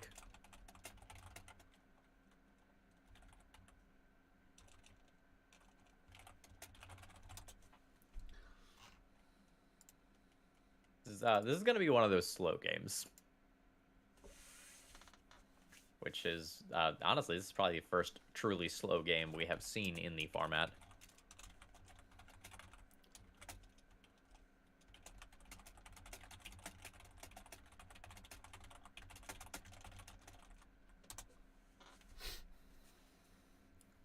I think there's some mana short of a delve spell. Yeah. Yeah, they do have some Tasker action and stuff, so I do know that. Tassigur's sweet. I love that card. It is just a fun card. It has such a cool just like design with everything. Oh boy. Oh, that. Oh boy. Well, this has to be countered. Yeah. If that resolves, that means that any cantrip sort of card would cost 4 more. Well, it's not even that. And At the it end, also yeah. just kills. Yeah. Okay, there it goes. Okay. Good stuff. That was game 1, so that wasn't too bad. I mean. So this is going to be a very interesting matchup because I think the Eldrazi player is favored for most of the game, I would think so as well. with the exception of maybe the last couple points of damage because of how large the Death Shadows can get. Yeah, absolutely. Yeah. Because like Reality Smashers will turn on Death Shadows very quickly. Yeah, and that's really the only issue for this format is you're not able to do the damage so quickly to put down Death Shadows to create the threat. Because otherwise, I feel like the Death Shadow player would have maybe the advantage here if they could put down like a 8/8 Death Shadow on turn 2 or 3. Yeah. And they may have some self-damaging stuff to help, like the underground rivers there are self-damaging. I think Snuff Out is randomly expensive. I wouldn't doubt it. Because I think that's one of those cards that like wasn't printed a lot and is popular in Pauper. Is that even in Modern? Oh, that's another question. It's Probably I not. think it's Mercedes, right? Yeah, and it's $20 online. Holy jeez. Yep. But yeah, no, it's Mercedes. So Legacy, Pauper, and Vintage. It makes sense that it's $20 online because of how popular Pauper is online. Yeah. And Legacy, because that's where you're going to see a lot of it. But because in paper, it's only $5. Yeah, Pauper randomly warps the prices of a couple cards. Yes. Days was an incredibly expensive card on Magic Online for a long time. It might still be, honestly. Yeah, I wouldn't doubt it for sure. Let's see where we're at here. All right, both mold to 6 instantly. That's what I like to see. Yeah, I don't think we have seen a single game yet where both players kept 7. That's This is true. very much a format of like I know what I want my opening hand to do. Yeah, absolutely. And you just have to hope that your deck's at the point where if you don't hit that exact hand, that it can stabilize still, with that middle ground, which is where I feel like the blue black, like Delver-esque decks will kind of like go above because they're always going to do pretty much the same thing. Play dude, have backup. Mold all the way to a 5. Bob did. Yeah, and we're seeing a Once Upon a Time here, which may be getting kind of the initial lands necessary to get the engine rolling. Yes, and that is exactly what we're seeing. Kind of notice that they did that in the upkeep before the opponent had a chance to play a land and then be able to like spell pierce it or something like that. Yeah, that's smart. Definitely smart. So here's the Delver. Oh, and we're getting a probe.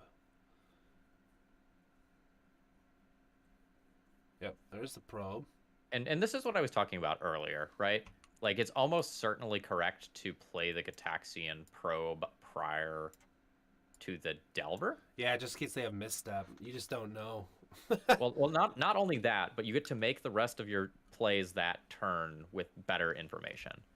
So let's say that there was another 1-drop that was better to play than Delver for some reason. Like a Ponder is very important to hit your second land drop, for example. Right. If you can Taxian Probe into Ponder, if you've played your Delver already, you can't, like, that line is no longer available to you. Right. I did miss it, but he did powder. So he did powder away quite a bit of stuff. I was hoping we'd be able to see the hand after he probed, but we cannot. But This is an incredibly aggressive opening. Yeah, this is very strong. If these Delvers both flip next turn, it's going to be tough unless Bob has, because he molded already so hard. So yeah, there's like Warping Whales, Spatial Contortions, like there's things that can kill these. Yeah. All right, so we're just getting a lantern. Yeah, that's probably not what they're looking for. Oh, we're gonna see a misstep. Okay. I mean, they probably don't have a lot of chance. Oh. Fantastic bait and switch there. Yeah, that was unfortunate. Let's got another one, but yeah, that was unfortunate. Means he's gonna have 6 mana next turn technically, because he'll just get another two of which probably funnels into the map. So there's worlds where that gets another Cloud Post. There's also worlds where it gets a Glimmer Post. well, I figured they get Cloud Post because if they tap 1 for 2, fetch Cloud Post, and they have 6 mana. Now what Cloud they do Post does enter tapped. Oh, you're right. Absolutely. Yeah, I don't know what they're gonna do. Those Delvers didn't flip, and that was probably a sigh of relief. Whoa! Are they gonna name Platinum Empyrean? Unsure. No, it has to be a non-artifact, non-land card name. If this was a little earlier in the game, taking Cloud Post would have been really good. Yeah, But now if they take a Cloud Post, they can just Expedition map for Vesuva and still get another one anyway if they want. Yeah, maybe they take the Glimmers. Oh, That is wild to me. yeah, I'm not sure about Oh, that. okay, one. hold on. They Did probe. know the opponent's hand from Probe. That's true. I really wish we could have saw the hand through probe, but it doesn't let us. All right. Bob still got 3 cards in hand, so going to 17 here. Okay. Lost Legacy is non-artifact, non-land, so you can't actually name a lot of that stuff. That doesn't feel very good. But at the same time, with all the combo decks, it probably is not that bad. Taking like Hypergenesis or Debolt's Trickery. Yeah. I don't know. I don't know how I feel about that card actually being boarded in here. All right, there's the classic card Cassier Power, my absolute favorite. Yeah. I wonder if Bob is trying to get a basic forest off Expedition map again. That'd be interesting. He doesn't have any more Once Upon a Times, and I feel like that was his only green card. Gotta turn those off still. These are very unlucky Delvers, though. Holy crap. Yeah, I agree. Not flipping. This is turn 4. Ooh, that is good here. Oh, wow. So these basically turn Cloud Post into waste.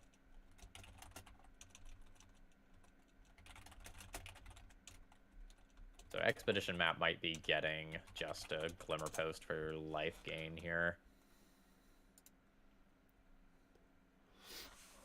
Yeah, Damping Sphere is just disgusting. This the 2 damage a turn though is real rough. If these Delvers would have flipped 2 turns ago, this would be over. Not tracking the map. I don't know what's going on there. They may be trying to wait for like Eye of Ugin levels of mana if they still have some land drops in hand. All right, well they're tapping for they have 8, right? Or 4, 8, 10 mana, right? So I mean, No, Damping Sphere. oh my gosh. So they have See? they have 5 mana. And this is why I'm not good at Magic generally. I just do my thing. You do you. Flipped finally. All right. Flipped with a mental misstep.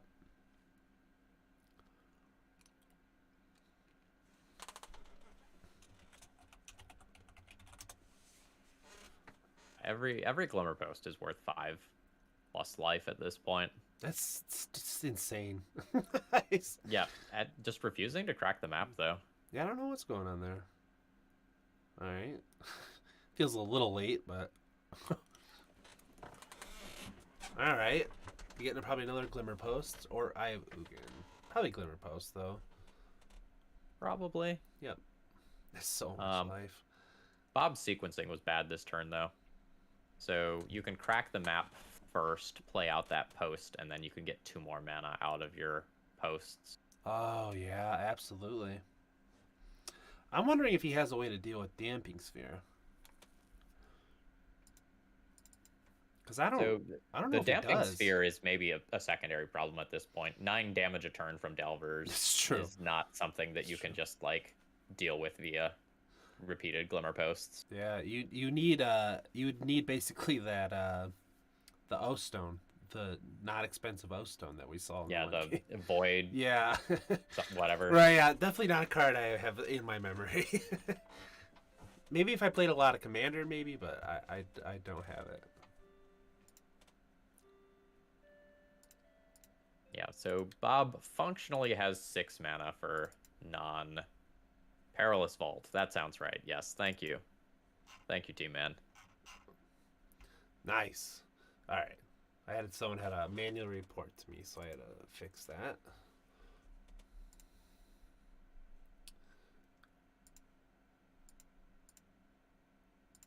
All right, so that would be here.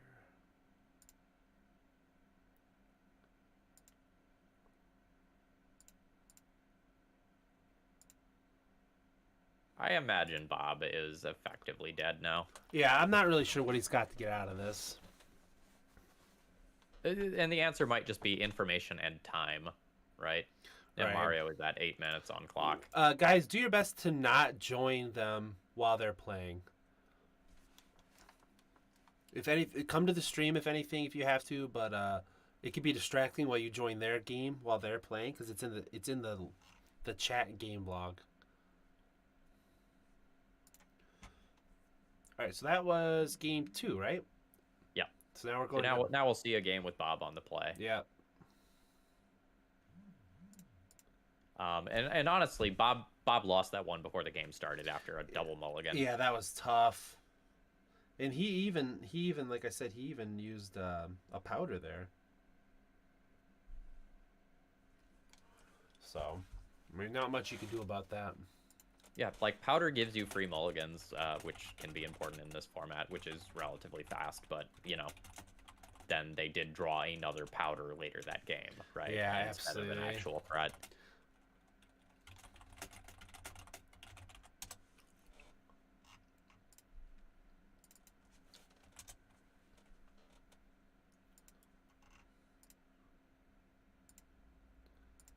All right, cool. Lots of people are joining, which is great. We're getting interest in the format. And that's what I was hoping for. Is really just getting more people to play it. You know, it's kind of like Penny Dreadful, just a different change is all. You know. And I think people are always open to new formats like this. Just something to try, mess around with, get your brain off of like the standard grind of modern and legacy, you know, or even your limited, and mix it up for a little bit, and then get back to your roots. Yeah, and if I could give a just generic piece of Magic advice to people out there, when you find yourself getting burnt out with whatever format you're playing, play something else for a month or two. Like, it will do so much for your mental health, and it will keep you enjoying Magic. Yeah, Like, there's been a lot of times in the past about 3 years where Legacy, Modern, or both have just kind of been full of some toxic stuff. What? No. What's a fire design, and why should I care? I agree. I think you're 100% right, though. Mental health, a lot of people don't think about it, and it is something very important. You know, I'm not a full-time content creator. I wish I could be, but I obviously would want to take breaks, you know, especially because of specifically for me, the way I play, I'm going to lose a lot because I'm trying non-meta, you know, consistently played and tested things. So I'm going to end up losing more.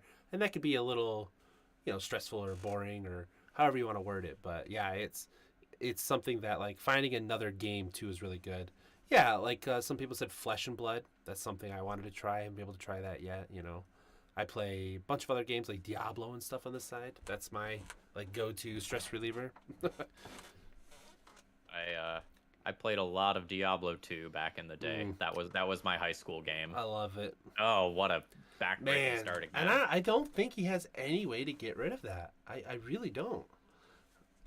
Yeah, this game becomes about like probably trying to time the opponent out now. I have no idea what that mountain is for. Was that the Hardcast Simeon Spirit Guide?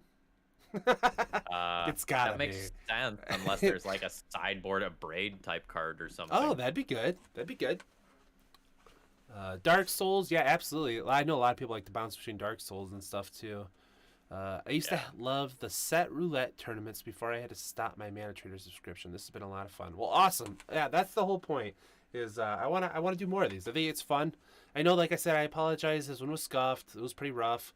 You know, I don't have everything perfect, but if I didn't just fire it off, we wouldn't have done it, and I would have still been trying to figure everything out. So we fired it off. We know now the big errors that I can fix, like getting Thraben on screen or whoever is going to be here to help on screen and get some stuff for them. Again, shout out to Thraben U for joining. If anyone hasn't, make sure to check out their content. Thraben's YouTube channel is awesome. Tons of stuff. And for all of my viewers, he has a bunch of Waste Not. Well, at least 2 videos I saw for sure for Legacy Waste Not. And I know you guys are degenerate and will want to watch that. So, and I'll share that all in my Discord later. I think it was honestly shared with me like five or 6 times, if not more. So you obviously are reaching the right people. Yeah. When I cast Waste Not, and then the next turn, I think I cast turn 1 Waste Not into turn 2 Hymn to Turok, and then made a Phyrexian Obliterator on turn 2, and the YouTube comments just absolutely lost their minds on that play. Oh, I love it. Why would you need Mountain to cast SSG? You just use another SSG. This big brain. Chat's just so smart. I tell you what. Yeah. With Double Mountain, I actually don't know. I thought I knew Bob's list, but maybe I didn't actually like really look at it. I thought I did. Yeah, so I don't remember seeing these mountains.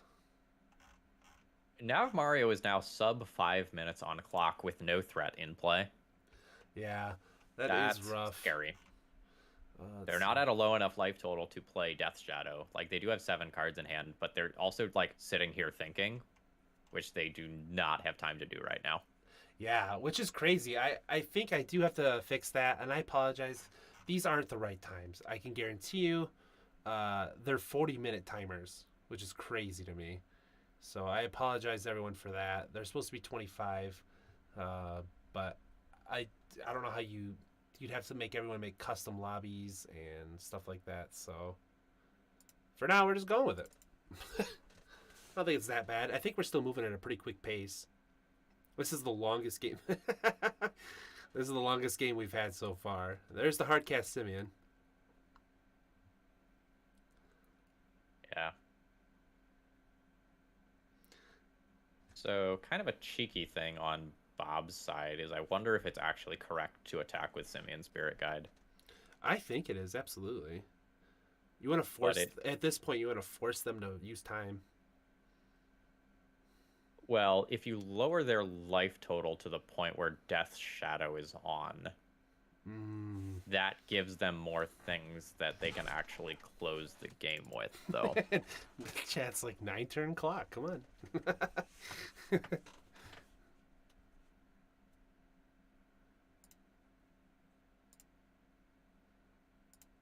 Yeah, I think overall this is going pretty well.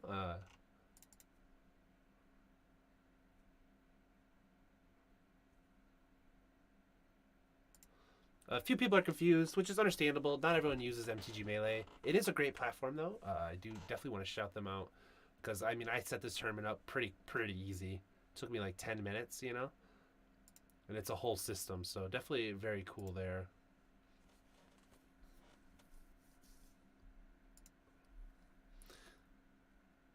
Let's see here. So Nav's still got 7 cards in hand. I mean, it has to be all interaction, right? It's potentially interaction and currently uncastable cards, such as Delve cards, Death Shadows.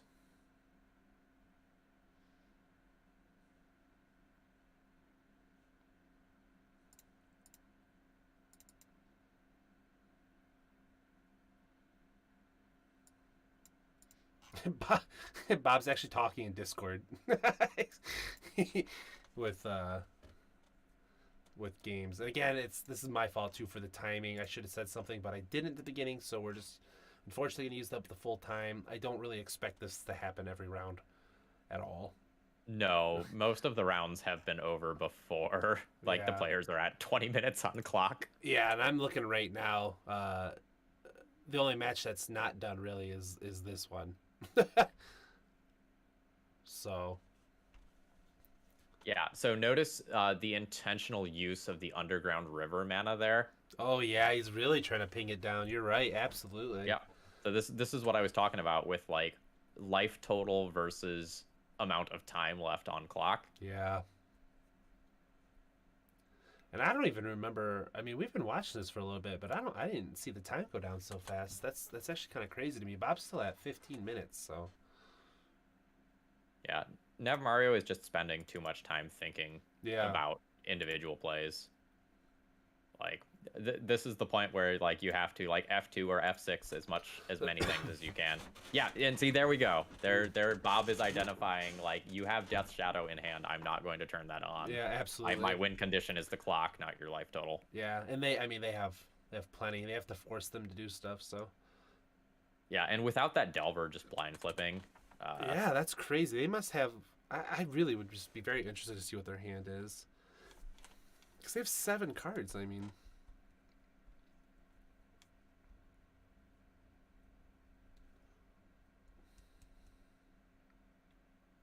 Yeah, so there has to be a couple of lands or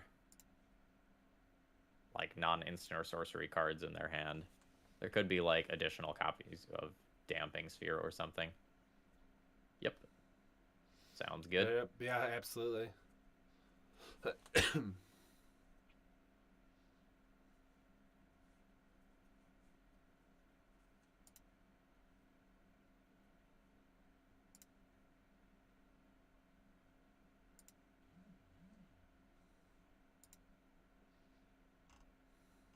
Handful of mental missteps. Yep, Jeez. Very possible. What do you do?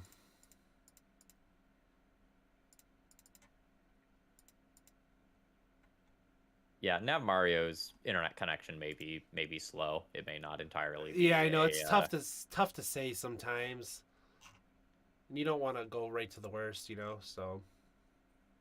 Yeah, Magic Online, not always the most reliable client, shall we say? No, that's very fair. I'd like to say. Yeah, and then some people are kind of happy for this type of match too because they wanted to see sometimes like a little bit more of a grindy match instead of the turn 2, turn 3, everyone's done sort of scenario. The clock is unfortunate, but it's a very important part of the game. So there's reasons why cards like Sensei's Divining Top were banned. Yeah. Someone brought up to me that Sensei's Divining Top would have been absolutely disgusting with Urza Saga. Oh wow, yeah. Ooh. Yep. Yeah, top and second Sunrise, both clock banned cards. When your second Sunrise deck takes 20 minutes to perform an action, or to like not 100% even win the game, but do your thing. Yep. That's the whole joke, right? Like, Yeah. Judge, I'm gonna go to the bathroom. Can you just make sure my opponent is playing legally? Yeah, literally. Yeah, I mean, and judges understood. Mid-tournament lunch break. After this, that looks like it's game. Good game, both of you. Sorry for the timeout, Nav. I hope your internet actually was slow. If not, that's all right. This happens. So let's look at what we got here. I imagine most of your rounds, if not all of them, are probably done. Yep, I'm going to not players. Let's go to pairings. Yeah, it looks like everyone is done. Let me get a quick little refresh on here. We can double check too. It looks like we chose a day that everyone's doing Penny Dreadful as well in here, which is pretty funny. Okay. I am going to fire up the next round. I think everyone's okay with that. Bob, do you need a minute? I know you and Nav just had a really long run. Oh, it's Nav's second day playing on Mitgo. Yep, that'll do it. I understand. That'll It's all right. Hey, I appreciate you coming to play anyway, so I hope you keep playing. There's no reason to stop playing. Get the experience in. Yeah, and getting the experience in while playing a free event is awesome. Yeah, absolutely. Yeah. Yeah, Like, everyone. I can definitely go ahead. I just looked at the deck. Yeah, their whole deck was sweet. With the I didn't expect anyone to try to build Death Shadow, by any means. So. Okay. Is everyone okay if I fire up? People who are playing tournaments want to jam. Yeah, Go for it. I'm gonna fire up. I have to step away for like literally 20 seconds. So if you can handle, I'll get it in a match. If you can handle, talking about it for a second. Absolutely. The benefits of having 3 kids and trying to do stuff is. All right, we're pairing round 3. Let's go. Round 3 has been paired. Everyone is paired. Looks like we had a drop, so there are no more buys. Nope, there is still a buy. We had 2 drops. I apologize. So everyone's gonna fire up. I'll see if I can find a. Let's see what we got here. We've seen all of these. Let's see if we get some other people to fire up here. Excuse me. Whoa. Wow, these things are ripping. People know what's up now. Yeah, they got it. Yeah, and that's nice. That's why I wanted to do this. You'll start getting a little bit more and everyone into it. There was one list I wanted to watch here. This one's waiting for Puff Cat, but didn't Puff Cat make one? Okay. I gotta wait for them to join before I click watch.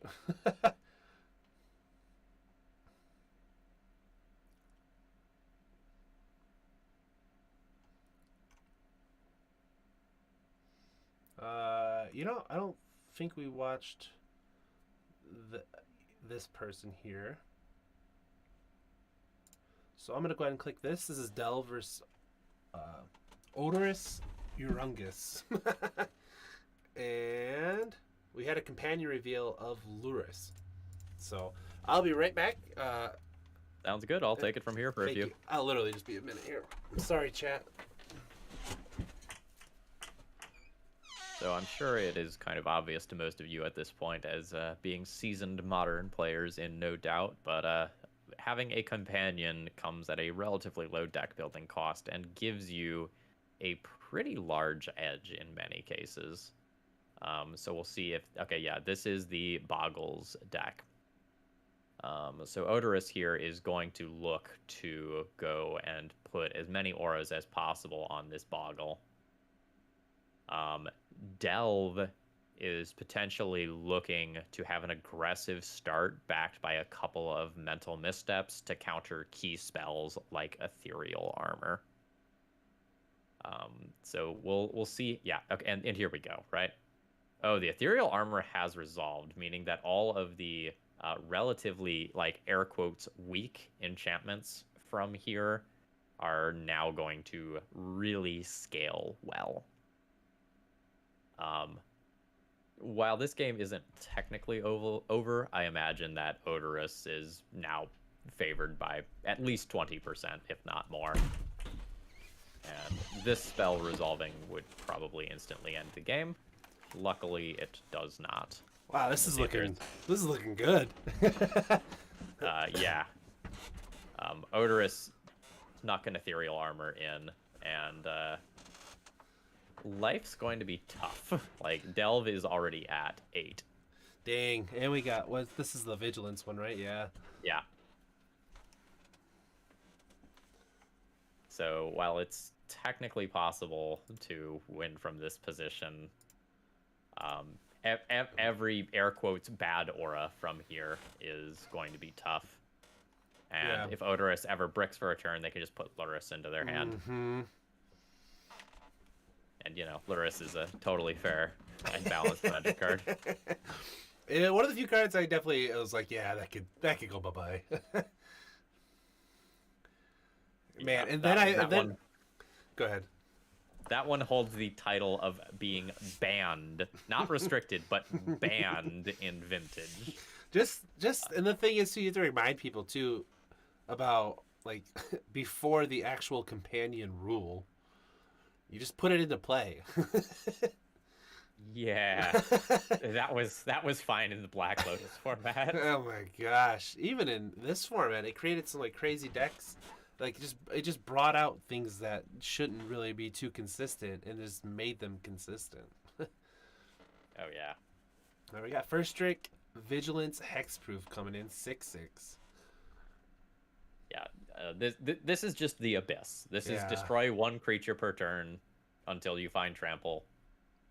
I don't know if you actually play out. Ooh, they had another land. You thinking about? It looks. Wait, Lurrus is in hand.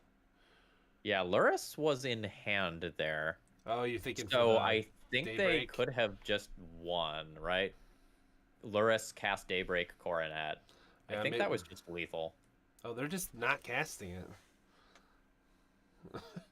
I'm not really sure why you wouldn't. Maybe they're waiting to, like, bait it out with another enchantment, but I feel like they have such a lethal board state as it is. All right.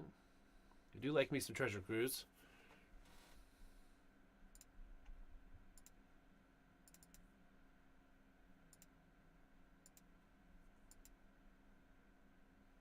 Yeah.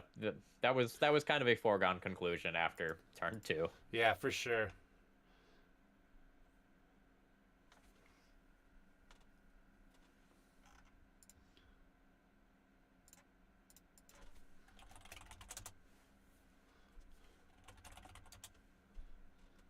Looks like we have some late people, possibly, so I'm just trying to reach out if I can.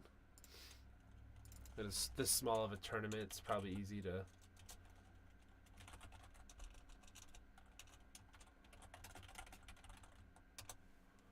I'm giving everyone a small chance, a little bit longer than the normal rule, just because everyone doesn't really know that. Like, there was no specific rules stating that we were going to start the round right after the next round, so just giving you a small itch just in case.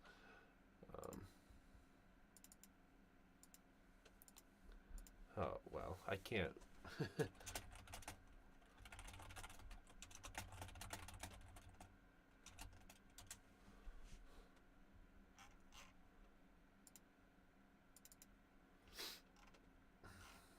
Excuse me. But yeah. Oh wow, did the game just go away over here? I apologize. You're starred with joined. I think you just clicked out. That was weird. There we go. All right. Well, that was works out anyways. Looks like they're just starting up. Luris was revealed. Yeah, and Boggles is exactly the sort of linear deck that I had in mind, kind of in talking about where I would want to be with the format. Yeah, and it does. It's something that like if they did not plan to answer a 1/1 hexproof, you know, like the Yeah, other thing, it it's just misstep, right? Is pretty much Yep. all you'd worried about. You don't really care about the counter spells because like most of your cards are just so replaceable, and like stuff can come back with Luris later. Just to note, after each round, I'm gonna give like 2 minutes, 3 minutes, because there's really no reason to wait a long time. There's only so many rounds. There's only 2 rounds after this, anyways. We're playing at home. You're at your kind of own leisure, so just note that I'll wait 2-3 minutes about, and then I'm gonna fire off rounds for the next two. That'll be the warning from here on out, and then we'll go from there. So if you have any issues, just DM me on Discord, and we'll talk it out. Don't worry about it. If you have something that came up, you need an extra minute, just let me know. We'll figure it out. All right, Hein Umbra getting spell pierced. Everything's just getting spell pierced. Yeah, so the thing here is that I think Odorous is still favored by a lot, like Oh. despite being kind of low on gas, Okay. because like Luris is still waiting in the wing. Luris has lifelink. Luris can rebuy these auras, Yeah, Luris is just a fun card. and like Delver did not flip to pressure in the air. Oh, He's just aggro, eh? all right. All right, he's just taking it. It's just Another one. yeah, the Ledge Walker is pseudo unblockable. Right. It technically can be blocked, but it tends to be tough. But this Delver, though. All right, they flipped it with Counterspell. Wow. Okay. And there's one Counterspell, so there is still another Counterspell in hand, and they know that, so that's good information for Odorous here. Straight to combat. I hope he puts Luris in his hand here if he doesn't any other game actions. All right, Yep, Luris has and been that in is hand. happening. And a Forest. All right, so Luris and one Unknown pretty much is in their hand. Yeah, And so Delves- Luris plus an Umbra can happen next Yeah. turn. Well, Delve's got a Counterspell plus an Unknown card. That's what we know. So I think it's best to try to jam hopefully a enchantment. Nope, just lightning bolt worth of Jeez. damage off green dudes. I like it. He's losing this race technically, so. All right, Brushland. Well, I really don't think he tries to slam here. I think he has to wait until he has an enchantment. And then just hope that Delve doesn't draw another counterspell.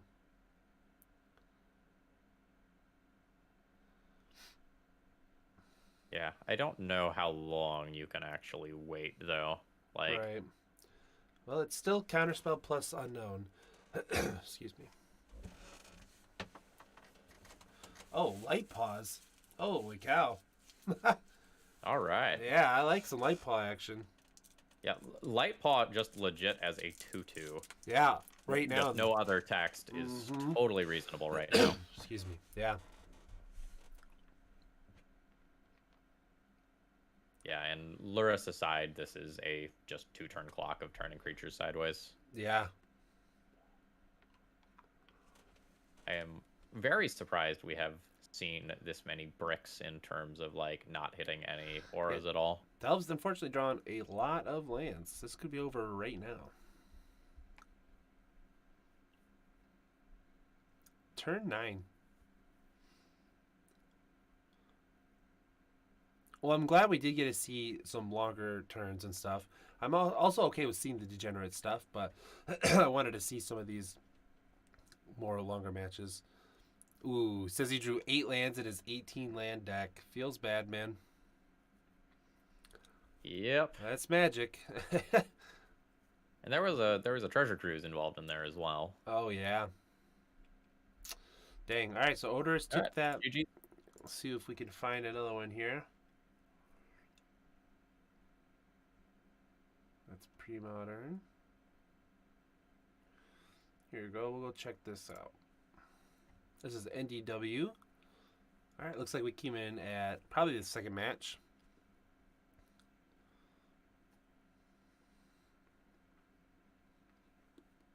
What do you think a Temple of Plenty indicates? I'm not sure.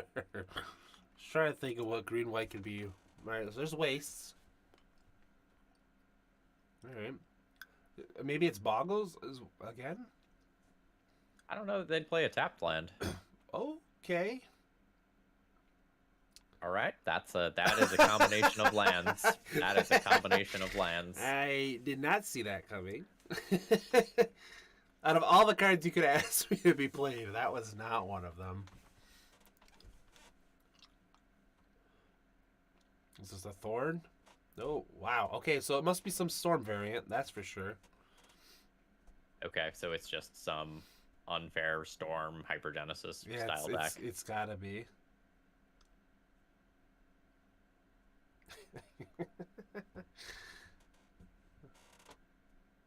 I hope they have removal. If it is, it's usually like Foundation Breaker. Alright, there's the Mimic.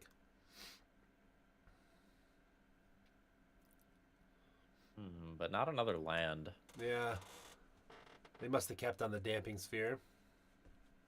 Yeah, I mean, makes sense if Right, it is a degenerate matchup you're trying to mold to, like a Damping Sphere or a Thorn. Absolutely.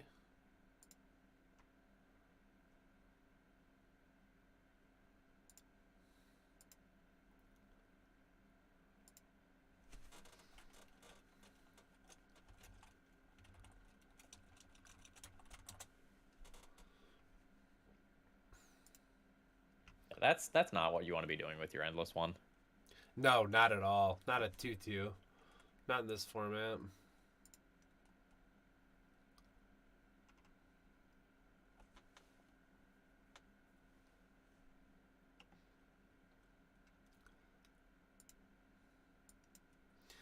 All right, Puff Cat.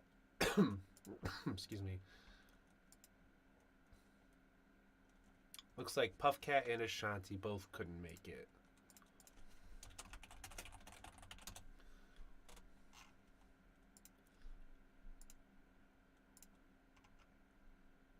Radiant Fountain is interesting to me. Yeah, I'm not really sure what's happening at this point. It doesn't feel like you want Radiant Fountain in your combo deck. Yeah. But again, we are assuming they're on combo. Yeah, it's turn 5 and they haven't made a play yet. Right, yeah. Even with Like- the Damping Sphere, I feel like something should have came down, right?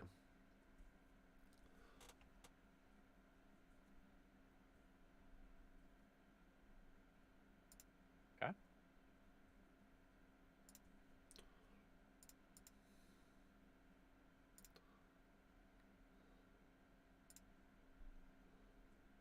Okay, it is a Tybalt's Trickery deck. Okay. That makes sense. Yeah, I was Oh.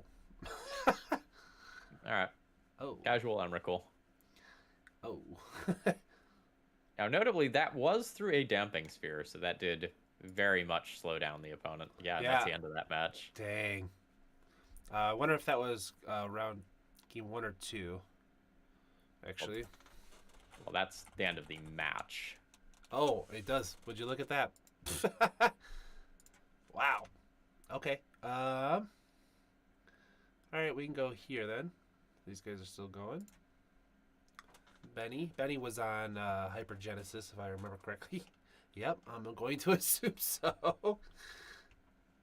So I wonder if that deck is legal, right? Because Emrakul itself Oh, you're right. is very expensive. Yeah, no, you're absolutely right. It's not something I would even think about.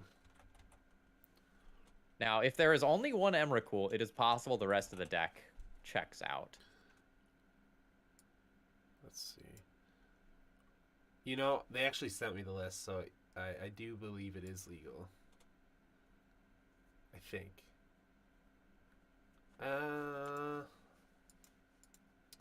Dang, I was hoping not to have to deal with this. No, I think they're in chat. Yeah, they play one Emrakul.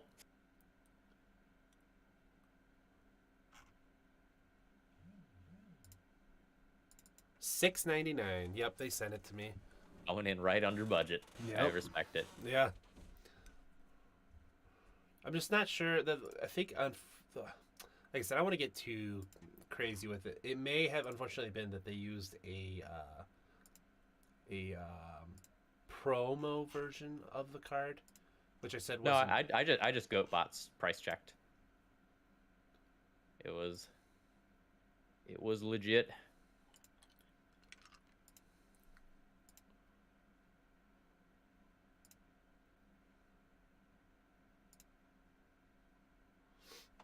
Yeah, now we have some sweet affinity action as well. Yeah, I was hoping to see Affinity. Yeah, Signal Pest saw a lot of play in many formats. Was a standard all-star around the time of like Scars of Mirrodin. Or I think that one was Mirrodin Besieged. Ooh, a Fire Spout. Did not see that coming. But that's pretty sweet for sure.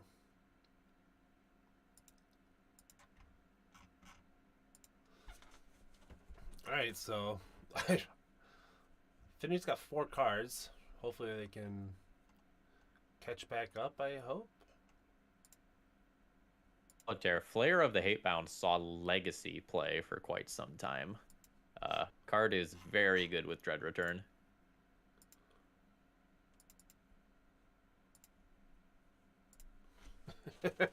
Yeah, the Flayer's such an insane card. There's an actual factual suspended Hypergenesis right now. Oh, nice. Foundation Breaker is very good.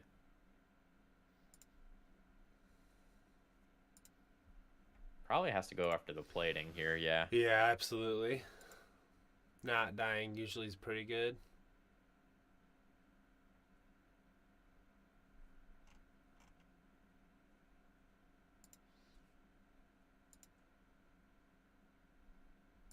You're good. You're good, Hempuse. I definitely double checked and all that. You're all good.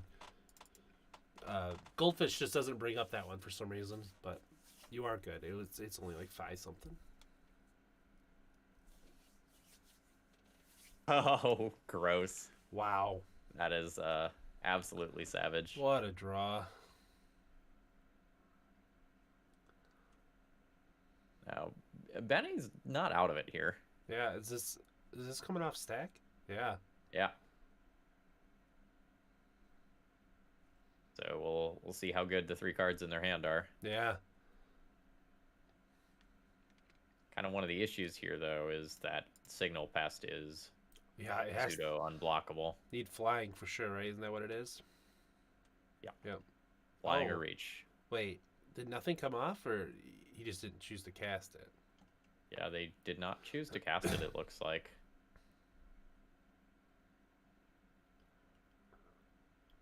Oh wow. Oh, yeah. Yeah, it's just playing the control role here. Yeah. So the... Ooh. What's in their hand then?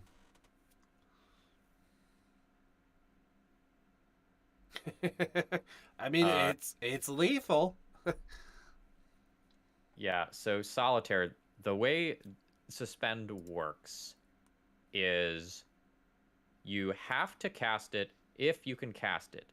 However, if additional taxes get involved, the game cannot force you to pay those additional taxes. So with things like Damping Sphere, Trinisphere, Thalia Guardian of Thraben, you cannot be forced by the game rules to pay those additional costs by things like Suspend. Nithisius took the match. Affinity beating Hypergenesis. That's pretty good. Right. I'm going to step away to use the restroom. I will be right back. All right, I'm gonna clear up some stuff here too. Then, all right, I already clerk, JT. I already did your match for you. Feel free to close that out. You can close this out. I did the match for you. Ashanti, you're dropping. Is that my understanding here? Right, that's what we're doing. We're dropping Ashanti. I just don't know who you are on here. TBH. Who were you playing against? Are they up here by chance?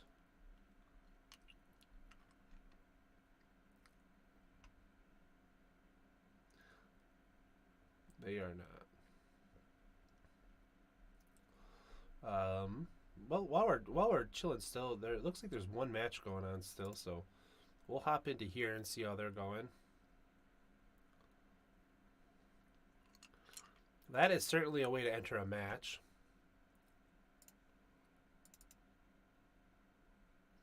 Seal removal, bouncing one of the more than likely mimics, which will then be more than likely redirected to Spellskite.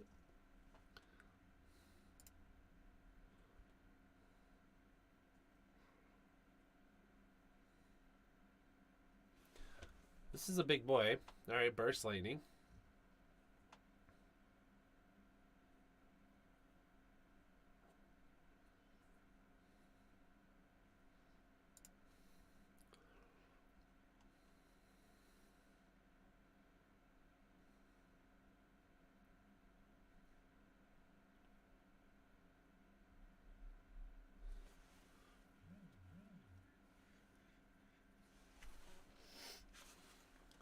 Inkmoth coming in is pretty gross.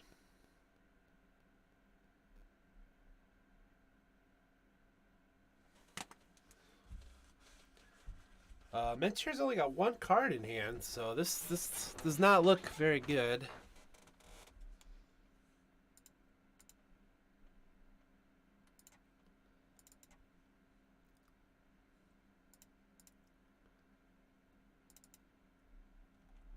All right, I have returned. Looks like we're seeing Eldrazi versus a blue-red control deck of some kind. Yeah, absolutely.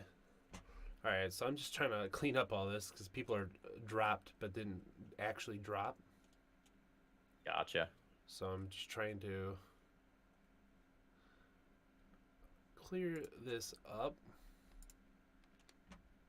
Oh man, this Eldrazi player is so incredibly favored in this board state. Yeah, brutal. Eldrazi's showed obviously a very strong presence in this, which is great because I think it is good. So Yeah, and now Endbringer just pings the final point of damage. yeah, That should have been done in upkeep, but probably doesn't matter. there's a whoops in chat. I don't know when that was sent. 2:48. So it's not for this.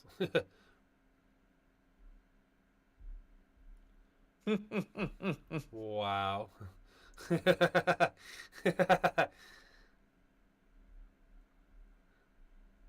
All right, Whitman. Oh, and that is the match. Yeah, wow. That's crazy. I think that was everyone, too. No, Lenny. Oh, no, they just finished. And that's a different thing. So let's see what we got here. Still trying to find... One person dropped. They told me to drop them. But I don't know who they are on here.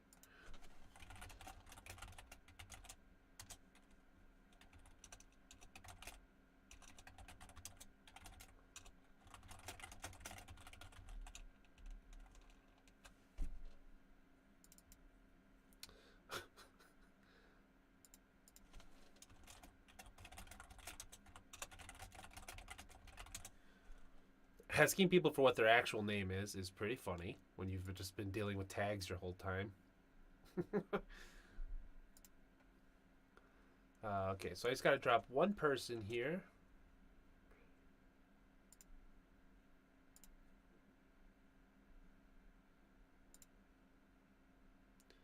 All right.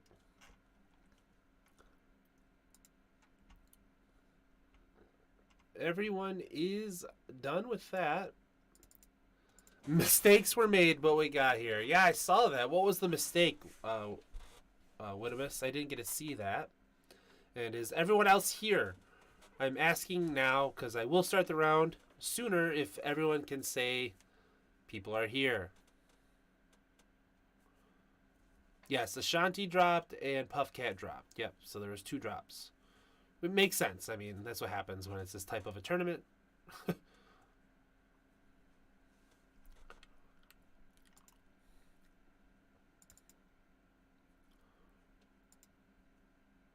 Oh, someone else in Discord dropped as well?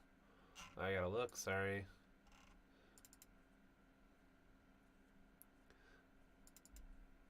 Okay, Nav dropped. Okay, you should be able to drop on Melee, everyone. You guys said you're having issues, but I'm not really sure why you're having issues. I gotta find Nav. I hope this doesn't mess us up too much. Sorry for the delay. I have to look literally for each person and find their screen name.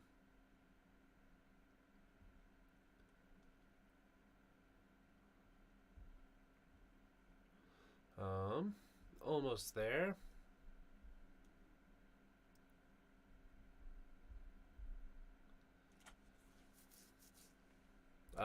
You should have a minute here, DJ, if you needed to go do that while I just clean this up since no one's dropping appropriately.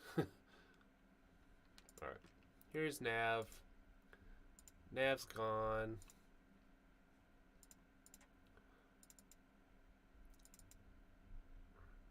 Alright, Rev's gone. Rev, did you self-drop or no? Rev, just DM me your name on Melee, and I'll just drop you. The exclamation point drop in Discord's absolutely hilarious. Just DM me your name on Melee. Just send it to me on DM though, and then I'll be sure to drop you.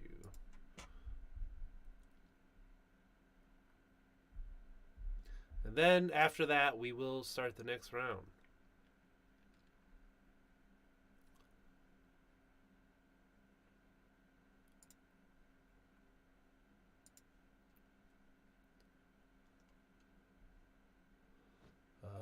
Sorry for the wait, Thraben, as well. I know you're kind of just chilling. Yeah, no worries. Just looking to get everyone situated here. Everyone seems to have any issue with just dropping, which is weird because the drop button's like right there.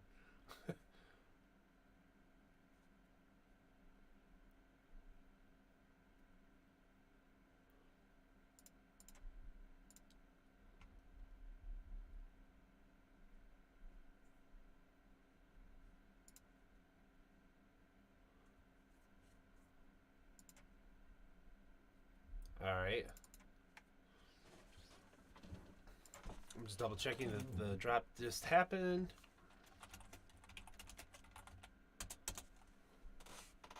People are showing other people how to do it. That's great. Love the support.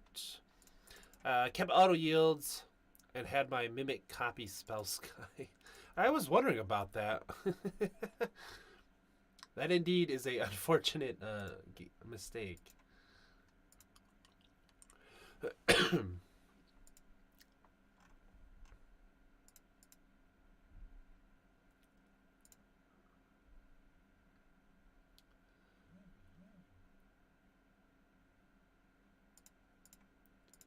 Alright, I'm honestly going to give you like a little less than a minute here. So there's only 5 rounds. We're doing 5 rounds and then top 4 getting paid out here. The structure was changed several times. I apologize to everyone. So we're doing 5 rounds, top 4 get paid out. Only because there was only like 25 people. So there's literally no reason to do a cut to top 8. If there's like 60 people or 50 people even, I could see a cut to top 8, but not with only 30 of us. I don't know if my math's wrong, but I feel like that's very accurate. Also, it saves time for everyone. Does that sound appropriate, Thraben? Hey man, you've made up a whole format. You get to make up whatever rules you want. I feel like that makes more sense. I feel like when you have a good amount of people, then you do a cut to top 8. But there's only like 28 of us, and people are dropping all over the place as it is. So, all right, you didn't drop yet, I assume. So it's quite unfortunate because I can't find you literally anywhere. So maybe you did already, or your actual name is not anywhere near what it is on either Discord or on here.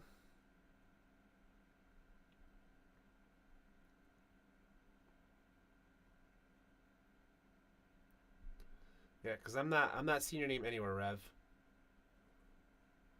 Does anyone happen to know what Rev's name is then, so I can just drop him, so that way it's not like a really bad mismatched format?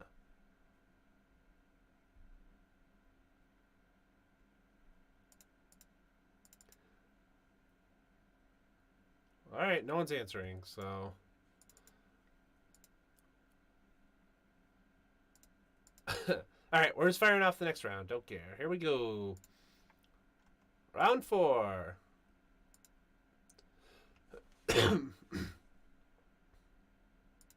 Wait, did we just do round 4? No.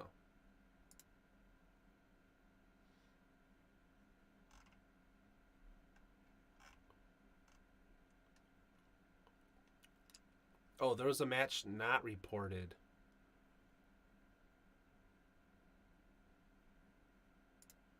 Oh my god. Hey, Gavel or Tyler?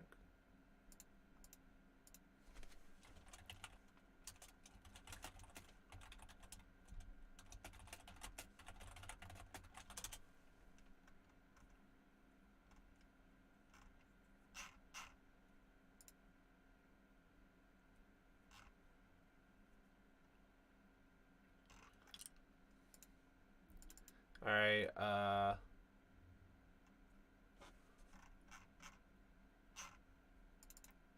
man, why you guys gotta make this so difficult? Are these two people that dropped, Gav and Tyler? Tyler Durden, are you in here? I'm assuming you both dropped. You're both O2. I'm going to assume you dropped. In the nicest of ways. Da da da da da da da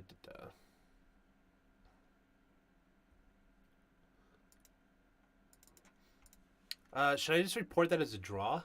Does that affect breakers at all? Do you know, Thraben? If you're pretty sure they didn't actually play a game, I would just drop both of them. All right, delete pairing. Delete believe that result. is Delete normal. pairing.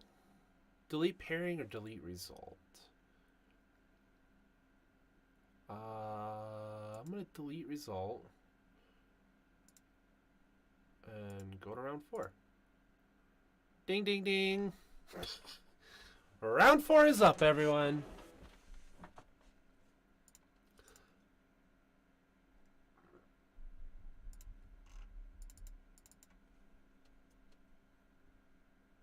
I probably should have dropped both of them, yeah.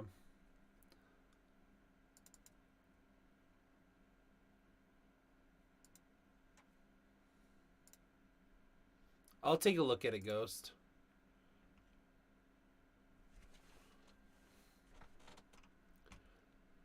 Alright, let's see here.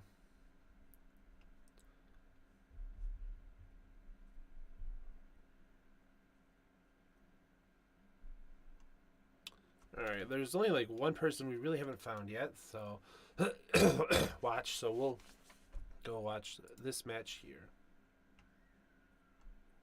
Or will we? Alright, here we go.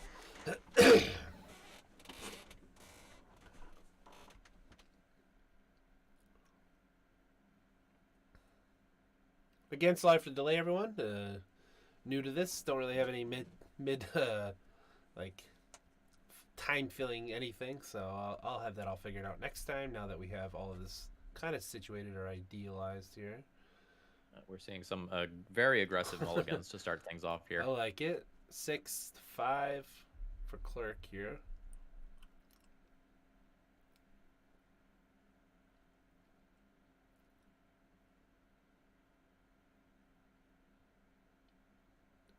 Yeah. Again, like play the get probe first before the land drop, please. Yeah, I know. I don't know why.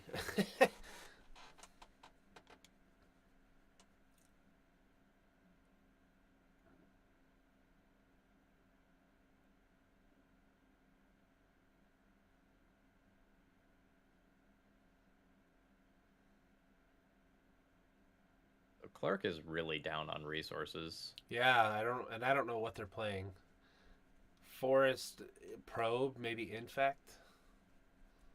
Infect Boggles. Boggles, yeah. Gonna be tough to beat this. Yeah, that is. Oh, what a start. Casual Storm of 4 on turn 1. Yeah. We'll see if it's... There you go. Definitely Infect. It is Infect. Well, now he has to be careful. He can't attack with everything. Depending on what he plays here. Even with 3 cards, they still can just kill you.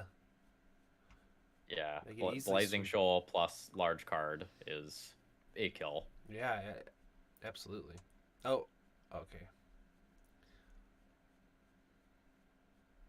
Okay, another probe came out. Okay, that's what I was looking for. Yeah.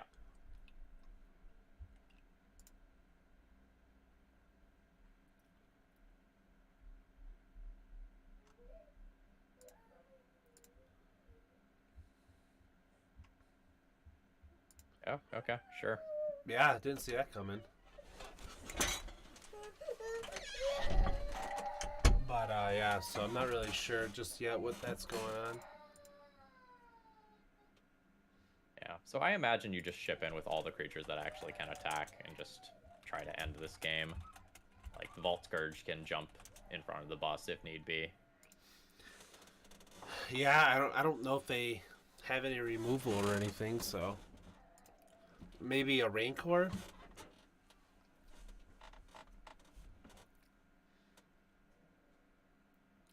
That's about all I can think of.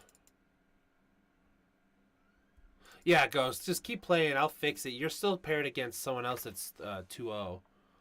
I'm not really sure why it says you only have 3 points. It says you're 1-1. Yeah, so this is the attack hoping for no blocks. Yeah, I mean, absolutely. You just rip it. Because technically you're not dead next turn anyways, right?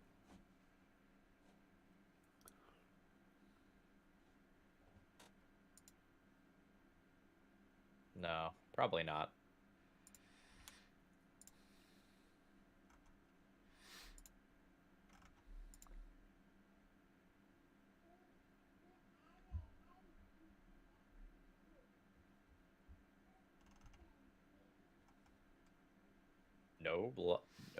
No block? Wow. That Oh is no. so ballsy. And it's not like he probably expected the no block here. Okay. So the reason for the no block is because that does make it lethal next turn. That's the rationale. Okay. I see, yeah. With the Inkmoth Nexus animation. Mm-hmm. Ooh. Or sorry, Blinkmoth Nexus. So this requires removal or a flash creature, otherwise this is 9 damage.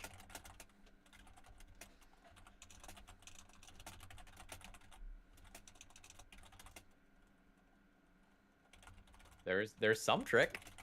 Oh. Oh, okay. Alright.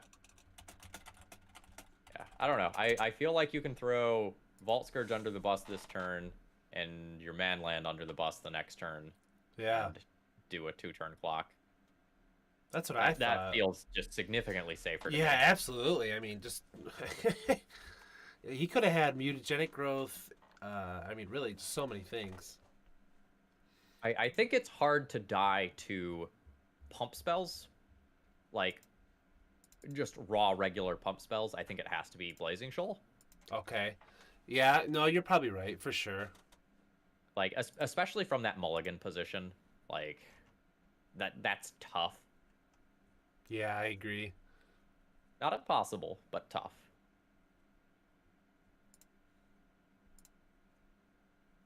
Okay, everyone's saying that round 3 didn't. Standings weren't like put into everything, which is weird. All right, so we're going on to game 2.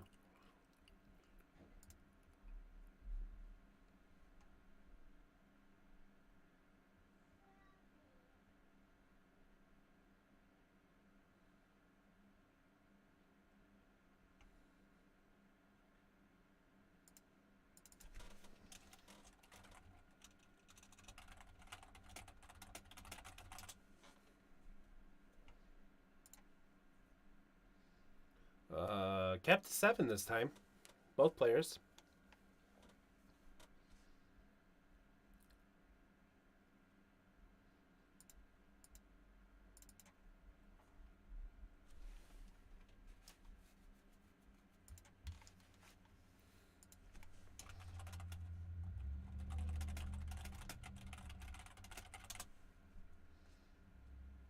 All right, blockers are just great, you know.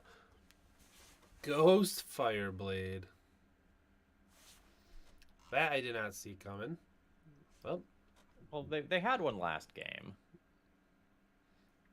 But as far as like a card in the format, yeah. Ghost Fireblade isn't exactly on my list of affinity staples. right, yeah. There's the Mamba. So our affinity player needs a payoff card pretty quickly. Yeah, absolutely.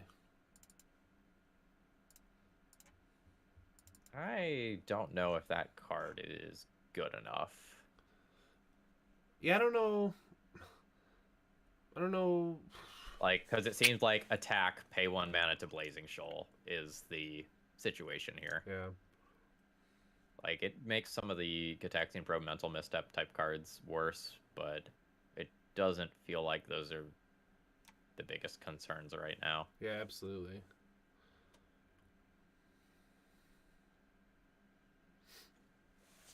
Yeah, a Rancor type card or a Oh, wow. So this costs 2, though, so it's kind of... no, the first one costs 1. Oh, you're right. Sorry. Right, the So first one is at normal cost. The next maybe one we get will be... Rancor now? Oh.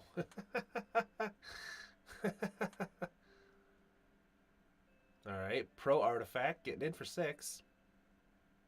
Yep. So this may not be a Blazing Shoal Infect deck. Yeah, This I'm not seeing it. I'm thinking it's just Infect with Misstep and Probe. Yeah. So there can't be any more shenanigans. Like mutagenic growth is not going to be a thing because of Damping Sphere. Yeah, absolutely.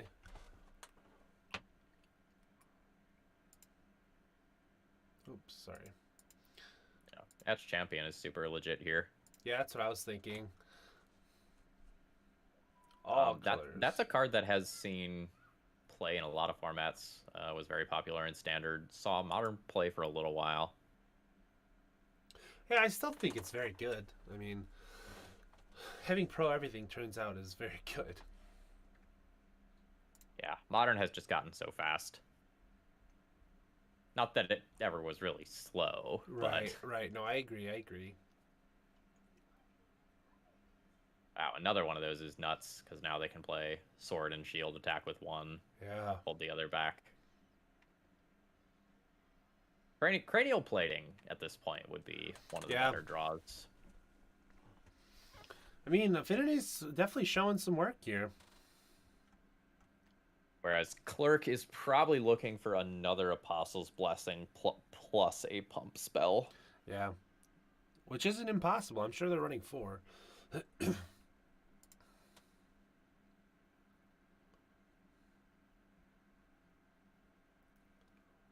No attacks. That's unfortunate. No plays, no nothing. Yeah.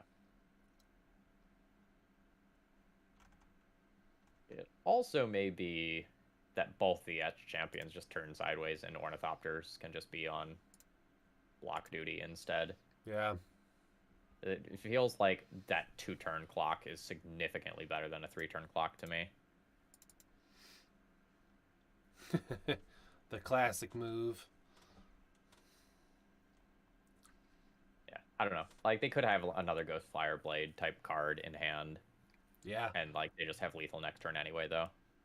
Oh, this Yep, did they do it? could be it. All right. Yeah, that'll do it if that That- all yeah, resolves, which that- I think it is, because Damping Sphere plus tapped out. Dang. All right, game 3. Infect doing what Infect does. And with a Blight Mamba, which is even greater, in my opinion. What do you have Blight Mamba is 10 out of 10. Yeah, I played a lot of that draft format. Infect in draft is something special.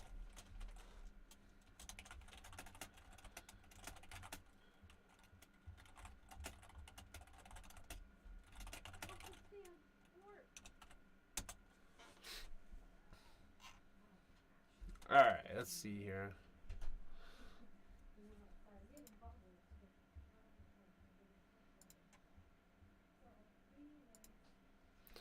All right, I love that they have foil. All right, I like Evolve Scourge turn 1. Very, very, very classy play. Yeah. Not really at its best. What? Oh no. F6 through their turn. That is brutal. Yeah.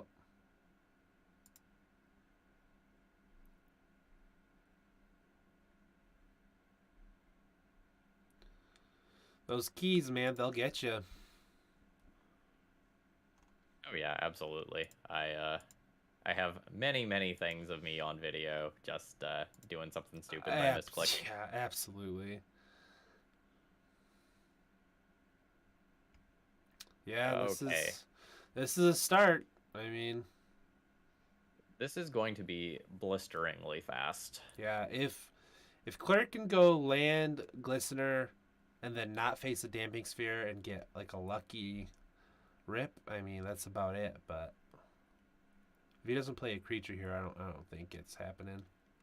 Yeah. This is a lot of damage this turn. Yeah. And probably lethal next turn, assuming some other amount of creatures.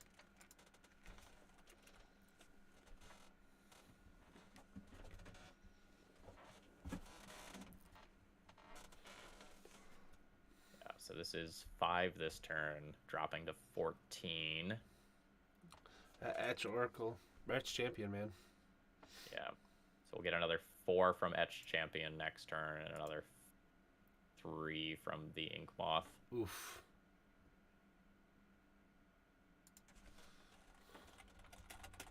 I don't know why it's saying that. You should be able to drop. I have drops open. I don't quite understand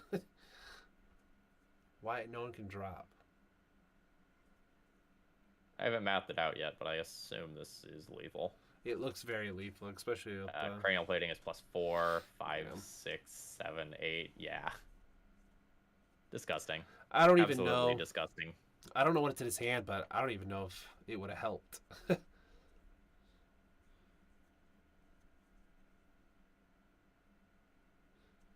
Because he would add a swing lethal right here to make it, compete.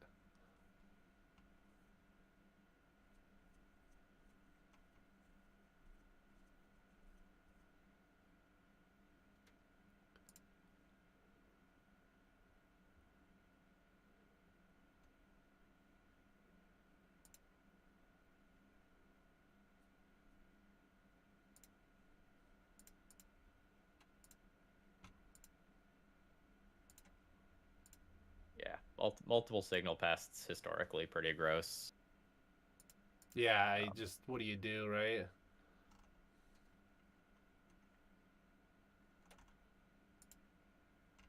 Yep, there we go. Dang. What do you do? So someone in chat is asking to manually be dropped. Yeah, I got that. I'll get them. Trying to figure all this out.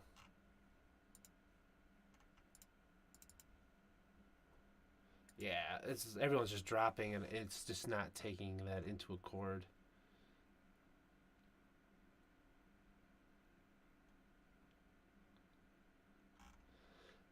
Looks everyone might be done. No, here we go.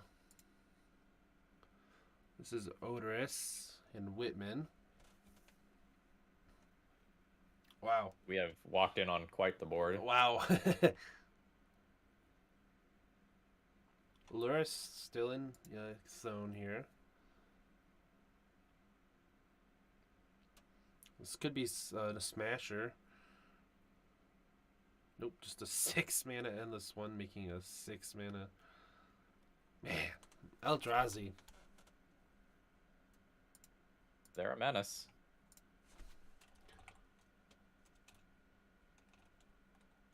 Yeah, Clerk, that was rough.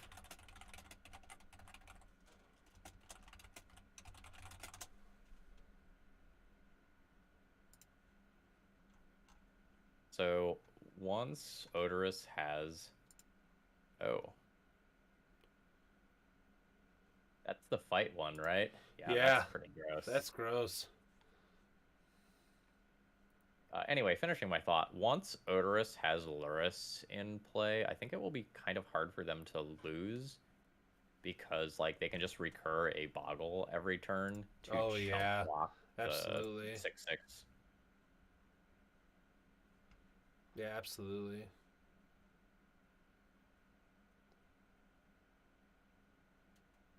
Yeah, that Reality Smasher actually not super threatening. Right. Well, This may just be a shove moment anyway. Yeah, you gotta force. So the scout. Oh? What? That's first strike. First strike on Reality Smasher? Question mark, question mark, question mark? It's only a 3/5 though.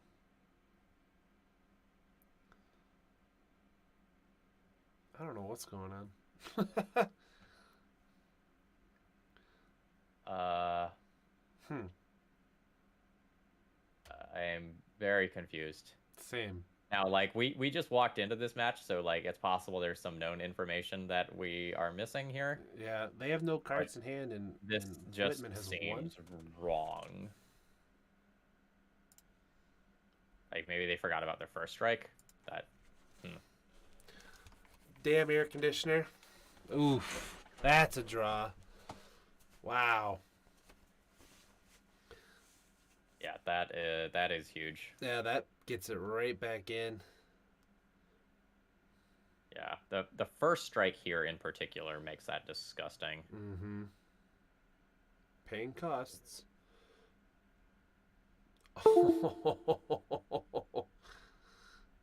Yeah, that's pretty good.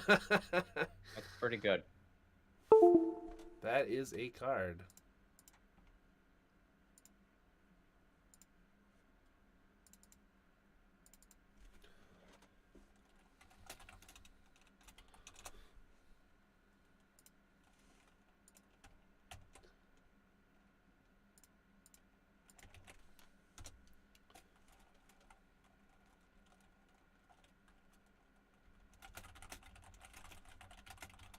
So they can put Lurrus to hand this turn.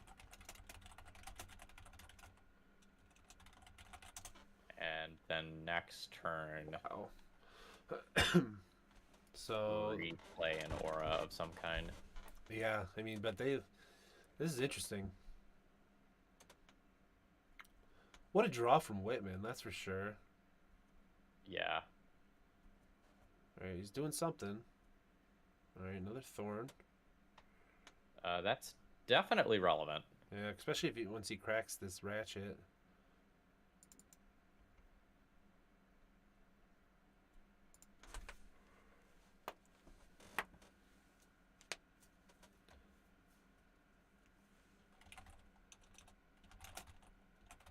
So they're just chilling on the Ratchet Bomb. Excuse me. I wonder why.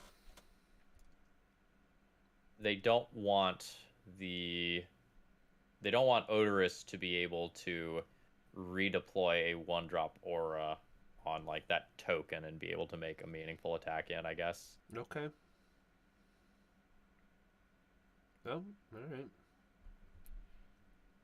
So notably here, because of the totem armor, Man, that's so gross the too. blade cover scout does not actually die. So it destroys the auras. That's a relevant land. Yeah. This is more of a game than I was expecting. So this gets lets Eye of Ugin get stuff now.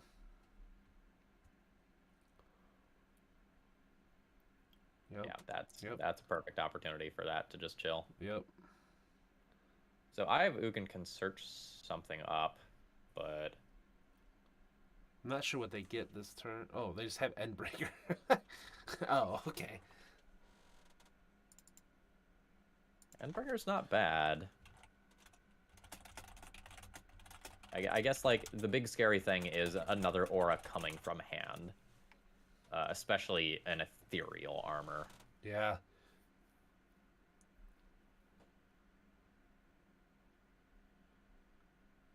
Oof. 5 power is very relevant, and 6 booty is... Yeah?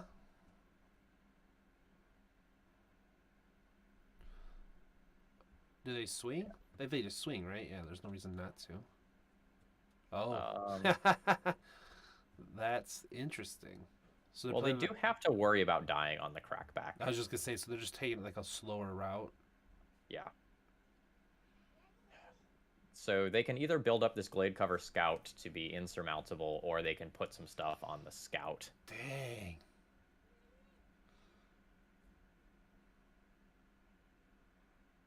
That's a little scary. Yeah. They get another swing with this Endless one, which gets blocked by Glade Cover Scout indefinitely.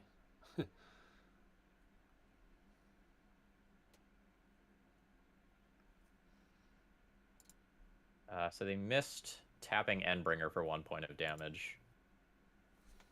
Because it just untaps itself each turn.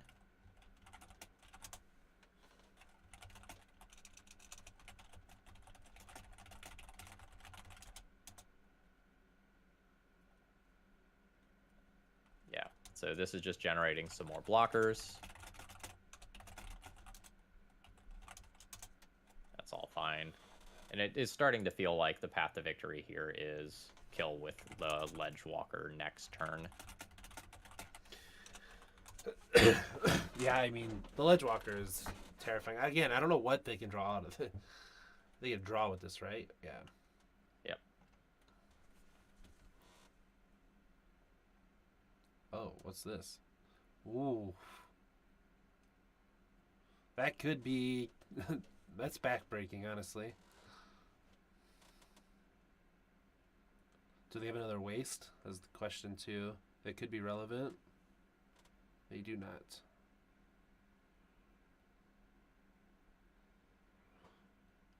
Yeah, these Ratchet Bombs are looking like some very good sideboard tech for this matchup, but I don't know that it's going to matter. Like, Odorous is at 14 with the ability to keep multiple lifelinky creatures in play. Spatial Contortion? That Spatial Contortion is very important, though. That might be enough to swing things now. Yeah, wow, what a game. This He still does have Totem Armor, though, on that Glade Cover Scout, so... Yeah, so Odorous will be able to keep the Daybreak Coronet due to the 2-mana enchantment that's on it. Whitman's at 4, though. I know, and this Scout's Edgewalker's getting in for 2. If he draws... No, Ratchet Bomb will be cracked in combat, so it'll only be 1 point of damage this turn. Is he? No, he's just taking it. Okay. He has faith that he's going to draw a Glimmer Post. Oh. Interesting. Okay. That's a reasonable alternative I like route. it. Yeah, I like it. It gets rid of the thorns, which is not that big of a deal. I don't think in this scenario it's not, no.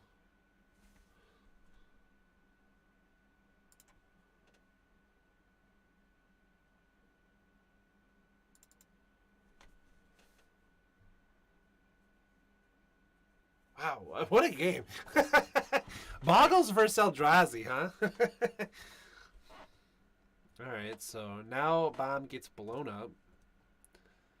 Thorns go. Daybreak goes. Pretty clean board now.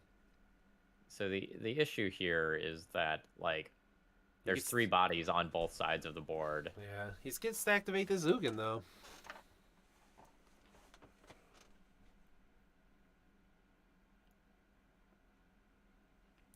Probably get Smasher is my best guess.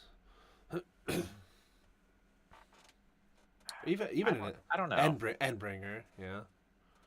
It feels like the card advantage Endbringer offers is what's going to make it so you don't necessarily die to going wide. Fair enough.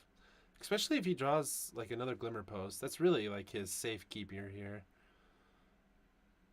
A Glimmer Post will be a little hard to beat. Can he activate Ugin here again? No. Because Cloud Post is tapping for 3. Yeah. So they have 3, 4, 5 towards it. Because that would be... yeah, I think attacking with Smasher... I'd be scared to attack with 2 creatures. Well, they may be in the position where if they don't go for it, they're not putting on a fast enough clock to reasonably kill. Alright, we don't know what the one card is in their hand, too. It's probably like a path.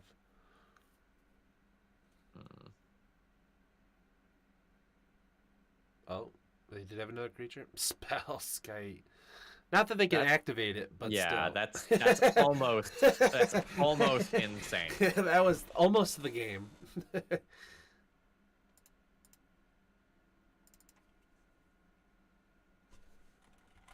That is flying, correct? Yeah. That is wow. Wow. No, that will do it. GG's. That is the GG's. Wow. The classic Griff's boon. Dang. Excuse me. I think that was everyone, I think. Benny, are you still here?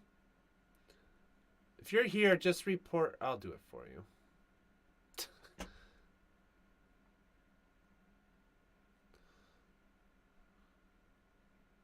Okay, he did do it. Okay. He just has his game open still.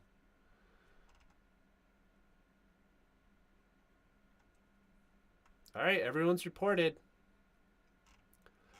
Alright, everyone, we're going into the last round. Let's see here. Excuse me. We're just going to fire off last round.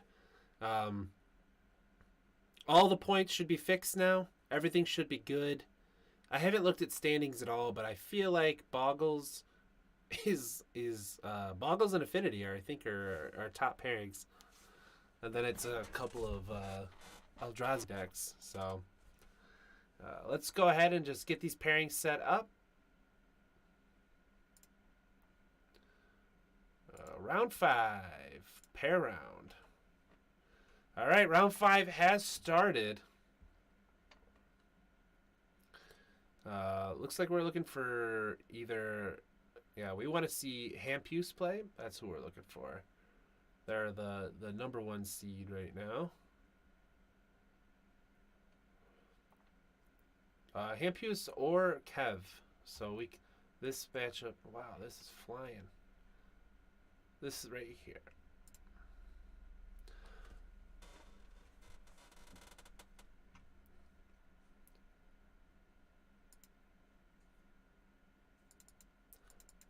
We're just doing top 4, Widimus. We're just paying out to top 4. So, yeah, more than likely. Because I think you're 3-0. You're 3-1, right? Ancient Den Memnite. Okay. That's a Signal start. passed? Signal passed? I mean, it's not single pass, but it's not the worst, that's for sure. Yeah, play out your round, Widimus. You have a chance to make top 4 easy. All right. Temple? So I don't think we've seen Kev play yet. Oof. Why would you just not put that on Vault Scourge? unsure, but it feels like that was supposed to go on Vault Scourge. Yeah, I mean, there's no, like, trickiness here. Like, no gut shot or anything. Temple. Like it's just relevant if your opponent is doing anything that at all impacts your life total. Yeah, absolutely.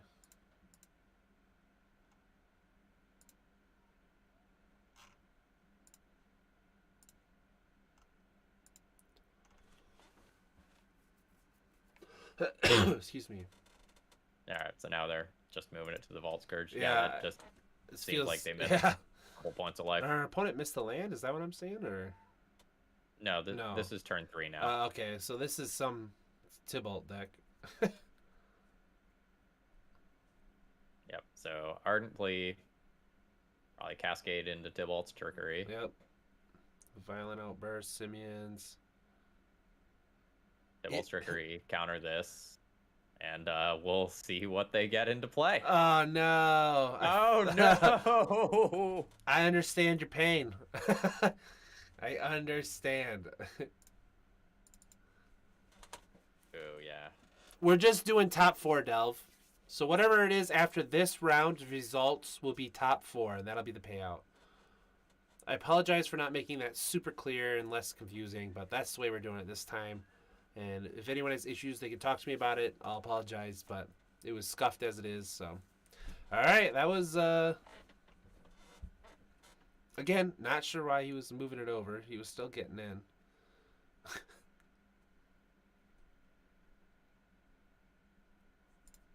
Yes, someone 4-1 will miss top 4 by breakers. Absolutely.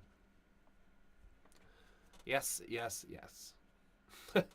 I apologize. Again, that's just the way it is. Next time I'll make it a lot clearer with everything, but I feel like this was appropriate, especially the way everything worked out. So again, thanks to Thraben. Thank you so much, man, for hanging out and helping us muddle through this with some commentary and all that good stuff. Yeah, it's been fun. I will probably excuse myself after this match. I have Dungeons and Dragons that I need to leave for shortly. Absolutely important and understandable. I feel like the majority of this chat will respect that decision. I personally have never played D&D. Not to make that a whole side tangent, but I don't think I found the right group to just sit down and try it with. Yeah, I started playing about a year ago, I guess. Kind of did it as a surprise to my girlfriend. I joined her campaign without her necessarily knowing that I was planning on doing that. That's awesome. One of those absolutely legendary moments. I bet. I hear lots of good tales, so I would definitely be interested. Let's see. I think the Affinity deck is going to have a hard time on the draw here. That's what I was thinking. They essentially, if Kev doesn't Simian Spirit Guide this next turn, and Nid gets to play a Damping Sphere, though. Yeah, and we know there's Canonists as well. Yeah, absolutely. Yep. Yeah, so if we see another Temple here, it may not be the best. Well, we'll see if, like I said, if they can get down to Damping Sphere, that really just sets them to the side. So. Yeah, Damping Sphere, Canonist.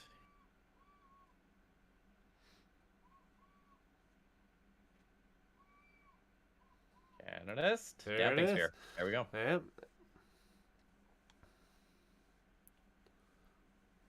So that's not necessarily game over. No, but it'll probably be tough. It takes a while now.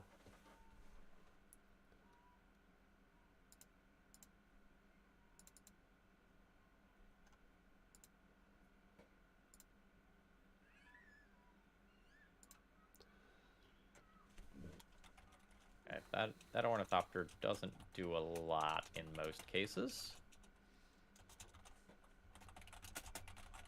There's not like an artifacts matter payoff card like a cranial plating yet. Yeah. These temples. Yeah, like they are to help you find your degenerate combo.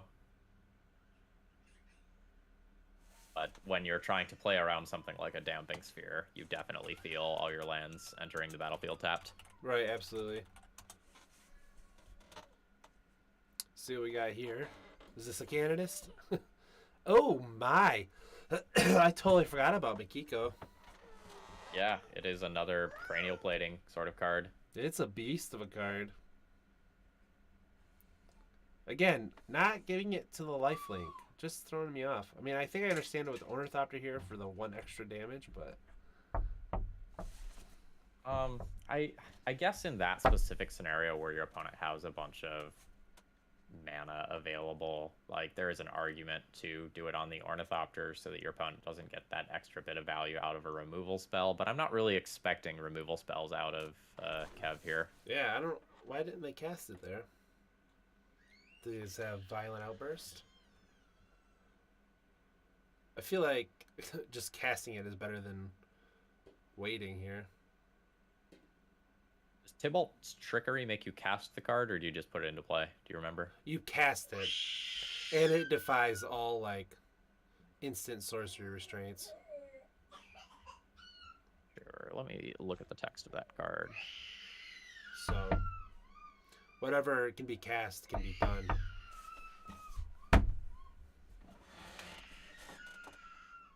So the issue is you'd have to pay Damping Sphere stuff twice, right? So you'd...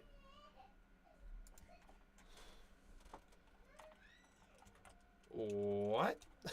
Okay. Oh my gosh. Okay.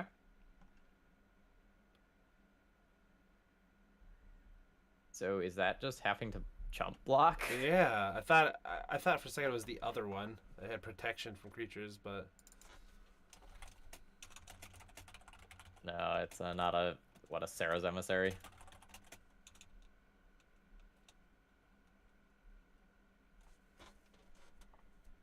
Yeah, that little white saga that could there, absolutely doing some yeah. some good work.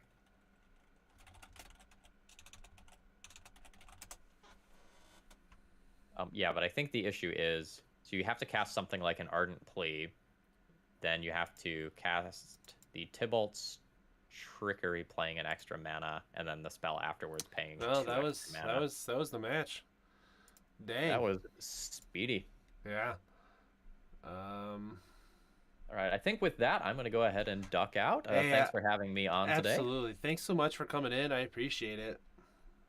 Yeah, for those of you in chat that Oh, enjoyed what I jeez. was doing here. Oh wow. Wow. All right. All Well, right. Hampius won this one with Emrakul, so dang. Yeah. Anyway, finishing the thought. Yeah. For those of you that enjoyed doing what I was doing today, please consider checking me out. I am ThrabenU on YouTube, and you can find me on that same handle on Twitter, THRABENU. Awesome. Dylan, have a great rest of the day, and I hope the rest of your final round goes well here. Thanks, man. I'll be sure to give you some shout out to on Twitter and stuff, and I definitely will look forward to doing this again. So, All right. Cheers. yep. See ya. All right. Let's see who's left.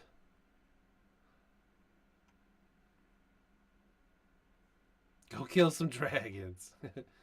Where are we at? I'm still looking for Seven Clerk. Okay, here we go. All right, their match is done. Is there anyone still playing? They finished. Okay, here we go.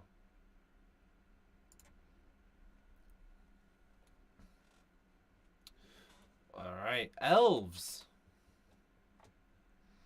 We got some elves action up in here.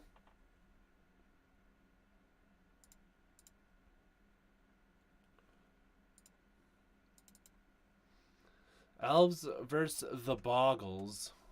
The matchup of the lifetime.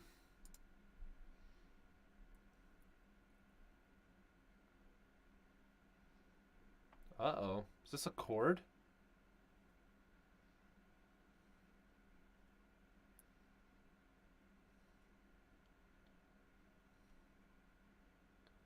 End of turn Cord going to get Archdruid.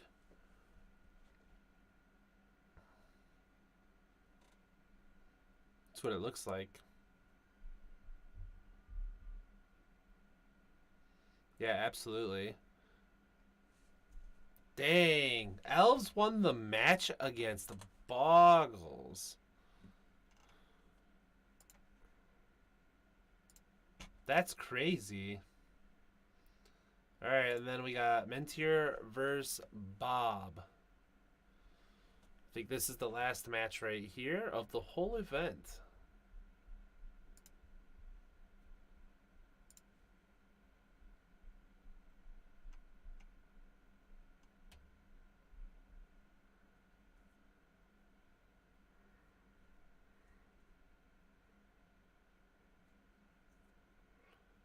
Remember to just report your last final matches, everyone, so I can get these results in.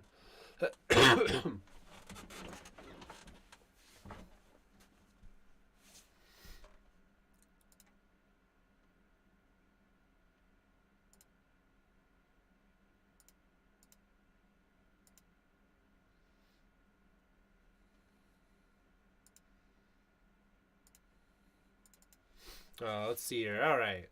So we got or like 12 post verse. Looks like a I believe Mentor is on Delver, Blue Red Delver.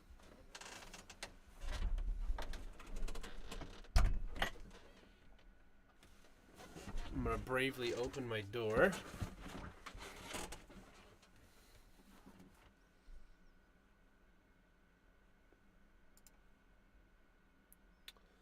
Looks like it's Bob's turn. Bob, I think, is in the Modern Challenge, so he's probably still playing that as well.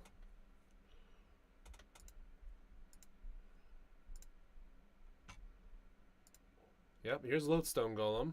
Probably going to eat a counterspell. Mana Leak.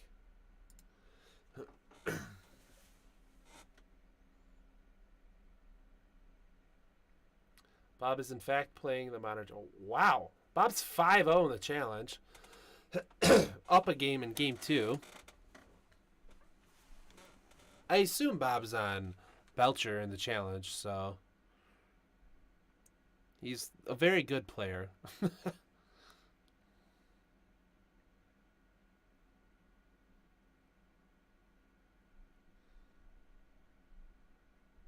Bob's good. He's a very good player. He's obviously going to be taking a couple extra seconds here. Usually he's still pretty quick on the play, so hopefully that continues here.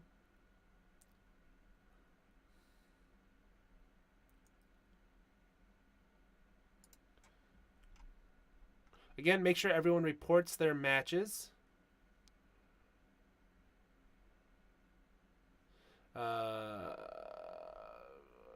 Egg, I got your match taken care of.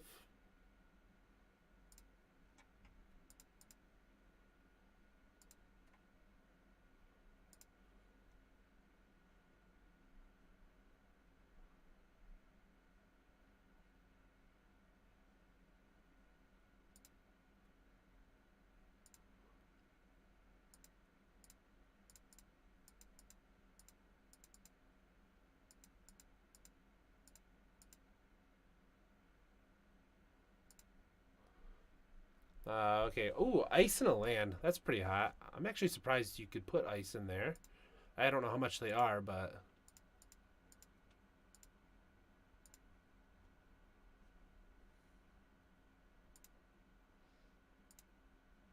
Getting dings here. Oh, okay. That makes sense.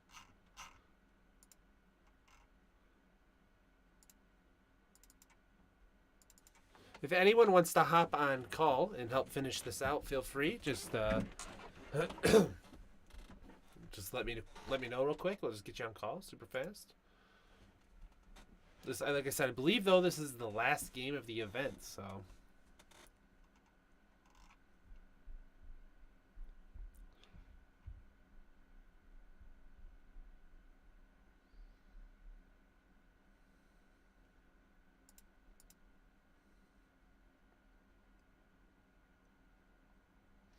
All right, here we go. Lodestone Golem attempt number 2.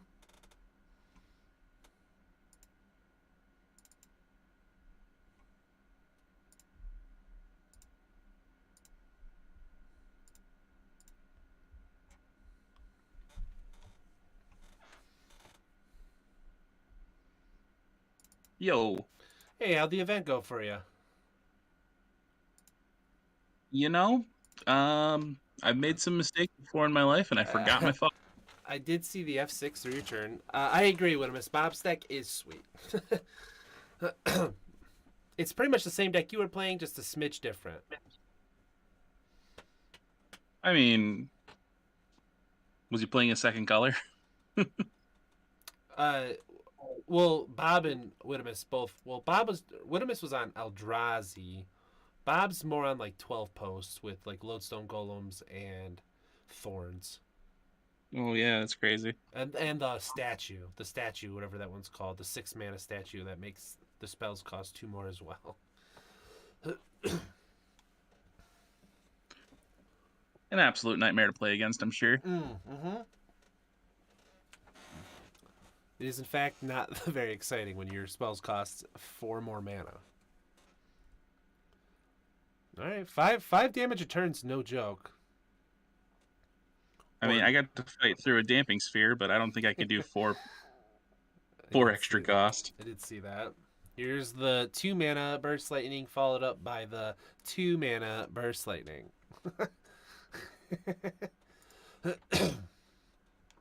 Here we go. 8 mana Platinum Empyrean. Absolutely on curve for modern. Yeah, right. Turn 5. I mean, technically, it is.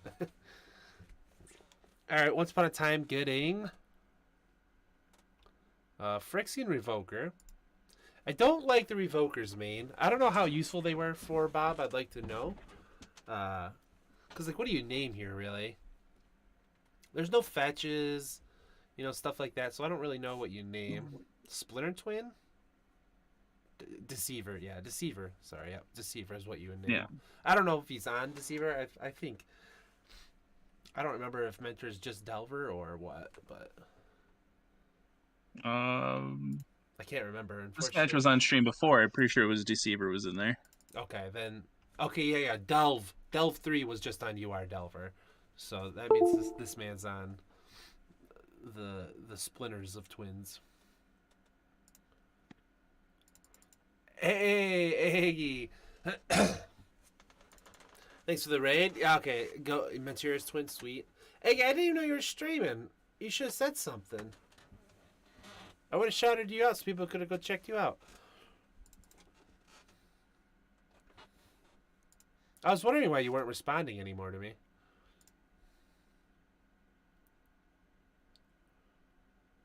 Again, sorry, go ahead. I was super happy to pick up my losses to Affinity, though.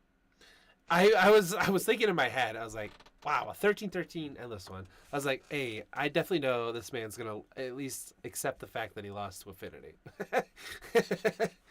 Makes me happy on the inside. That's what I was thinking. This endless one is probably getting denied, it looks like. I wouldn't allow it. It is a 13-13 endless one. Feels intrusive. It does feel a little intense. Dig through time. Oh no. Oh no.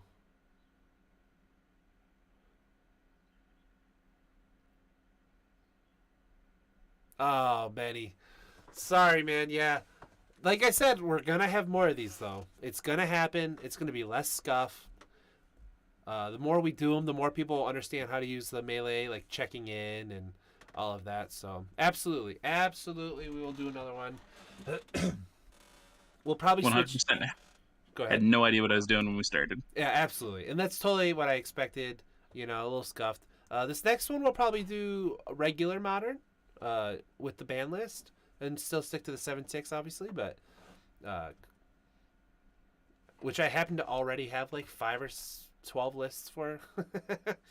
So, pretty sweet format as well. Again, you just have to go a little bit deeper in the box. Less. It's not as fast either. So it could be a lot more fun with the grindy games if you like those types of things, or you can just play 8-whack. I don't know. My first round matches were 5 turns total. Oh no! I lose my companion. Yeah, matches were longer than I thought. Even the like Hypergenesis and Tibalt decks, like even them were longer than I thought they would be. That's good though. No undo, sad times. Oh no, the classic Ponder misstack trigger, my absolute favorite. I just give up and shuffle at that point, which is what they did.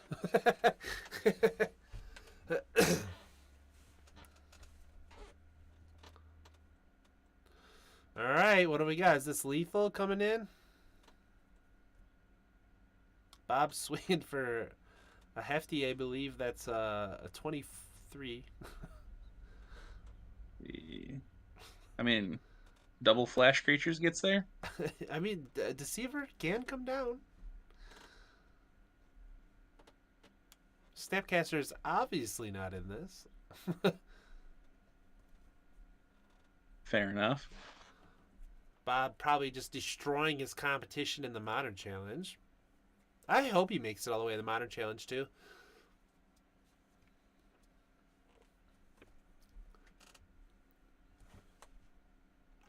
What was that command? Record, right? And then you put their name? Man, FTG bots, 10 out of 10.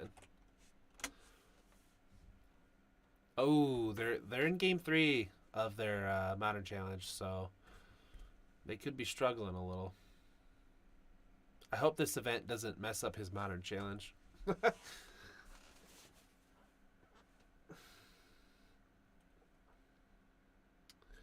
Whew, doing the best I can. My throat is killing me right now. There's the Deceiver. So now does he use it to untap a land and play another Deceiver? Does he have it? Does he have it? 2 cards in hand? So here's the thing. Well, it doesn't... He, if he can... Yep, exactly that. So then he gets to block both the Revoker and the Platinum.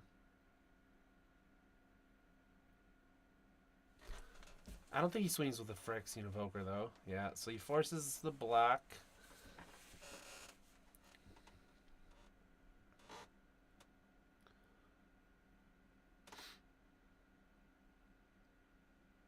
Yeah, don't ask my advice. I would have swung with Revoker too.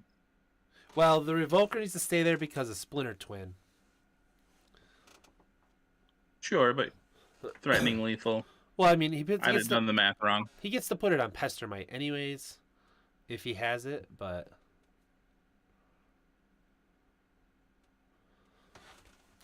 This turned out pretty good in my opinion. I know there was a few scuffed things. Like I said, we knew that was going to happen, but I think overall the event went pretty decent. Yeah, it's a learning experience. Next time we'll know. Yeah, the big thing is like check-ins and stuff like that, which again, my fault for not just like, you know, saying all of that. Listen, I paid a lot of money to be here. I know, I understand. With gas prices the way it was, man. I know, tough playing a tournament from home.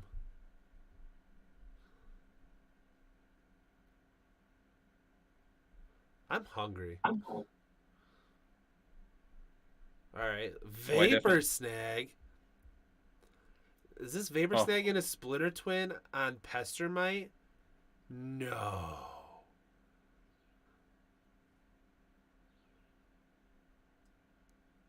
These are the kind of plays I only dream about.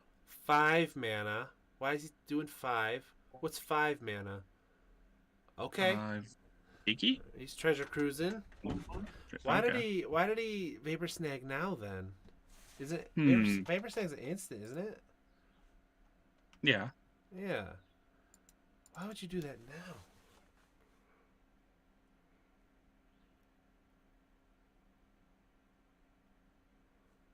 I'm baffled.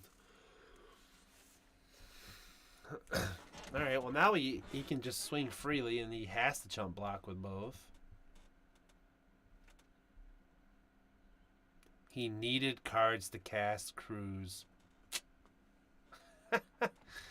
Damn. Fair enough. Dang. Who knows? He says, oh, I really thought you said it so confidently. My wife, the kids were running around in the back, and I was like, hey, the kids are like screaming, just trying to talk. She goes, I was on the phone and totally ignored them. My bad. Yeah, you're not wrong. That makes sense. 100% legitimate response. Yeah, I can't really argue with it.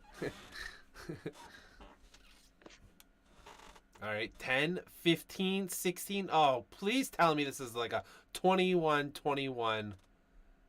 Oh, okay. Man, I was really hoping for it to like a... Oh! That is a Ulamog of... Oh, man, that was only game 2. We're going to game 3, everyone. Game 3. These are paid actors. I made sure that this game went as long as possible, so no one would know what the actual ranks are, because I don't even know.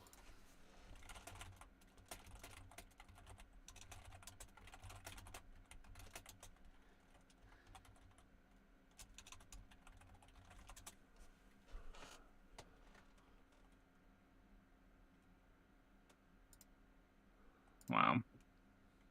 Yeah, I did not see that coming.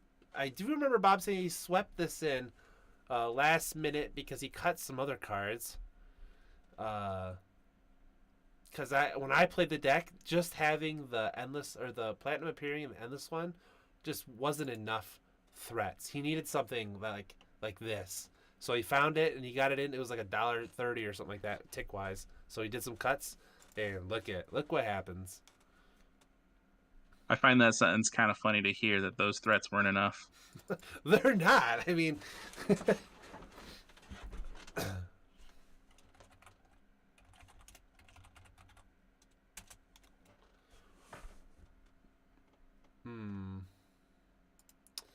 All Ludimus right. 4-1. Yeah, I didn't get a look. Let's see here. So, Doing better than me. let me refresh, see what we got here. Looks like we have Lenny at Lenny with 12 points at 4-0, and he lost. Kev's got 9 points. Breno's got 9 points, but Breno won. Where are you, Whit? Holy jeez. Brett, you're going to be Whit, you're going to be 4-1. Yeah, I don't know. I actually don't know. I'm terrible at the pairings things.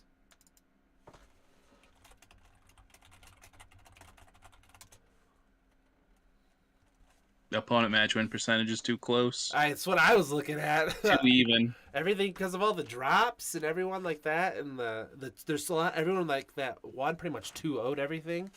So, or 2-1 Well, everything. Everyone like 2-1. Everything below sixth and below is pretty clear on the opponent match win percentage, Yeah, but above that is just... Yeah, absolutely.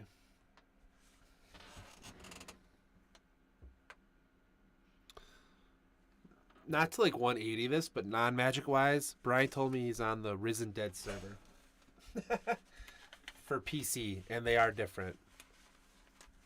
He's on the what? Risen Dead server, and PC and mobile are different completely. Are we talking about Diablo? We are. Fantastic. So That means I have to finish downloading it on my computer. Yeah, it's 25 gigs. Good luck. All right, Mentor starts out with a ponder.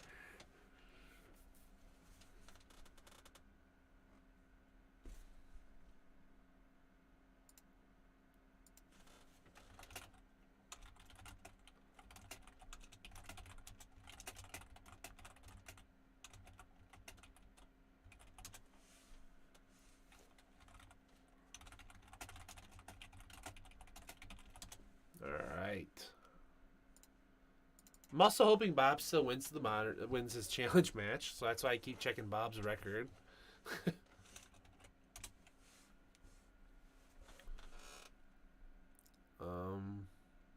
So He did. Bob's 6-0. Let's go. Bob is a master of Belcher. So I hope he's crushing it over there. I hope he's on Belcher. I don't know what else he'd be on. Although I say that, but he also top 8'd with Calibrated Blast. So it could just be Bob being good at everything. the only thing that make me more proud is if it was Swans. Yeah, you know, honestly.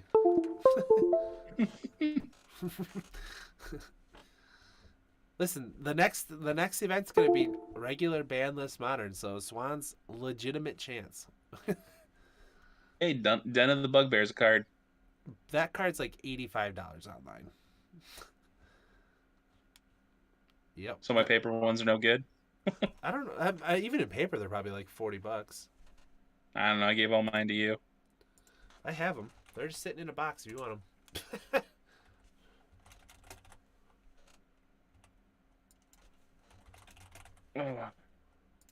Let's see. Oh, just kidding. They're only $7 in paper. 30 ticks. 30 ticks though online. Well, the rest of Swans is like 4. So just build other stuff. Yeah. So next tournament we'll be doing will be a regular banless 7 ticks tournament. it'll be 7 ticks as well. Oh yeah. It's still gonna be 7 ticks. I'm still gonna stick to the 7 ticks theme because it is what you can rent for free through Mana Traders. I would love to try to get Mana Traders as a sponsor, but I don't think they'll do it because they have all of the events that they're doing monthly, you know. So, but it's not like I'm asking for a lot. Wow, here we go. This is the card I love. God's Pharaoh Statue. It's 6 mana, makes your opponent's spells cost two more. And they take I don't. It's such a random thing, but they take a damage at the end of your turn. Bluetron it is. Yeah. A couple of people have Bluetron lists. Trellian, I think, made a legitimate Bluetron 7 ticks list, I believe. Wow. Bob over here with all 4 cloud posts. What a man.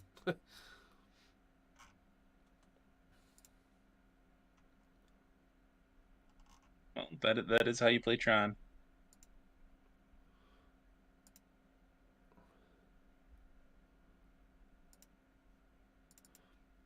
Wish this was more rounds.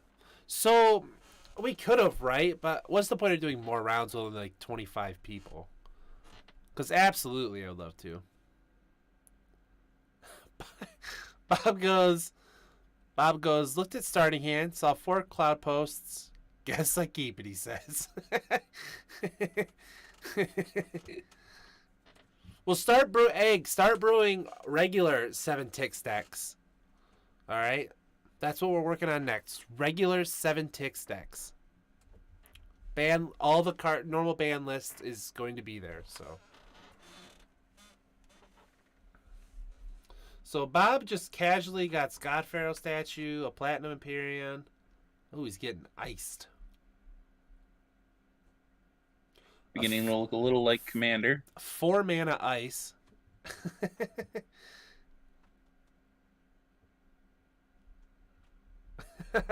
I know. I would love to keep playing too. I'd love to keep playing the rest of the day. I just feel like complete dookie.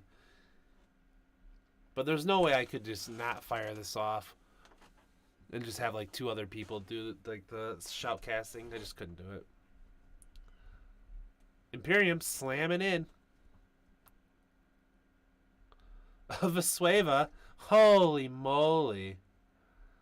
Bob has 5, 22, 20, 5, 10, 15. He has 21 mana right now.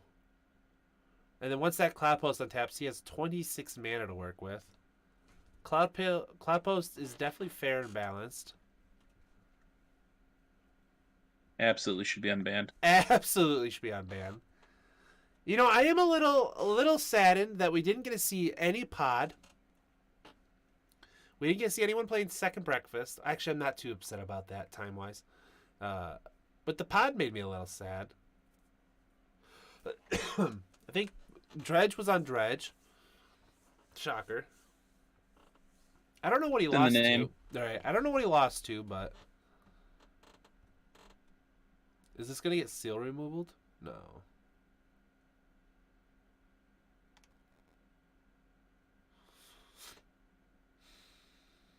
Looks like we might have a shot here. Wow. Bob has infinite mana. Let's just go with that. That's a really good draw. If he has any other taxing effects here. Nope, he doesn't. Alright, we could see seal removal here, followed up by a land and Splinter Twin. Second Sunrise is 100% viable. We've tested it. KCI also very playable. We tested that as well. Oh, I didn't even think about KCI. Absolutely, yeah. We tested it and it was gross. Twin costs 7, 2, 4, if I see. All right. Wait. Oh, I mean, if you cast yeah. a 7 drop, you should be winning Right. the game. I mean, it doesn't matter in general because he still has Platinum Imperium to deal with.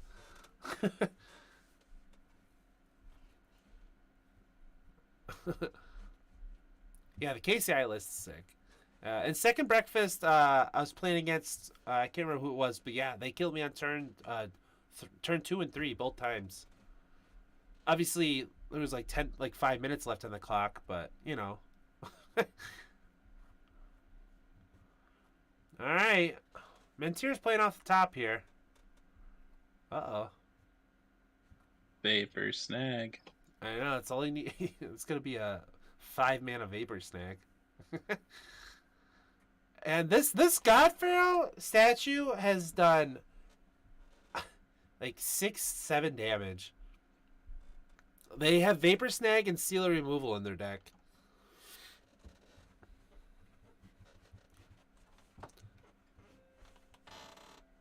The thing is, this God Pharaoh statue is just paying it away. I really don't like that this was a legendary artifact. Alright, what do we got? 4-mana Gataxian Probe.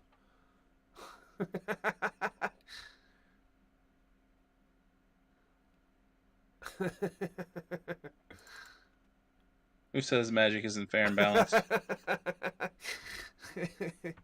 This feels sad.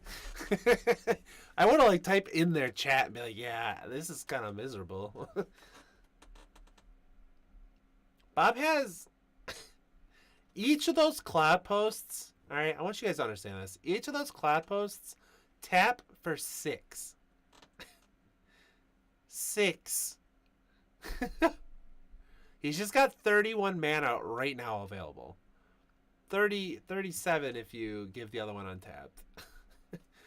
And 38 total with Serum Powder. Where's the Banefire? God Pharaoh ticking down. Oh, what's this? What 1 mana 5 spell cost is this? Oh! Hey! Oh no! That was match 2!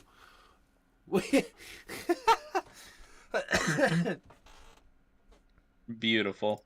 We have one more game. No, there's one more game!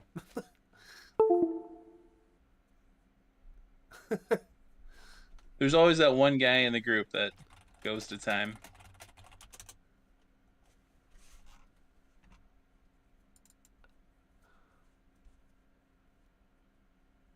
This is nutty.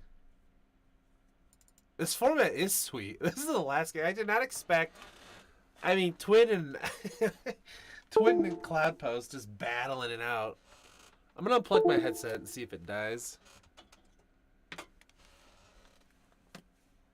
All right, match 3 for all of you that have stuck around.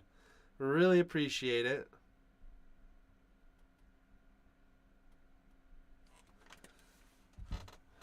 Thanks, JT, for joining in and hanging out as well. You gotta do something to keep me awake. Mm-hmm. Oh, you got to stay awake now, or?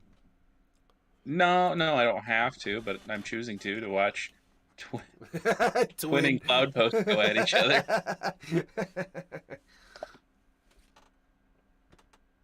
All right, Mentir, thank you for probing before you play a land. Me and Thraben kept yelling at everyone. I'm cheering for whom can finish this game in 3 minutes. Well, it's neither of them. Let's be honest. Neither of these people are finishing this game fast.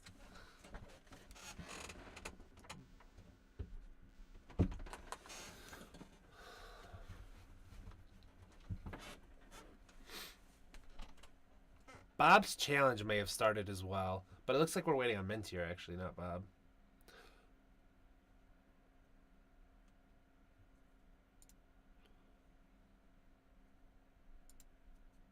It feels so weird for me not to have music playing because I'm so used to it. I could sing for you, but nobody will enjoy that. Nah, I think we're all right.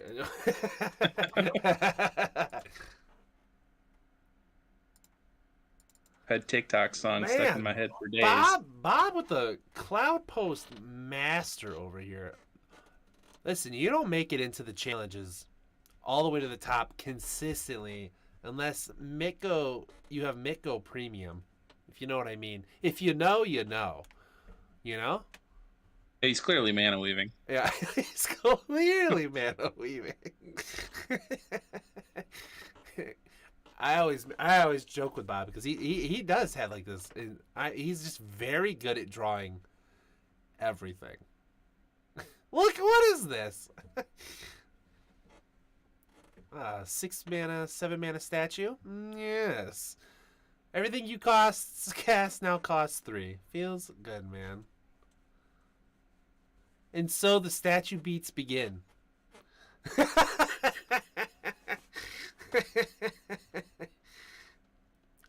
You guys can't see the chat, but like Mentir is like, no, don't do it. Then Bob's like, let's just chill. This is a good spot to just chill. and I'm just gonna play my stuff out. Slow it down a bit. Yeah, let's just calm down, everyone.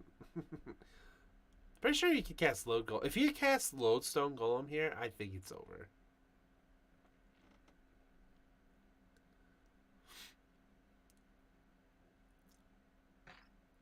All right, that's not bad. A little redraw action here. I think that was also a favorable thing with the Cloudstone decks is like I'm pretty sure Bob's running 8 main board Graveyard Hate, and it works because they're just cantrips anyways with all the Cloud Post mana. So it was just like a free anti-hate or a free hate card that just hoses main board like Dredge and stuff, which I think is pretty relevant. We only saw really one. I think Dredge was the only person actually playing Graveyard like Dredge. Like no one, I didn't see anyone on Hogak or anything like that either. Yeah, my entire sideboard was Graveyard Hate. Yeah, I'm very shocked that no one went that hard. And Damping Sphere. Yeah, Damping Sphere definitely MVP sideboard card here. I guess, casting Tibolt's just more fun, I guess. Tibolt's Trickery or Hypergenesis, but Oh, I definitely lost to that twice. yeah, yeah. That's fair. But yeah, definitely casting Hogak though was crazy fun too, getting all the zombies. Yeah, everyone was absolutely prepared for Graveyard decks. Oh, we should have been keeping track. It should keep track of how many pings God Pharaoh statues did. I'm thinking it's 5 though.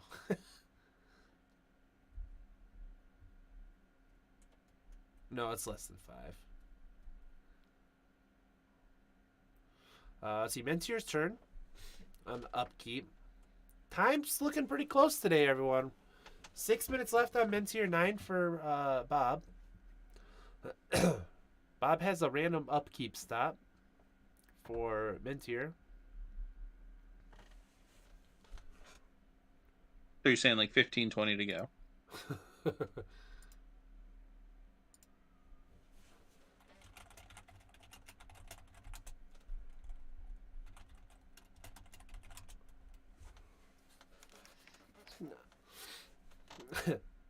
I like it when people are like, oh, like, how'd it go today? I'm like, we're in the last match. Twin versus Post. They're like, classic. Is that classic? I don't think that was ever in the same area of each other. It's a first for me. Yeah, I've never seen it personally. I've never actually seen anybody play Post. There's a reason for that.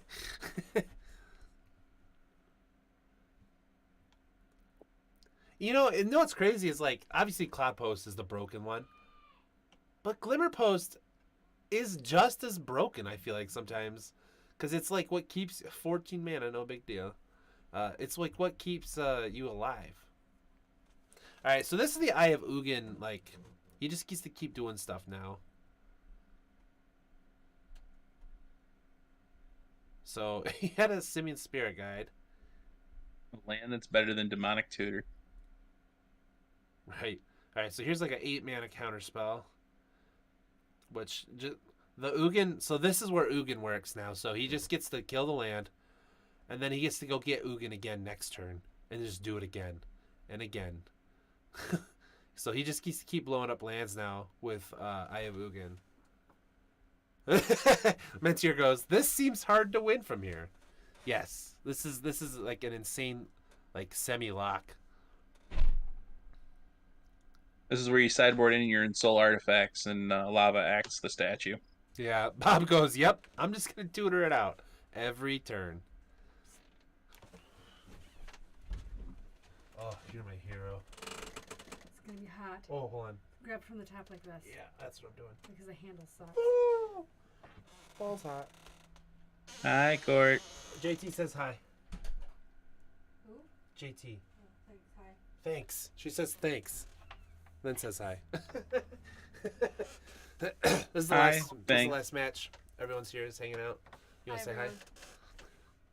Who do you want to win? This one or this one? Just go for it. One on the bottom. The one on the bottom? Yeah. Big sad. She's a Twin fan, everyone. I don't know. Do we get rid of her? I don't know. Do we Oh, root for you're the not- Lions? That one's broke. Wow. Apparently I'm hella Right. ticklish. There you go, take care of your kids.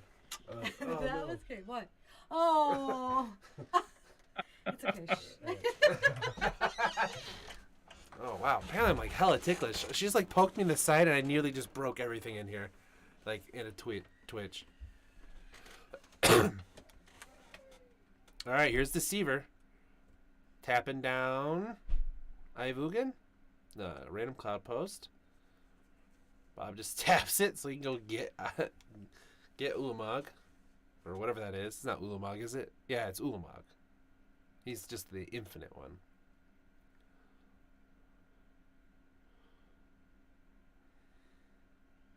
Bob's just gonna blow up the red land.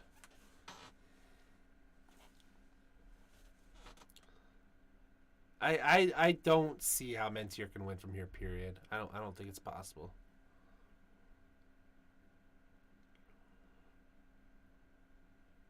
Yeah, nothing.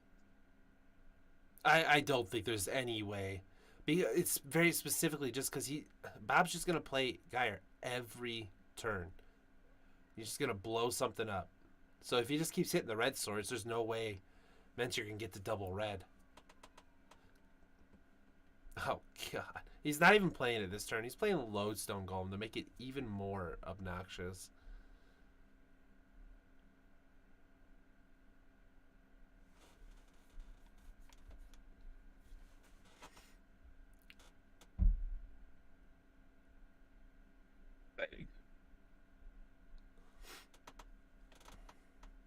So what you drinking over there?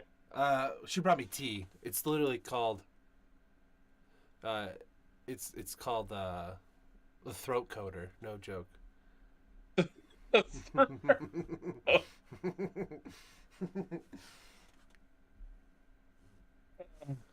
I Bob Mensier, we can we'll go over it in you guys can't hear me, I forgot. I can't type in chat.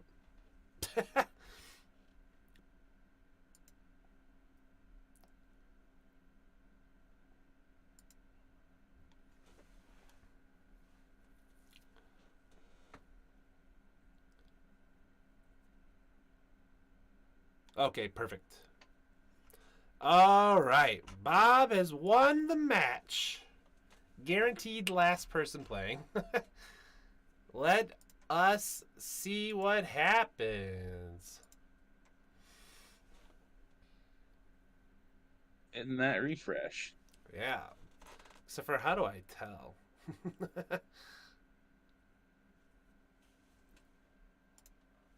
Oh no.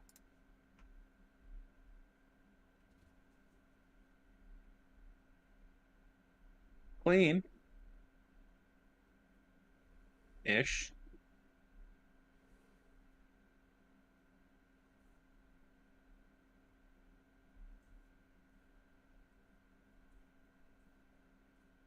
Are you seeing it? Yeah, I'm about to refresh.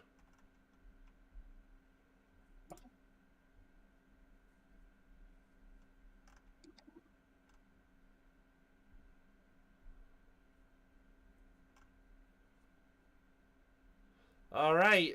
Is everyone checking out the results here? It is only top 4. Clerk 13 in 13th place. Good job, buddy. All right, we have, looks like Bob in first place with 12 points. Beat out Lenny in second place with 12 points.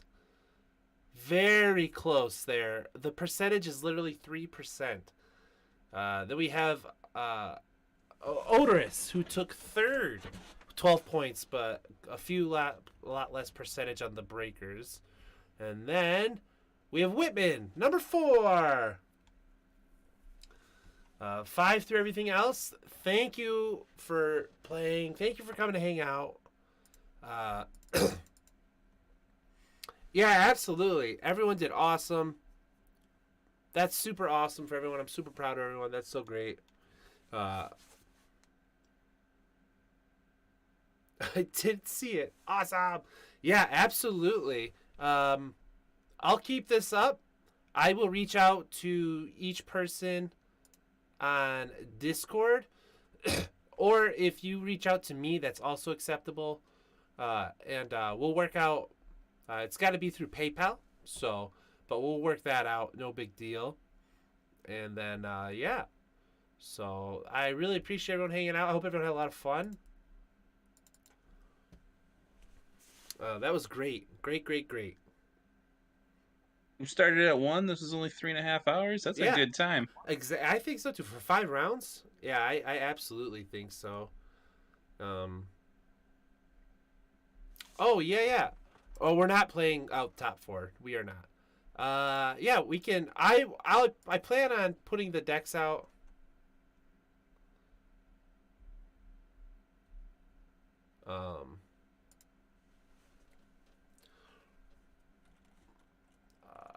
Yeah, I plan on putting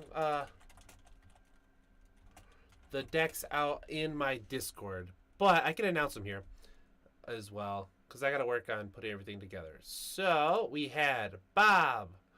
Bob was on. We're just gonna call it 12 post. I actually don't know what Lenny was on. Lenny, what were you on? Adoros was on Boggles, and Whitman was on Eldrazi. Lenny was on Mono Red Heroic. How did we not see any of that? Oh man, that deck beat me so quickly. Really? Yeah, it was fantastic. Really? What were they? Were they playing anything broken? No, I mean, from what I saw, it looked like the old standard mono red heroic deck No shot. with the only thing that I seen added different from the old standard was Monastery Swift Spear. Lenny, I'm gonna need your list, homie.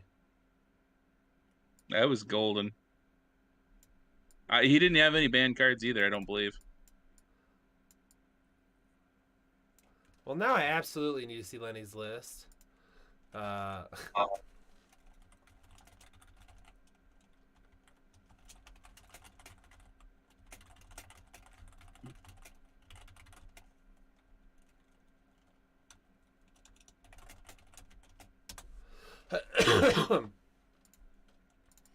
Yeah, so Lenny, if you're here, or if anyone could reach out to them, I just don't see them anywhere.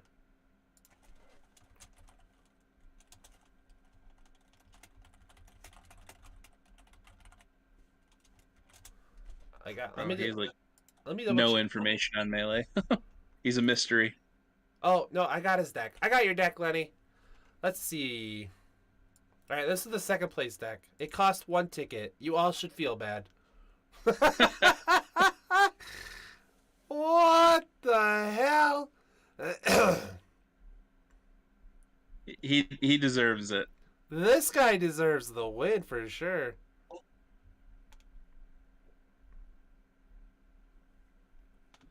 Oh my gosh, this is so good. And it's got the coordinated assault with a crone. That's hilarious.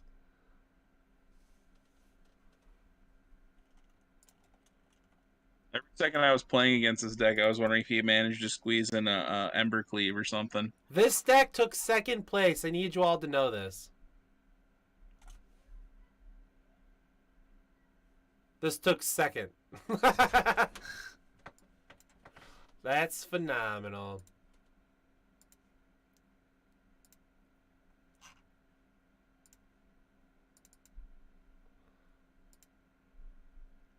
Yeah, Lenny, that's insane. Did you literally just be like, man, I had this deck from standard?